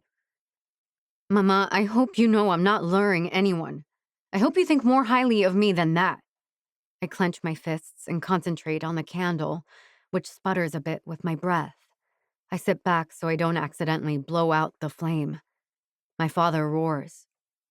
How dare he touch you? On television? How dare that man lay hands on a woman like that? We didn't have these problems with you at the girls' schools. This is why we were so worried about you at that college, going around with all these men. These men don't know how to behave themselves. I can hear my mother crossing herself, probably sitting on a bench near my father, perhaps ignoring the fact that they're sitting outside a church that doesn't allow divorce at all, let alone an amicable one like they had. I'm glad you can see that the man is the one with the problem here, Mama. I was just trying to do my job and honor my country. I add this last bit with a false hope that my father will chime in with one of his usual declarations about the impact of Cuban Americans on our economy. Instead, he sighs. We think you need to come home. You still have a room at your mother's apartment and one at mine. You aren't safe there with those men. I stare at the candle, thinking of Wes, thinking of how my experience here has led me to being named a starting player on the U.S. Olympic soccer team.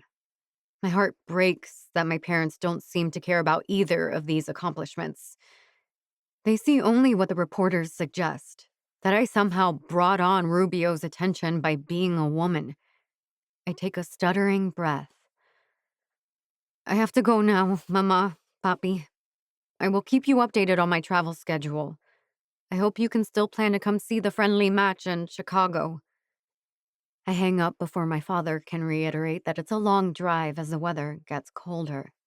A tear slides down my face and I flick it away, hearing a small hiss as a drop hits my big wick energy flame. Knock, knock. Jay pokes her head in my room. I still haven't gotten into the habit of closing my door. I spend a lot of time thinking about how many years it's been drilled into me that it's always, always my responsibility to ward off the uncontrolled sexual urges of men, and any sexual urges I might have myself. I remember how I felt on top of Wes the other day, how powerful and happy and strong. I remember the look of sheer delight on Wesley's face as he brought me to climax, and I can't believe I ever let anyone tell me it's not okay to want that experience. I brush my hair off my face and smile at my roommate. Hey, what's up? She purses her lips. I know you turned off all your notifications and took all the social media apps off your phone. I nod. I was getting inundated with direct messages from angry people. It's just a kiss. We can't even kiss women now.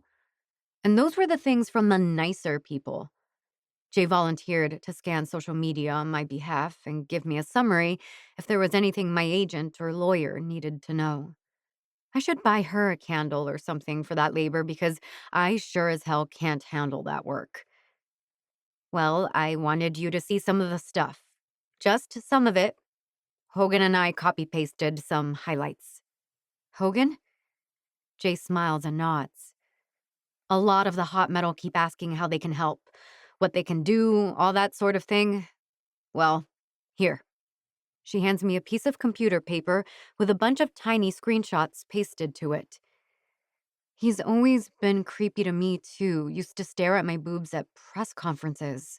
Hashtag we stand with Cara. Rubio is a criminal abuser, touched my ass once. Uninvited. Hashtag we stand with Cara. Nobody should have to deal with that abuse at work, and soccer is work. Hashtag we stand with Cara. Current and former members of the national team all seem to be posting similar sentiments about Lou Rubio. It seems like none of them ever thought it was bad enough to say something, but so many women felt uncomfortable around him, avoided being alone with him, or worse. Jay, I don't know what to say. She sits next to me on my bed and pulls me in for a hug. You don't have to say anything, because you already said the thing. And we believe you, Cara. Everyone who matters believes you. Jay smacks a kiss on my cheek and I burrow into her shoulder, feeling lucky to have been assigned her as my roommate all those months ago. I never thought I'd feel a connection with someone as intense and powerful as I had with my friends from college, but I'm starting to see that the women's soccer community is full of like-minded people. Anyway, Jay loosens her vice grip. Does that candle say Big Wick Energy? I nod.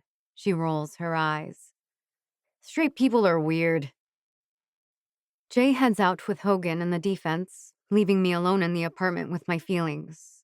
So, of course, my mind wanders to Wes. We still haven't circled back to a conversation about our status. Are we dating? Does what we have defy labels? Either way, I'm eager to show him the printout from Jay and tell him about my new hashtag. When I check my phone, I see a note from him that he decided to take advantage of open hours in the weight room at the stadium. I can drive down there and surprise him, and maybe he will invite me back to his loft for a remix of our adventures from the other day. I deliberately avoid the radio as I drive to the stadium, letting the messages Jay showed me replay in my head instead to give me encouragement while I drive. We stand with Cara. Every woman on that curated list said the same thing. They stand with me. I'm practically floating through the door, the green light from my badge flashing brightly in the dimly lit hall. I can hear the clang of weights, and I'm sort of glad Wes is still here working out. He told me he's been killing it in scrimmages. I guess outrage gives him an edge. Or maybe it's the fumes of that candle I made him. He catches my eye in the mirror as I round the corner into the weight room, and his gaze darkens immediately. He's shirtless, glistening with sweat, bursting through a set of thrusters with a heavy barbell and plates. His body is chiseled perfection. Every tiny muscle in between all his larger ones is flexed as he works the weight up and over his head. Wes grunts with the effort of the movement, even as he maintains eye contact through the mirror. I lean against the back wall of the room, incredibly aroused at the sight of him.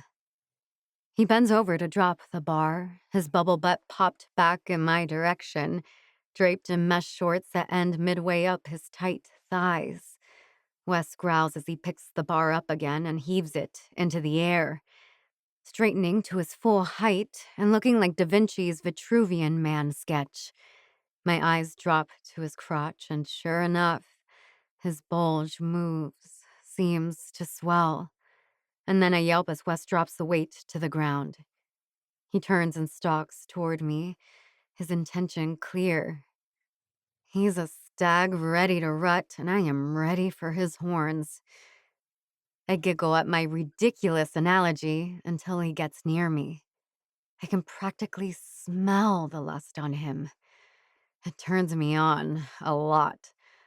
Wes boxes me in against the wall, one forearm on either side of my face.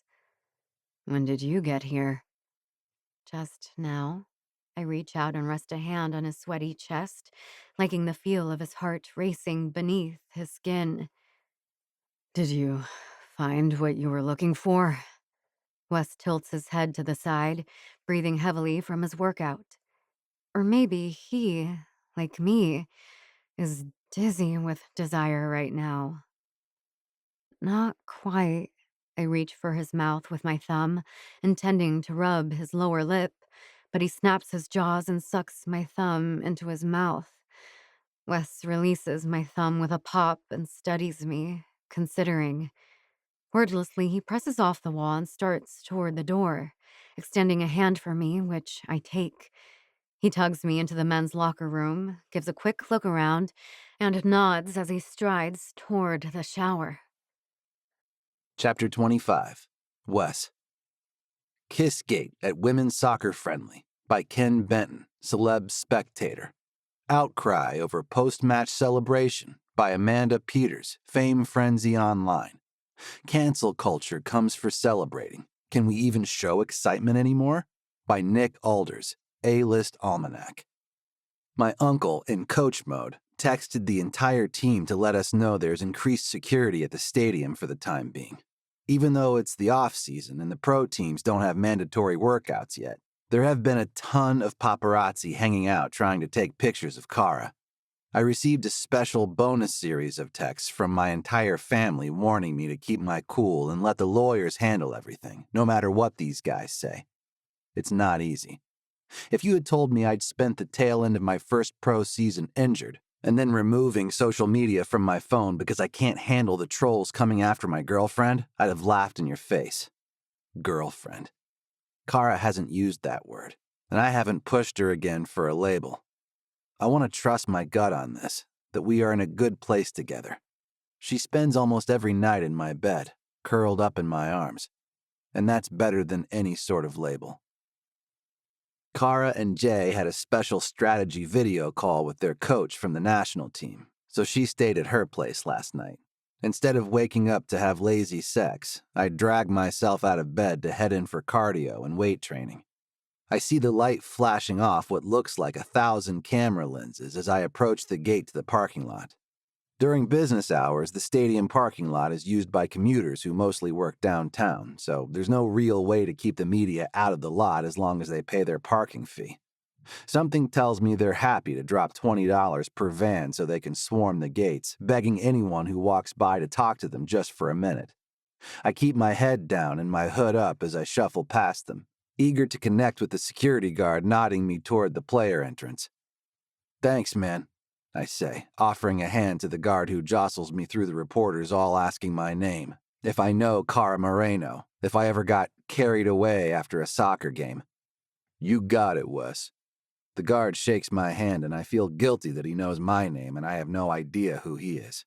But then I remember I'm a pro athlete in a city that worships its sports teams.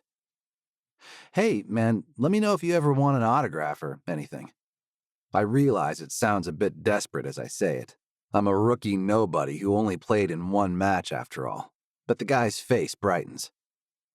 "Oh, that would be great. Me and my old man are tracking your whole family. We got a Ty Stagg rookie jersey, signed from when he started with the Fury."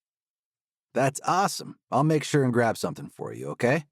He gives me a salute, and I make my way into the locker room, reminding myself that there are still good people out there in sports fandom. Not everyone is chomping at the bit, eager to tear down the players. "We can't fucking do anything anymore."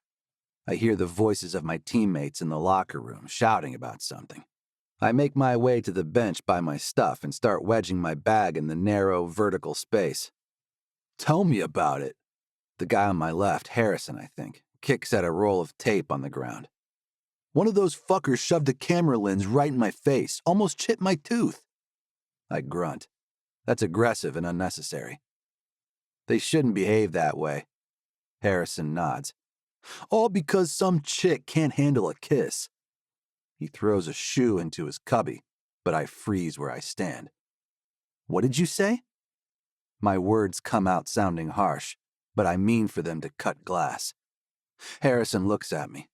I said some fucking chick can't handle a little celebration kiss, and now we all have to live in a police state. I wait a beat. Sure, some other guys on the team will speak up. We'll say something in Cara's defense. We'll decry the slimeball who grabbed her against her will. But nobody does. And all the frustration, all the rage I've felt for months, ever since I realized this guy was making her uncomfortable to start with, it all flies out of me through my fists as I shove Harrison up against the wall, screaming and bashing his shoulders off the divider between our two storage shelves. Oh, what the fuck, man? Harrison tries to get a punch into my ribs, but I grab him by the shirt and spin him so we're standing on opposite sides of the bench. I duck my shoulder and move to dump tackle him like my football-playing cousins taught me. All the years of growing up with a brother and 8 male cousins come to a head as I transfer decades of horseplay into an outlet for my fury. I dig a knuckle into Harrison's sternum, a knee into his thigh as I swing. He gets a punch in on my jaw, but I barely feel it, pummeling him with both hands as I straddle his body on the sticky floor of the locker room. I'm screaming, shrieking with rage when I feel a pair of hands lift me off Harrison, and I finally realize my uncle is in my face, yelling my name. I snap my mouth shut and drop my hands to my sides. Uncle Hawk is breathing heavy and gives me a shake. In my office, Wesley, now. Harrison, come back in an hour. Bring your agent. We're going to talk about your morality clause. My uncle keeps a hand on my shoulder, steering me toward his door while he mutters about asshole men who don't get it. Did you hear what he said? I sink into a chair and press the heel of my hand into my eye. It's throbbing. Harrison must have popped me in the face more than once. Yeah, of course I fucking heard him, and half the team saying things like that frankly upset me a great deal. I was in the middle of arranging a training about intimate partner violence prevention when you went ballistic and took it into your own hands. He swipes a hand along his desk, scattering pencils and post-it notes. Which I expressly told you not to do, Wesley. I wince. Between the pain in my face and the sting of his words, I'm starting to feel like a real heap of garbage. So, what happens now? He leans on the edge of his desk with his arms crossed and brings one hand up to massage his graying temples. Uncle Hawk takes a deep breath. Now, you go and see a psychologist, Wes. What? I recoil. You're sending me to a shrink? He glares at me. Shrink? Seriously? He shakes his head. Look, I know you know this, but your aunt was going through some crap when we first met. She and Wyatt went to counseling for a long time, and it wasn't until I finally did too that I was able to let go of some of my own anger about the whole situation. I rub my face, mirroring his action, but wincing in pain. I didn't know you were in therapy.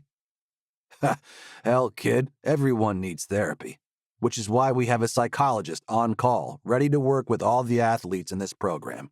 I would hope people would take advantage of that gift voluntarily, but now I'm going to mandate you attend as a condition of you returning to my active roster. You can't do that. The hell I can't. He kicks the leg of my chair. Don't mess with me on this, Wes. Get your ass up to Dr. Georgia and get your head on straight. He stalks toward the door and pulls it open before stopping and turning toward me. Cara needs you at your best. This is going to get uglier before it gets better. He strides out of the room, yelling orders at the guys as he heads to the field, where I guess I won't be joining him today. Chapter 26, Cara. You can't get rid of me that easily. Soccer USA Prez will not resign. By Ed Realm, News and Views. Not fired. Lou Rubio and the kiss nobody cared about. By Ken Benton, Celeb Spectator. Board says Rubio can stay. Soccer organization president prepares for Olympic Games in Paris, hopes to put misunderstanding behind and come together as a nation.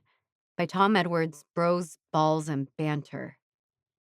Jay growls as I enter the kitchen. I can't get a hold of Wes and was up half the night worried something happened to him. I considered messaging his cousin, Wyatt, but I chickened out. What's up, Rumi? Fucking Rubio. I know I'm curating the news for you, but his mother is on a hunger strike and is hospitalized. She's refusing to eat until his name is cleared. What? Jay nods. I'm dead serious. She won't stop until the world stops besmirching her son's good name. I swallow a knot of bile, wondering if it's possible to puke from disgust. I've already vomited from exertion and, after the last USA match, from trauma and fear. What's a little revulsion retching? His mother thinks I'm lying? Jay growls and punches the couch cushions. Bae, a lot of people say you're lying. I grip the edge of the counter, frozen in the middle of the room. But the hashtag, Jay sighs. Come on, let's sit and come up with a plan here, because yes, there is a hashtag. There are people supporting the shit out of you, but there are also a fuck ton of people making it all worse. Jay and I already decided to arrange our training in another location, since there's been so many paparazzi at the stadium.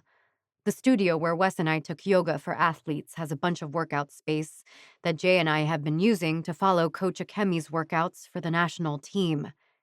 Jay microwaves a pair of egg muffins, and I choke one down as she drives us to Pipe Fitters. I like the atmosphere, with bright-colored walls painted with positive affirmations, and I come close to enjoying myself during the workout. But each time my stomach pings with a well-earned hunger, I think of Lou Rubio's mother, refusing to nourish herself until I... What? Say the kiss was consensual? Indicate that it's normal and fine for someone to grab me at work and kiss me without permission? I'm back into a rage before the final set of kettlebell moves. I can't handle this, Jay. I can't handle any of this. She heaves a weighted ball into the air, aiming for a spot high on the wall. You can and you are. It just sucks, Cara. She grunts and throws the ball again, and I decide to join her, even though this isn't on my workout plan. It's cathartic, hurling a heavy ball into the air and sinking into a squat as I catch it. When we finally head home, I'm ravenous and almost okay about that, mentally. I whip up a giant bowl of tuna salad and prop my feet on the coffee table, connecting my phone to the television screen so I can call my chicas and see them on a bigger canvas. Cara, querida, I'm taking Twitter off my phone. Shantae snaps her fingers in a rage as she frowns. Twitter isn't even a thing anymore anyway. Rosalie waves at me but then frowns as well. But I know what you mean. All this bullshit. When do you have to go back? Will he be there? What do you mean? Tony is eating actual popcorn as she settles in for our call. She's still wearing her lab coat, and I smile, thinking of her as a lead investigator on her own research study already. Shantae rolls her eyes. Cara is going to have to go back to California with the national team. You know, to get ready for the Olympics. And that monster is in charge of the whole sport, so, he'll be there, right? The hand holding a forkload of tuna stops midway to my mouth. I drop it into the dish. I had not stopped to think that if Lou Rubio isn't fired and the board won't suspend him, then of course he'll be present at the camp. He'll be carrying on his work like it's any old day of the week. Shantae squints at me. Cara, you okay, chica? I shake my head. I didn't stop to think that he'd be at camp. Jay comes into the room fresh from her shower. She waves at the camera and my friends blow her kisses. You didn't think who would be at camp? Rosie snorts. This fuckwad with a mama on a hunger strike, that's who. Jay's eyes widen. Oh, shit. You're right. I grip the arms of the couch. We leave in a week. What's your lawyer say? Hang on, someone's at the door. She walks over to the intercom and squints at the image, then pushes the button. It's your reindeer. She sits on the arm of the couch. Has your lawyer said anything? Or Alex Steele? Jay turns to the screen and addresses my friends. Did you know she's my agent, too? Good for you, girl. Rosalie smiles briefly, then her face slaps back into rage mode. Cara, what did Alex Steele say about this? My mouth opens and closes a few times, but then Wes bursts through the door to my apartment, and I see from the corner of my eye that he has a massive shiner. Wes? The tuna bowl clatters to the floor as I spring out of the couch. What happened? He waves a hand and saunters over to the couch. It's nothing. Can I come sit with you for a little? Shantae, Tony, and Rosalie are literally leaning into the camera as if they can get closer to Wes and examine his face as I'm doing. I gently trace the outline of his bruising. This isn't nothing. What happened? You want some ice? Jay talks around a mouth crammed with tuna salad. She must have picked my bowl up from the floor and helped herself. Wes shakes his head. I took an elbow to the face during a scrimmage. That's all. Jay arches a brow at him and swallows her food. Must have been one hell of a corner kick if elbows were flying that hard. Your keeper okay? Wes waves a hand and then turns to face my friends. You must be the beloved midfield mommies. Oh, we are, Shantae nods. I've heard about you, Wes Stagg. I know where you live and I know who your family is. He snorts. Most people know who my family is. Shantae makes a sound like, mm-hmm, and shrugs.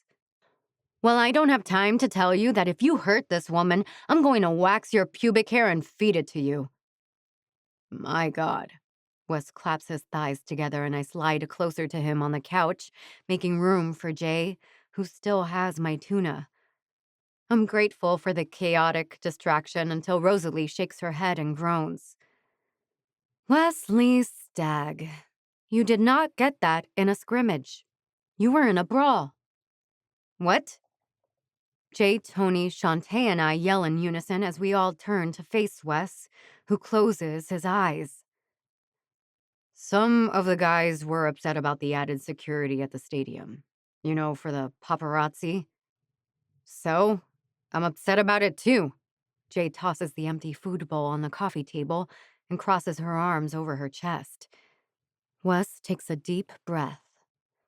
Well, one of the guys said something I'd rather not repeat about the Rubio incident, and I lost my temper. My friends all start shouting that they're glad he stood up for me like that, how they hope he taught that guy a lesson. All I can hear is that my worst moment has infiltrated the locker room of the men's team here in Pittsburgh, and that someone very important to me feels the need to violently defend my right to exist without being grabbed. I can't do this. I say the words quietly and repeat them more decisively. Can't do what, sweetie? Rosalie mimics petting my hair like she used to in person if something upsetting happened. I can't go to the camp. I have to boycott. If they won't fire Lou Rubio, I won't play. The room is silent for a few beats, and Wes grabs my hand, squeezing. Jay drapes an arm around my shoulder and hands me my phone. You better call Alex. She'll want a heads up, or maybe she will be the one to call a chemi. Wes nods and keeps on squeezing my hand. Maybe call Tanya too? You'll probably need a lawyer since this is a contract issue. I take a deep breath, preparing myself to make these calls, feeling calmer than I have for weeks. I'm not going to just casually give up my dreams, obviously, but I feel a sudden certainty that this is the way forward. That boycotting and refusing to play, refusing to score goals for the United States, is the way to get them to listen when I say I won't be treated like that. Jay springs to her feet. If you call Tanya, ask her for a referral for me too. You? Why? Wes chuckles. You gonna beat someone up? No, asshat. I'm boycotting the national team, too. She rests a hand on my shoulder. If you're not going to camp, I'm not going. We have to get rid of this guy. Together. Chapter 27.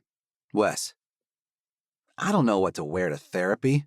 On television, whenever someone's in therapy, they seem like they stop on their lunch break from an office job. My office is a soccer field, and I'm not allowed on it until I deal with this. So I go with the polo shirt and black jogging pants. I knock on Dr. George's door and pull at my collar as I wait uncomfortably in the hall. The door opens, revealing a short woman with dark skin and a wide smile. Wesley Stagg. Good to meet you. Come on in. She opens the door and gestures into her office, which is painted yellow and manages to capture the gray Pittsburgh light and make it seem sunny. Call me Wes, please. She nods and sinks into an armchair. She has a small desk in one corner, but the rest of the room is filled with different types of furniture. There's a massage table along one wall, a couch, and a wingback chair opposite hers. Sit anywhere you like. I nod and perch at the edge of the wingback. She smiles and clicks her pen. Your coach asked me to talk to you about the altercation in the locker room, but I'd like to start by just checking on how you're doing overall. I scratch my head. What do you mean? She shrugs. How have the last few months been for you? Your medical records indicate you've had quite a comeback from an injury. I shrug. Parts have been great. I'm playing pro soccer, right? She nods. You are indeed. And then she waits. And I wait. And I realize I'm supposed to keep talking. So, yeah, I had the injury and that sucked, but my girlfriend was really supportive while I was in physical therapy. It's wonderful to find someone who supports us when we're ill or injured. Dr. Georgia smiles. I try to decide if it's cheating if I don't go back and say the word girlfriend is presumptuous of me.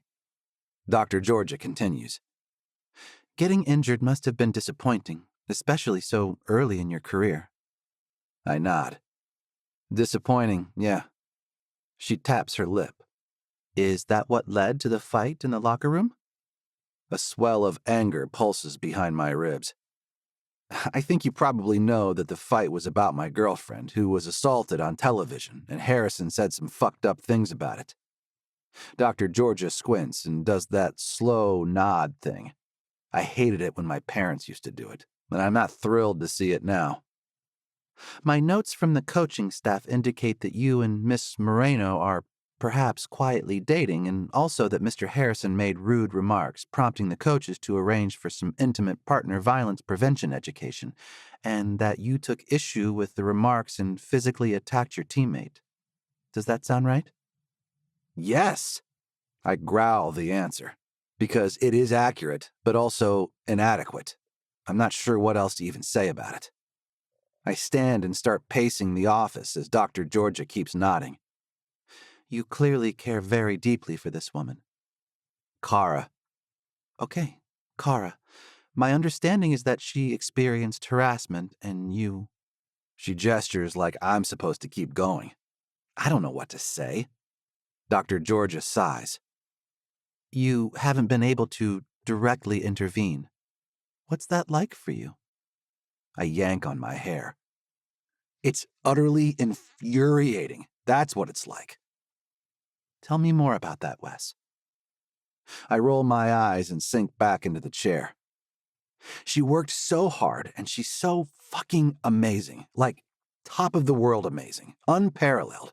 And then she's dealing with this nonsense, and I can't do a thing about it.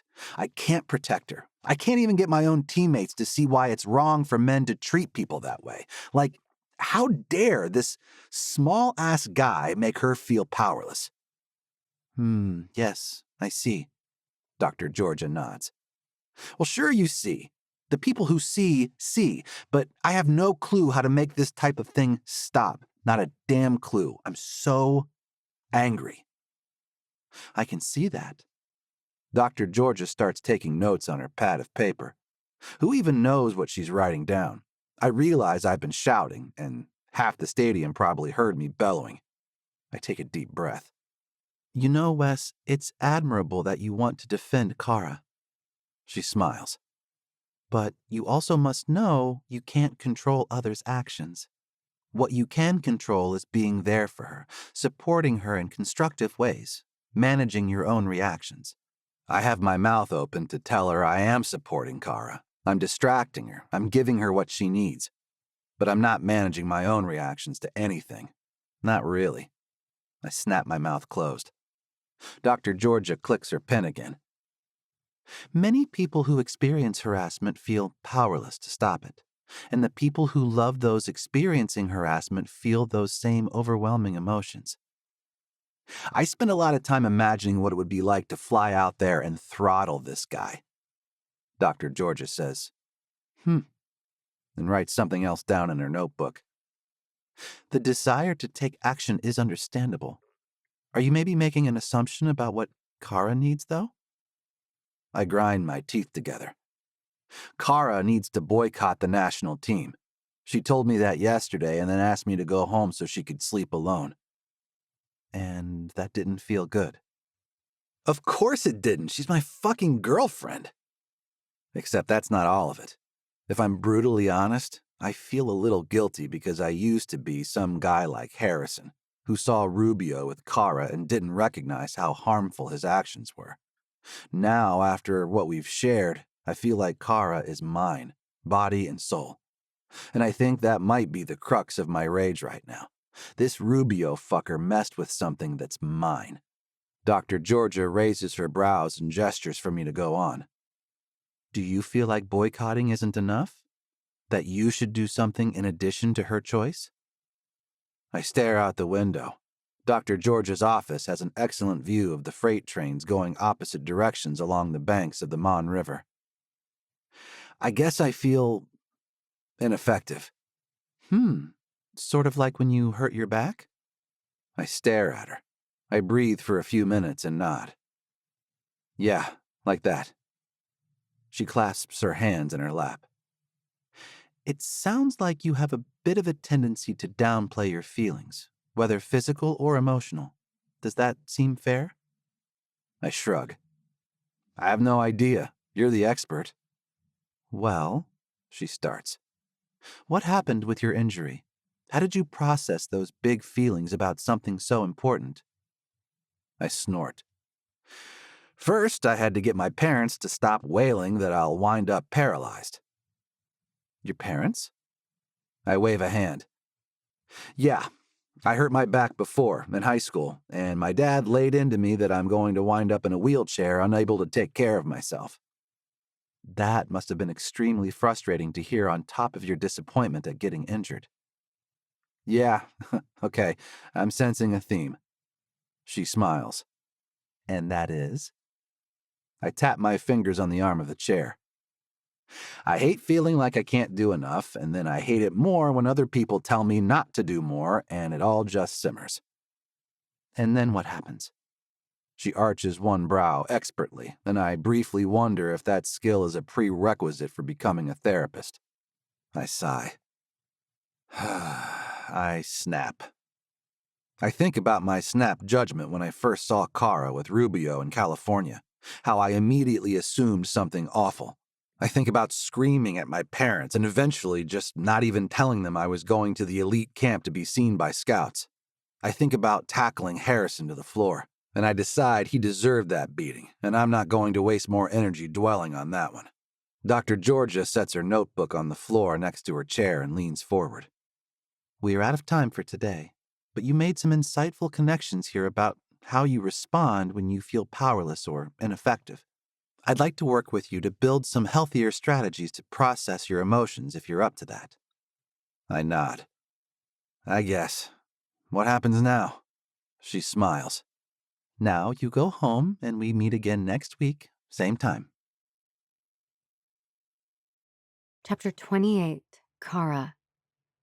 Women's national team gets emotional in the face of Moreno accusations by Ed Realm, News and Views. Since when is a kiss such a problem? Can women stand up to competition on the field if they can't handle the celebration afterward? by Logan Henderson A-List Almanac. Within minutes of Jay texting the rest of the players named to the national team, they all decide to boycott the camp in solidarity. A few of them even messaged me privately that they too had had uncomfortable interactions with Lou Rubio. None of the players will agree to play until the organization fires him. I have absolutely no idea what to do with that collective support and break down crying on the floor of the apartment until Jay calls Coach Lucy, who drives over to sit with me. She runs her fingers through my sweaty hair and doesn't say anything, just lets me cry out loud until my throat hurts. It's hard to process a big wave of love when you're used to a fight, she soothes. And then she starts to tell me about her ex, a man who manipulated her and made her feel small and eventually started stalking her. The hardest thing for me at that time was accepting help from my soccer team and from Hawk. She smiles as she says her husband's name, a far-off look in her eye. Lucy takes a deep breath. I would be remiss as your coach if I didn't encourage you to speak with a mental health professional about all of this. I stiffen. I know instinctively that therapy is good for everyone, and I've done a lot of work with the team and the sports psychologist, blinky eyes and all. But I didn't grow up in a family that encouraged me to talk about my feelings, and I certainly never had anyone in a position of power tell me that someone else is to blame for anything that happened to me. Lucy continues, her hands still soothing me. I can see why you might not want to speak with someone associated with a team, Cara. But I met some terrific professionals at the Women's Center, and I'd be happy to make a recommendation. I sniff. So far, Lucy's recommendations have a 100% record of being amazing. My agent, who Lucy found for me, is actually flying in later today to talk more about the national women's team boycott. I draw in a breath and manage to sit up. Lucy hands me some water, which I sip gratefully. I'd like that. If you could suggest someone to talk to. I bite my lip. But I don't know where to start. Jay lets out a relieved sound, and I remember that she's still here, draped over the back of the couch, concerned. I've been to tons of therapy, she tells us. It's great for my game. Not that I'm playing right now. But anyway, just let the doc guide the conversation if you're stuck. Want me to drive you to a session? A few hours and a long shower later, I'm nestled into a comfy couch in a brightly lit therapist's office, not far from Jay's and my apartment. Apparently, professional athletes can get in to see professionals on the fly. That or Lucy called in big favors. The therapist is a Middle Eastern woman who told me to call her Amira.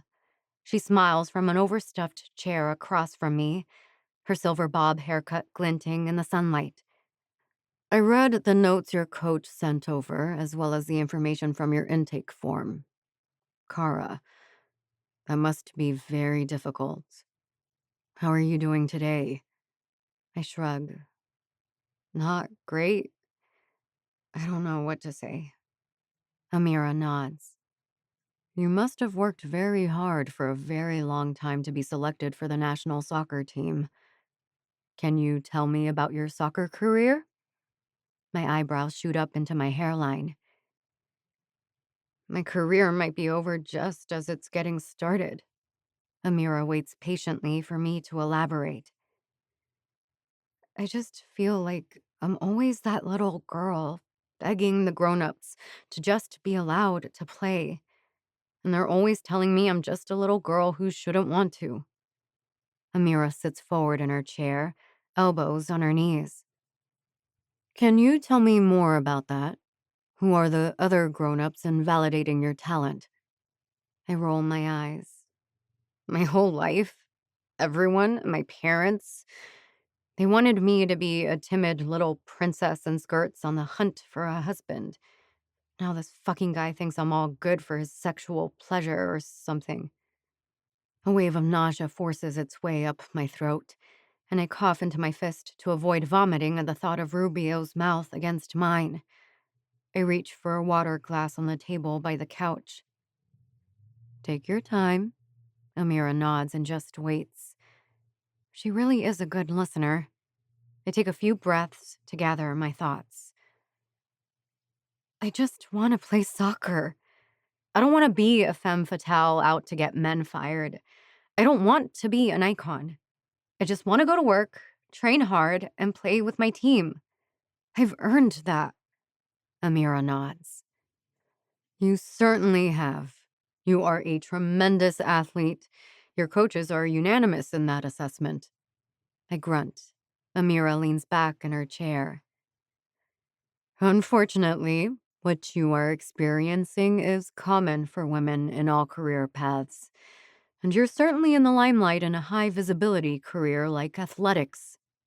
She leans forward again.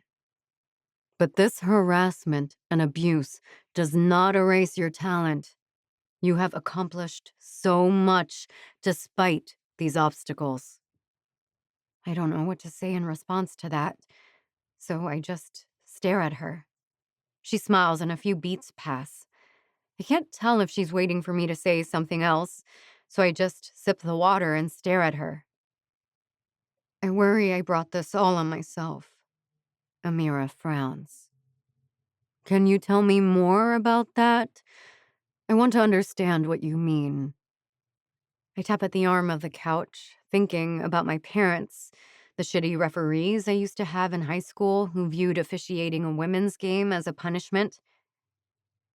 It's like, no matter how good I am, there are always all these people trying to undermine me. All the women's players. Like we're a joke or something. Amira nods. Not a funny joke, is it? I shrug.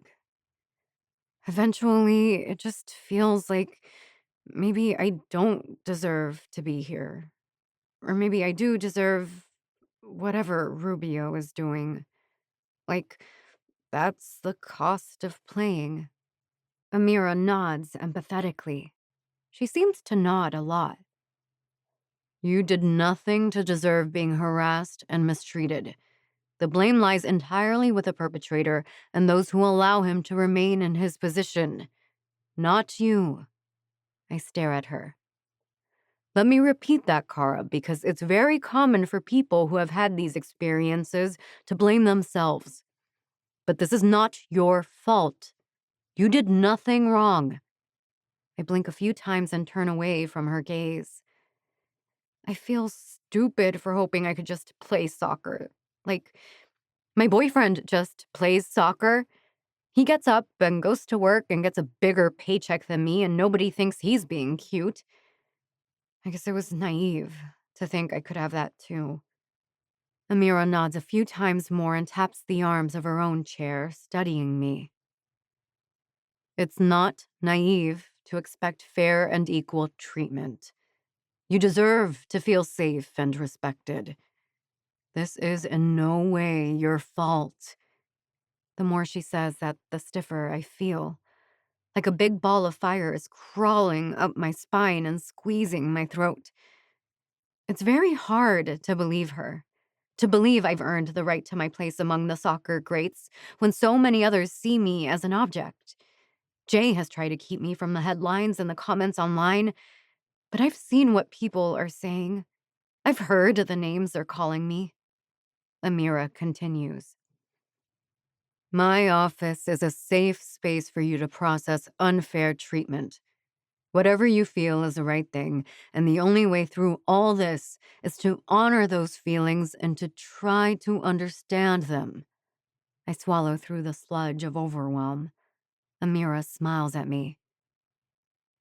I'm so proud to have met you. You are a resilient, talented person. The tears come again, and I let them. Amira sits quietly, patiently, while I cry. Afterward, I feel both empty and full. Chapter 29. Wes. I feel drained after therapy, and all I want to do is take a nap, preferably with Cara in my arms. I figure she must be pretty overwhelmed too, so I stop and grab us some food and head toward her apartment to see if I can convince her to take a siesta with me. I raise my hand to ring the buzzer, but Jay flies out at the building door and I grab hold of it. Hey. I hold it open for her as she squeezes out. Oh, Stag, hey. She's up there. Jay smiles. She'll be glad you're here, I think. And then she bustles off, shouting for her phone to send a message for her and growling when the robot voice seems to misunderstand her commands. I saw some of the headlines. I know the women's team decided to boycott their camp this coming weekend unless the national office fires her abuser. I clench my fists against the flame of rage licking my throat at the thought of this guy. I try to remember that Dr. Georgia said this is normal. It's normal for me to feel angry like this. I just have to learn what to fucking do about it other than smash someone's face. I take the stairs up to Cara's apartment 2 at a time and tap on her door. She pads over to it, and it sounds like she's wearing slippers or something. I'm staring down at the floor when she opens the door, so I see the leopard print fuzzy footwear before I glance up and see her face. Cara? Her eyes are puffy, and it's obvious she's been crying. I open my arms, and she steps right in, and I squeeze her tight. Her scent wafts around me, like a fog of calm. I just feel right when I'm with her. I don't know that anyone has ever understood me the way she has, and I don't know that I've ever known anyone else like I do her. She doesn't have to tell me she's feeling overwhelmed by her teammates stepping to bat for her. It's no light lift to get a group of women to put their professional sports careers on the line like this. I saw the news, I whisper, and she nods against my chest. Want to take a nap? She pulls her head back a few inches to look at my face. Is that a euphemism, or do you really want to sleep? I smile. I want whatever you want. She frowns. Okay. I want to actually sleep, but I'm game for whatever in a few hours if you let me hold you. A sigh slips out, and she seems to melt into me even more. I'm feeling pretty good, pain-wise, and I stoop to grab her legs with one hand, hooking her up in my arms with a smile on my face. Feels good to haul you around. She reaches around and pats my back. It doesn't hurt anything? I shake my head. I'll tell you if it does. A few short strides later, and I'm placing her gently on the mattress. Cara has said before that she's got some weird hang-ups about doors being open, so I reach for it and catch her eye. She nods, and I push it shut with a snick. Then I kick off my shower slides and crawl into bed with her, plucking her slippers from her feet and tucking her against my side. What did I miss? I love drawing sighs from her. I love making her feel good. She is such a fierce lioness. I have no doubt she could eviscerate everyone, mentally or physically, if she set her mind to it. And I get to hold her in my arms. I saw a therapist. Me too, I whisper, kissing her ear. That shit is hard work. I nod and squeeze the fingers she has laced through mine around her belly. I feel her drifting off, the slowing of her breath as she sinks into the mattress. The warm lure of sleep sneaks up on me until my phone rings, and it's the special obnoxious ring I set up for my agent at his insistence. Cara groans and I roll away from her, reaching for the phone to quickly answer so the noise stops. Hello? I whisper in a way I hope conveys my irritation. Because what the fuck, man? It's the off-season and he knows I just went to my mandated therapy session. Wes, baby! Bryant has a way of talking to me like I'm simultaneously 5 years old and the most important person in his life. I've got news. News you couldn't text me? I wedge the phone under my shoulder and turn sideways, needing to touch Cara to ground myself.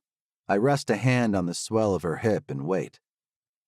So, I know you're aware that the Olympics are coming up. Yeah, no shit. Don't talk to me like that, baby. I'm your daddy here. Brian, do not ever call yourself that again, or I swear to God I will fire you. Fine, fine, he chuckles. Did you see Lewis blew out his knee at camp this week? What? The starting left wing for the national team has been to 3 World Cups. I have a signed photo of him and my Uncle Hawk on the field together before Hawk retired. Brian grunts. Bad tackle at practice, shitty timing for him and the team and all that. I pull my hand from Cara's butt and drag my fingers through my hair. That really sucks, man. Thank you for telling me personally, I guess. Wes, baby, beautiful, obtuse baby. Lewis is out and they need to replace him. They're calling up players to the training camp this weekend before the friendly match versus Columbia. I thought the women play Columbia. Brian snorts. The nation has a men's team too, you know. Anyway, you're up, Wesley. I already emailed you the info. Best get yourself to the airport. Brian hangs up and I stare at my phone in disbelief. Did I really just get called up to play for my country? I swallow, a thick knot of something sticking in my throat. Cara rolls over and squints at me through sleepy eyes. What was that about? She rubs at her face. Shh, don't get up. She sits up. I want to know what that call was about. You can tell me shit too, Wes. I'm not totally fixated on my own problems. Hey, that wasn't what I was doing. I know you've got room for more than one thought at a time. I grin at her and kiss her cheek. She arches a brow and gestures for me to go on. I take a deep breath. I got invited to the national team camp. Her eyes fly wide. Wes, that's amazing.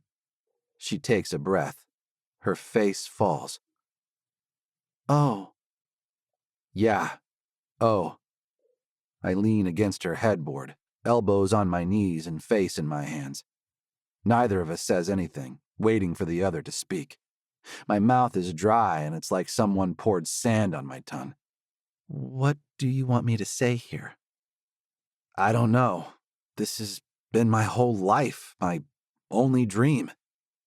I know that, and I know you know it's my dream too. I nod. This is how we met in the first place, both of us chasing this goal, and now it's here at my fingertips. She nods. She clenches her teeth. I think about how this chance might not come again. She just stares at me. I sputter. You saw how an injury took me out this year. You saw that. What are you saying? I tug on my hair, considering my words, but she spits out. It should be an automatic no. No discussion. What the fuck? Is she seriously dictating the terms of my career to me here? Are you my dad now, telling me what's best? This isn't just some snap decision I can push away without considering options. Cara closes her eyes. Her chest expands as she takes a deep breath and then lets it out slowly. I think you should go. I didn't say that. No, I mean, I think you should leave my apartment. Right now, please. Cara, wait, we have to talk through this. She shakes her head and points to the door. My phone rings again, Brian's piercing ringtone, insistent. I have to take this. I said get out. Her tone leaves no room for discussion, so I grab my shoes and leave. The pinging shrieks from my phone chasing me down the hall like the horns of Jericho. Chapter 30. Cara. I hear voices coming from my living room. I must have fallen asleep after I kicked Wes out of my room, because the light has shifted and it's nearly dark outside. I figure Jay must have invited people over, and I am about to pull a pillow over my head to ignore them when one of the voices floats close to my door. It's familiar.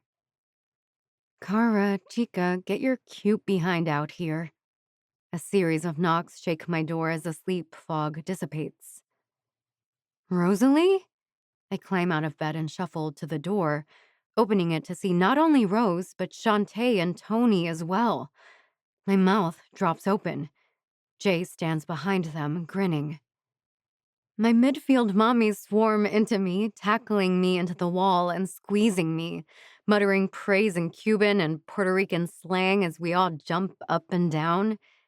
How are you here? I pull my head out of the bramble of curls and hugging hands. Shantae pats my face.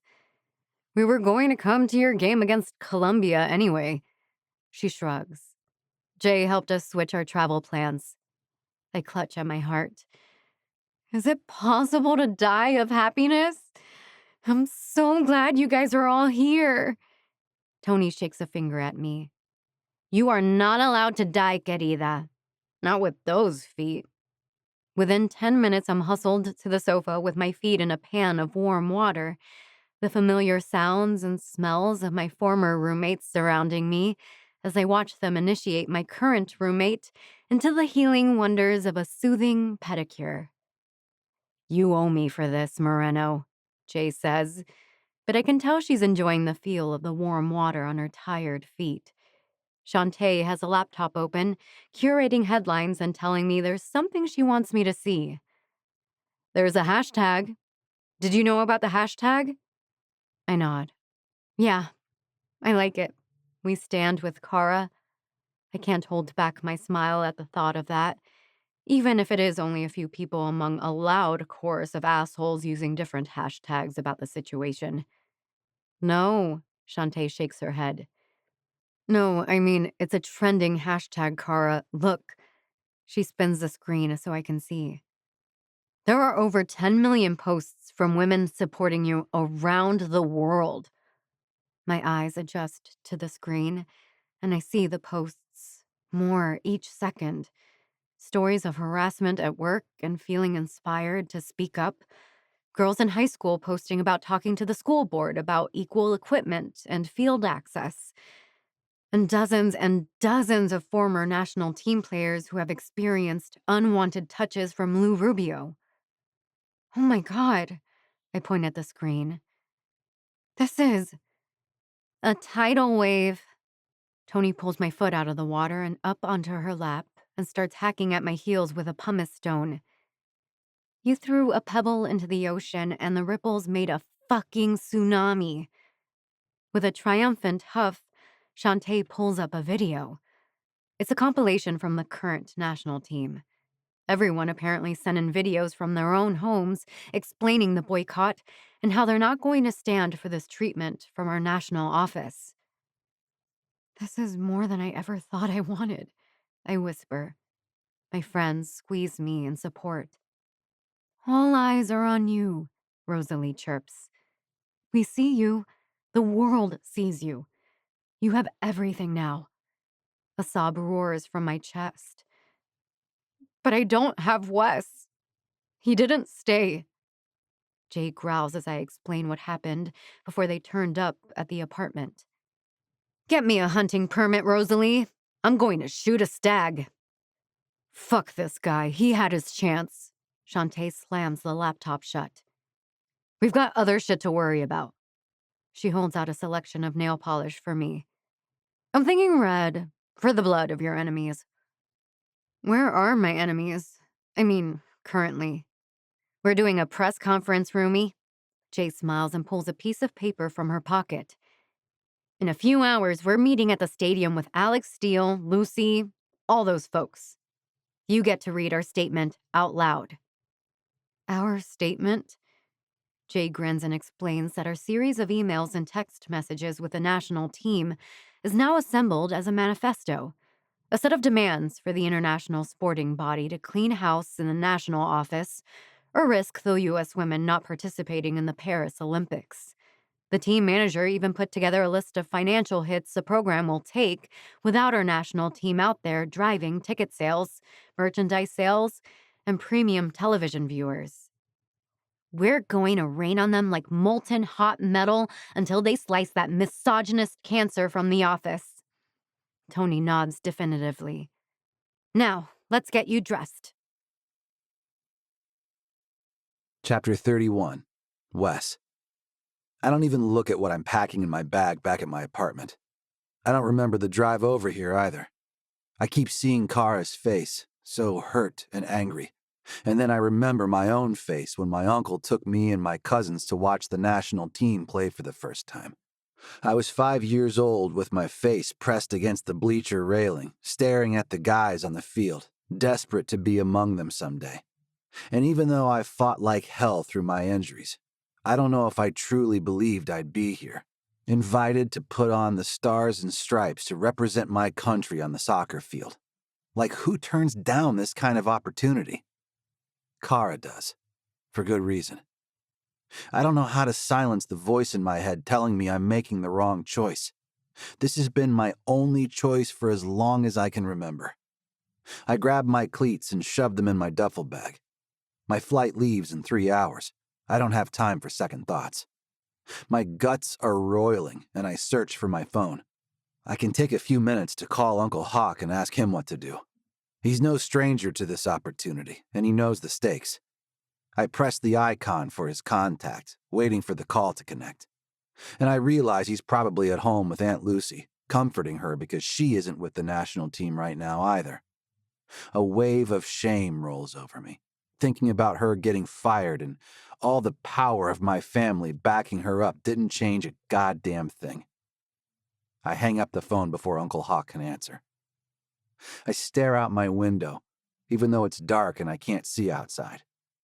I know what's out there.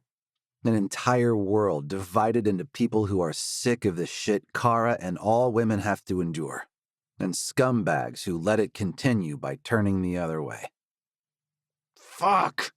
I scream and bury my hands in my hair, hoping I can somehow tug it all out in one symbolic yank. I call Cara and she sends my call right to voicemail, but I deserve that. I wait for the robotic voice to finish and I blurt, "Cara, I'm passing up my chance. I'm taking a stand with you." And then, because it's true and overwhelming and necessary, I add, "I love you. I'm coming to find you and tell you in person." Chapter 32, Cara. Coach Lucy, Jay, and I take our seats at the table in the press room, which is currently empty because the stadium staff is giving us a minute to get our bearings before unleashing the hounds. And I know they're hungry as actual feral dogs for the scoop on this situation, especially as the men's team gathers in California for their international friendly match. The thought of the men's team turns my stomach sour, and I worry I might puke until Jay squeezes my hand on the table. I nod, and Coach Lucy waves a hand at the guard at the door. He opens a swinging metal panel, and a herd of cameras, microphones, and hairspray shuffles past him. The seats in the room fill immediately, and interns rush to bring microphones to the table, flashbulbs popping as photographers adjust their settings for the lighting in the room. I tune it all out and think about the statement I'm about to read. Coach Lucy taps on the microphone a few times and the din settles down. "Thank you for being here tonight," she says. "I'm Lucy Moyer, former assistant coach for the women's national soccer team." The press erupts into angry shouts and Lucy holds up her hand. "I say former because I'm sure you know by now I was dismissed from my position after expressing my concern that one of my players was being harassed by the president of our national organization." Lucy purses her lips and I clench my butt, knowing it's almost my turn to talk to the cameras. Rather than examine the issue, the national office sent me home hours before the team played an international match. And I think you all know what happened after that. Another roar from the press. Hands wave in the air and everyone speaks on top of one another. The sound throbs through the room, the bright lights pulsing. I can't see or think. My phone starts ringing in my pocket and I smash the button to send the call to voicemail. Lucy holds up her hand again and stands, pulling the microphone up with her. "At this time, Cara Moreno will read a statement from the collective players from the national team about their choice to boycott this weekend's camp and match. Cara?" Mercifully, the crowd of reporters remains quiet as I clear my throat and adjust the paper. Thanks. Thank you all for being here." I glance up at them and they all stare. "I'm not used to the spotlight like this. I never wanted to be up here making statements." I clear my throat again, more aggressively, and Jay slides me a cup of water, which I clutch in one hand. "I just want to play soccer. All of us on the national team. We just want to play soccer. We aren't out here to be pretty. We aren't looking for relationships. We just want to play the game. I pause to sip the water and hope the press will hold off their flood of questions until I read the whole statement. Those of us playing professionally, we do so with lower salaries than our male counterparts, even if we score more goals and win more games. But we aren't here talking about that injustice. I stare at the crowd again. They wait, but I do see red lights flashing from the cameras, so I know this is being broadcast live, everywhere. We are here, back at our homes and not in California, because our governing body is being led by a predator, a man who grabs women against our consent and kisses us without permission, who corners us in hallways to talk about our bodies. This is not a man who views us as professional colleagues. This is predatory behavior that has no home in any workplace. Because that's what professional soccer is for us. Our work. This is our career. We train and we study and we fight for this nation, for this sport as professionals, and we demand to be treated as such. I take a giant breath and see Jay nodding out of the corner of my eye. That is why none of the women named to the national team squad will agree to play for this country until Lou Rubio is removed from his position and until the board that refused to discipline him is removed from their seats. I look over at Coach Lucy, who pumps her fist at me quietly. I nod. We will now take your questions. Another thunderstorm of noise erupts from the crowd, and I've never navigated one of these situations before, so I sit back in my chair and wait for someone to tell me what to do. Lucy is more adept at this atmosphere, and she points at a woman in the front row. Pam, go ahead. The woman stands up. I gasp when I see she's wearing a shirt that says, #WeStandWithCara. She smiles at me. Pam O'Reilly, Femme Forward Press. Cara, what does it feel like to speak up after this abuse and inspire so many other women to do the same? Pardon? Pam smiles wider. Our last count showed over 15,000 testimonials online of women and people of other marginalized genders who have spoken out against harassment or abuse in the workplace since hearing your story. Can you comment on how it feels to lead that movement? I blink at her a few times. I didn't want to lead a movement. I just want to play soccer. I want everyone to be able to do what they want to do without worrying about anyone crossing a line. Pam scribbles on her notepad, smiles, and sits. Lucy points to someone else in the crowd, who directs their question right back at her. So I take a few moments to catch my breath. I glance at my phone and see there's a voicemail from Wes. I start sweating because he's supposed to be on a flight into enemy territory right now. But I'll have to deal with that later. In my periphery, I see movement at the side of the table and notice some murmurs, but I keep my eye on the crowd, surprised to find more faces that seem supportive than the angry macho crowd I feared. Lucy points to a guy near the back of the room who stands and introduces himself as Peter Winters from Sports Daily News. Yes, Cara. Can you comment on why nobody from the men's national team seems to have a problem with Lou Rubio or his leadership? Seems like if he was such a bad president, there would be unrest from that camp as well. I open my mouth to tell Peter that the men aren't experiencing sexism from Rubio when someone interrupts me. One small correction there for you, Pete. I turn my head to see Wes standing by the table, wearing a U.S. jersey from a few decades ago. I furrow my brow and Wes smiles at me hopefully. Peter gives Wes a go-on gesture to see what sort of correction Wes might have for him. Wes reaches for the microphone, which I hand him. There is unrest with the men's national team. I, Wesley Stagg, was recently named left wing for the squad, and I'm joining the women's team in their boycott. Anyone who grabs a woman and kisses her without consent has no business leading an organization.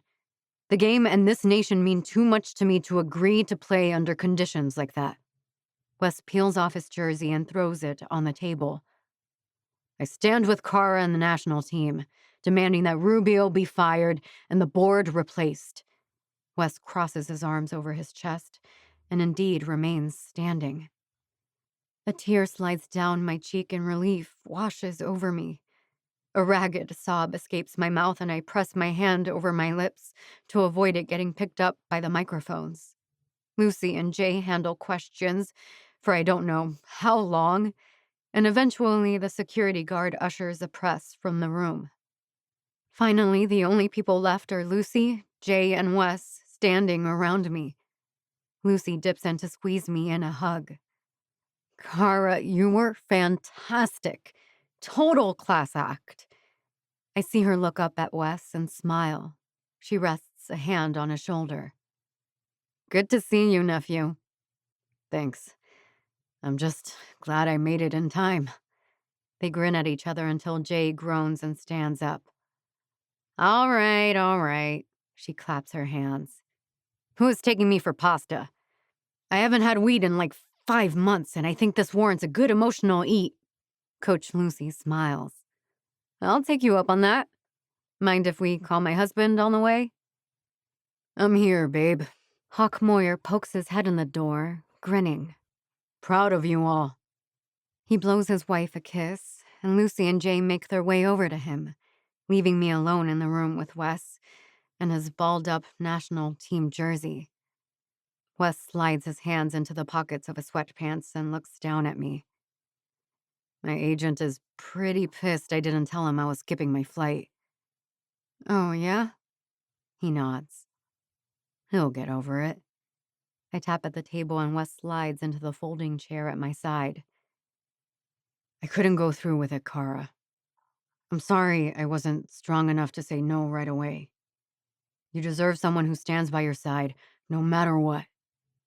I press my lips together and try not to cry. Wes reaches for my chin and I tilt my head into his palm. His voice is a whisper as he says, I want you to know how much I admire your strength, how much my entire family supports you as a player. God, Cara, you are like fire on that field, and all I want in the world is to see you back out there. All you want, really? He grins. I mean, I'd take another date with you as an add-on. But yeah, babe, I want you to do what you were born to do. He fishes in his pocket and pulls out his phone. Here, he says. Look. Wes slides the phone across the table to me so I can see a photo of him standing with his arms raised, the dark hairs of his lower belly visible beneath the hem of his t-shirt as he screams in unadulterated joy. I can see a room packed with people in similar poses. That's when you scored your 3rd goal against Jamaica. That's my entire family watching you, so proud of what you can do. I clutch the phone to my chest, swelling with emotions I don't know how to name. I've never had an extended family watch my game, let alone cheer for me in unison. Wes reaches for my face with his other hand, and I drop the phone, moving my hands to rest on his thighs as he stares into my eyes. Cara, you make me a better player. But more important, you make me want to be a better man. You are the piece I've been missing my whole life. He draws a shaky inhale. I need you, Cara. I love you. I open my mouth to say I love him too, that I need him in his big, noisy family that will hopefully continue to butt in when either of us loses our way momentarily. But Tim Stagg bursts into the room with my lawyer, Tanya, at his heels. We have news, kids. We whip our heads over to stare at the intruders. Tim smiles. Rubio is out. Chapter 33, Cara. Wes asks if he can drive me home after our late dinner at the restaurant.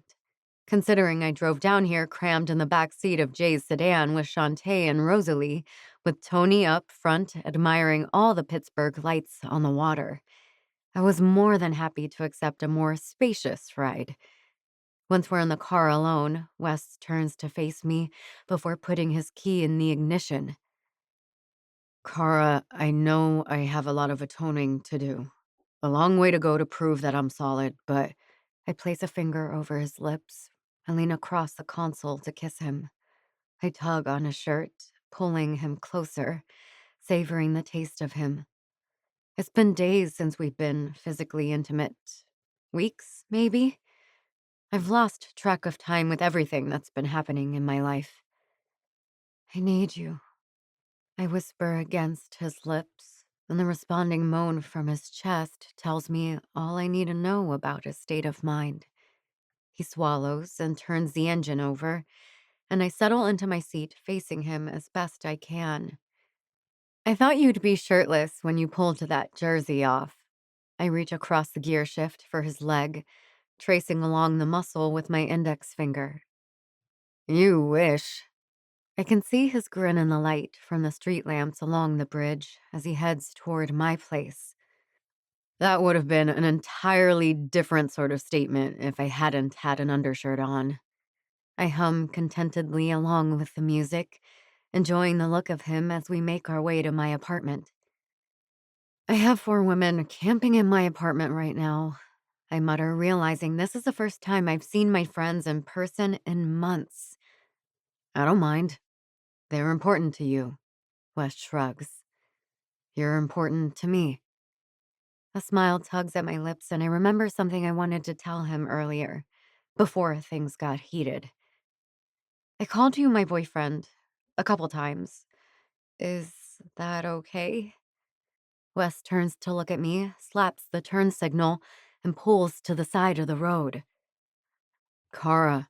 He punches a button for his 4-way flashers. You can call me whatever the hell you want. I've been yours from the moment I laid eyes on you. I fucking love you, remember? Something warm spreads through me, and I do remember. I remember that I was about to say it back to him before his uncle burst in the room with legal updates about our case. Both the men's and women's national team camps have been rescheduled, and Wes and I fly to California together in a few days, along with Jay and Lucy. Both the Forge and Hot Metal have plans for an airport send-off for us that, frankly, sounds more exciting than any team-sponsored celebration we've had yet in the Steel City. I remember something like that. I squeeze his leg. I'm bad at this kind of thing. What? Being a rock star? Wes tucks my hair behind my ear, his elbows bumping against all the different knobs and gadgets in a car that's too small for his long limbs. I grin into his hand as he strokes a thumb across my lip. I'm bad at verbalizing my feelings. I'm used to expressing myself physically. Wes's teeth shine white as he grins at me under the street lamp. I'm happy to have that sort of conversation with you, Cara Moreno. Good. Take me home, Stag. We arrive at my apartment to a flurry of activity. I see Jay in the middle of a circle of my friends who are applying hair pomade and glitter with gusto. Jay? I clutch at the door frame for support. Are you wearing makeup? She bats her lashes at me and flexes, looking cute as hell in a shirt, tie, and fitted pants. My chicas are in heels and skirts with gold hoops and popping curls. Tony smacks her hands together and turns to face me. Jay's taking us to a gay bar. You aren't invited, Bana. You're not taking me out with you? Rosalie points at me. You seem tired. Or at least like you want to be in bed. She smooths her down her shirt. This pansexual princess is looking to dance, she says, twirling. Shantae and Tony bust out laughing, and Jay pulls her phone from her pants pocket. "Ladies, our ride is outside," she winks at me. "We'll be gone for hours." And just like that, they're off in a cloud of expensive perfume and laughter. Wes wastes no time closing the door behind them and locking it, then backing me up against the kitchen island. "Do you want to dance, Cara? I'm very good with feet." I swat at his chest. "I don't think you meant that how it sounds." He arches a brow at me. "How did it sound?" Biting a lip, I rock back and drink him in. I can see the lines of his abs through the undershirt, the bulge in his pants that pulses along with his breath. "It sounded like you were going to suck on my toes again." Wes growls and hauls me over his shoulder, his steps eating the distance between the kitchen and my bedroom. He kicks the door shut behind him and tosses me on the mattress. I clear my hair from my face and gaze up at him, the adrenaline from this evening settling in my stomach. Or is that arousal? It all comes out to the same thing as I gaze up at the look on his face. Wesley Stagg has sex seeping from his pores, from the dark stubble on his chin to the blown pupils in his gray eyes, to the hot cock pressing against my belly as he holds himself above my body, staring. "I love you, Cara." My face melts into a smile, and I adjust myself, taking more of his weight onto my groin, where the friction feels perfect. "I love you too, Wes. And I want you." Chapter 34. Wes. Yo, Cara, Jay, you guys ready to go? Wyatt, impatient as always, hollers down the hall to my girl and her roommate. We have hours until the three of us fly with Aunt Lucy to play rescheduled matches with the national teams, but Wyatt insists we go early. He doesn't want to stick around the airport for the press circus, mumbling something about keeping a low profile. Me? I can't wait for the attention as the four of us head out to meet the new Soccer USA president, Eloise Lesage, who immediately reinstated Aunt Lucy to the women's team coaching staff and gave her and Akemi a giant pay raise. Coming! Cara staggers out of her bedroom under the weight of 2 duffel bags. She will be out in Cali for a bit after the match because her agent landed her some pretty slick endorsement deals, and she'll be shooting commercials.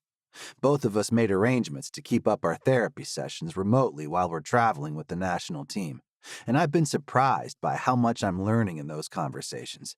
I rush forward to take one of the bags from Cara, but she shakes her head. I got it, babe. Save your back for the match against Colombia. I wink at her.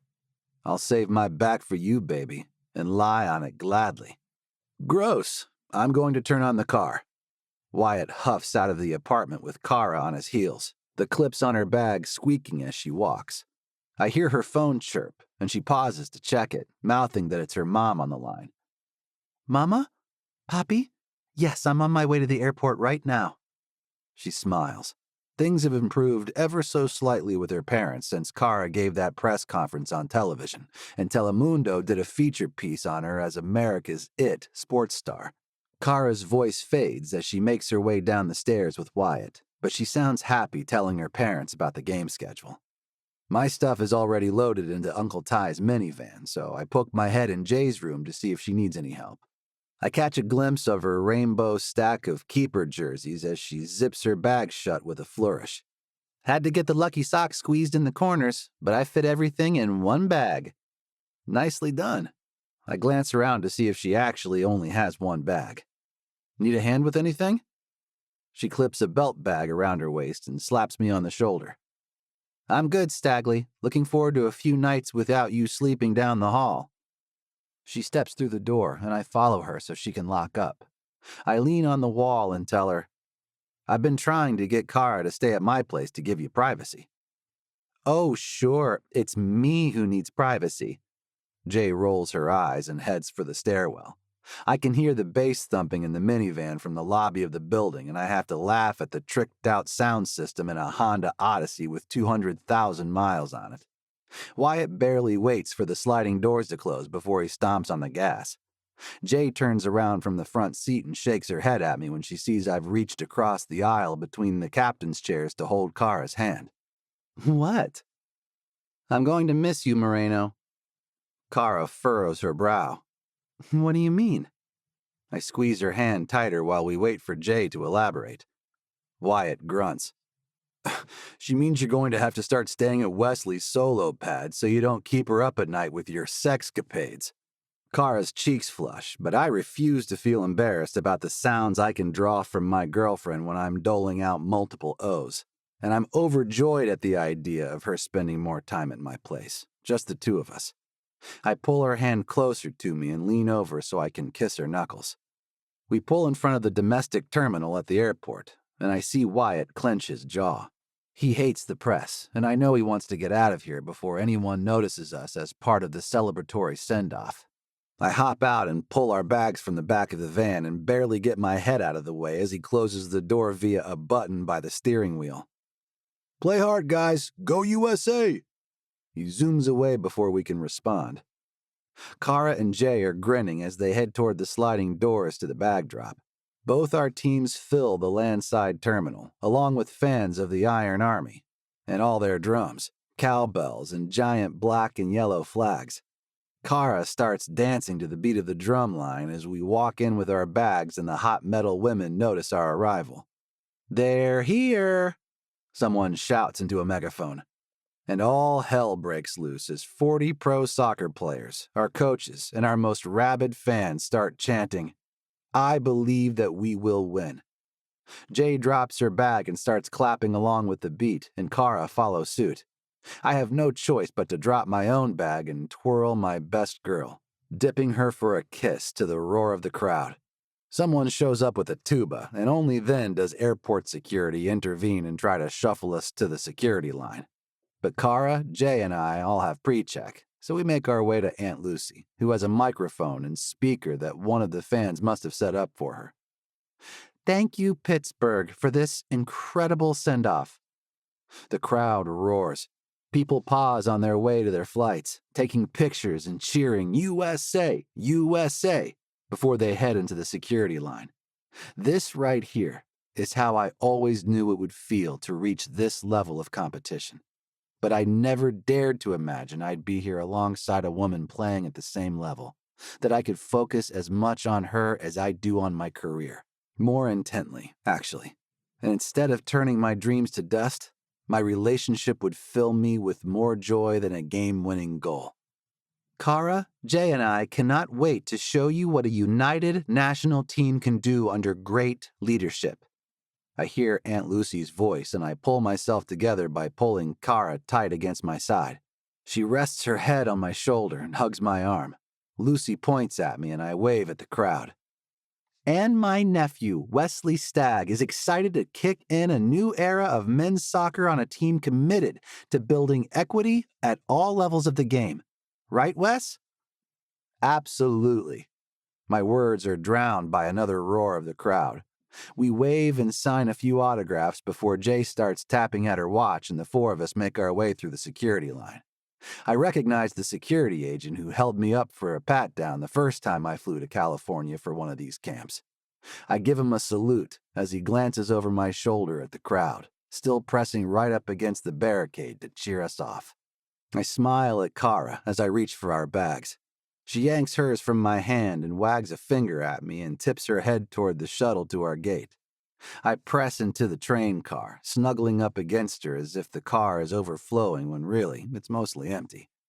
Cara laughs and leans into my embrace. I love you, Wes. I can't imagine being here without you. I run a hand through her hair and kiss the top of her head. I love you too, Cara, and you're never going to be without me again. Thank you for listening to Forging Glory, a second chance romance. Written by Lainey Davis, narrated by Janine Granda and Bryant Walker, both members of SAG-AFTRA. Produced by Blue Nose Audio. Production coordination by Abby Gillick. Post-production by Michael Kinsey. To stay informed about titles by Lainey Davis, visit laineydavis.com. Production copyright 2023. All rights reserved.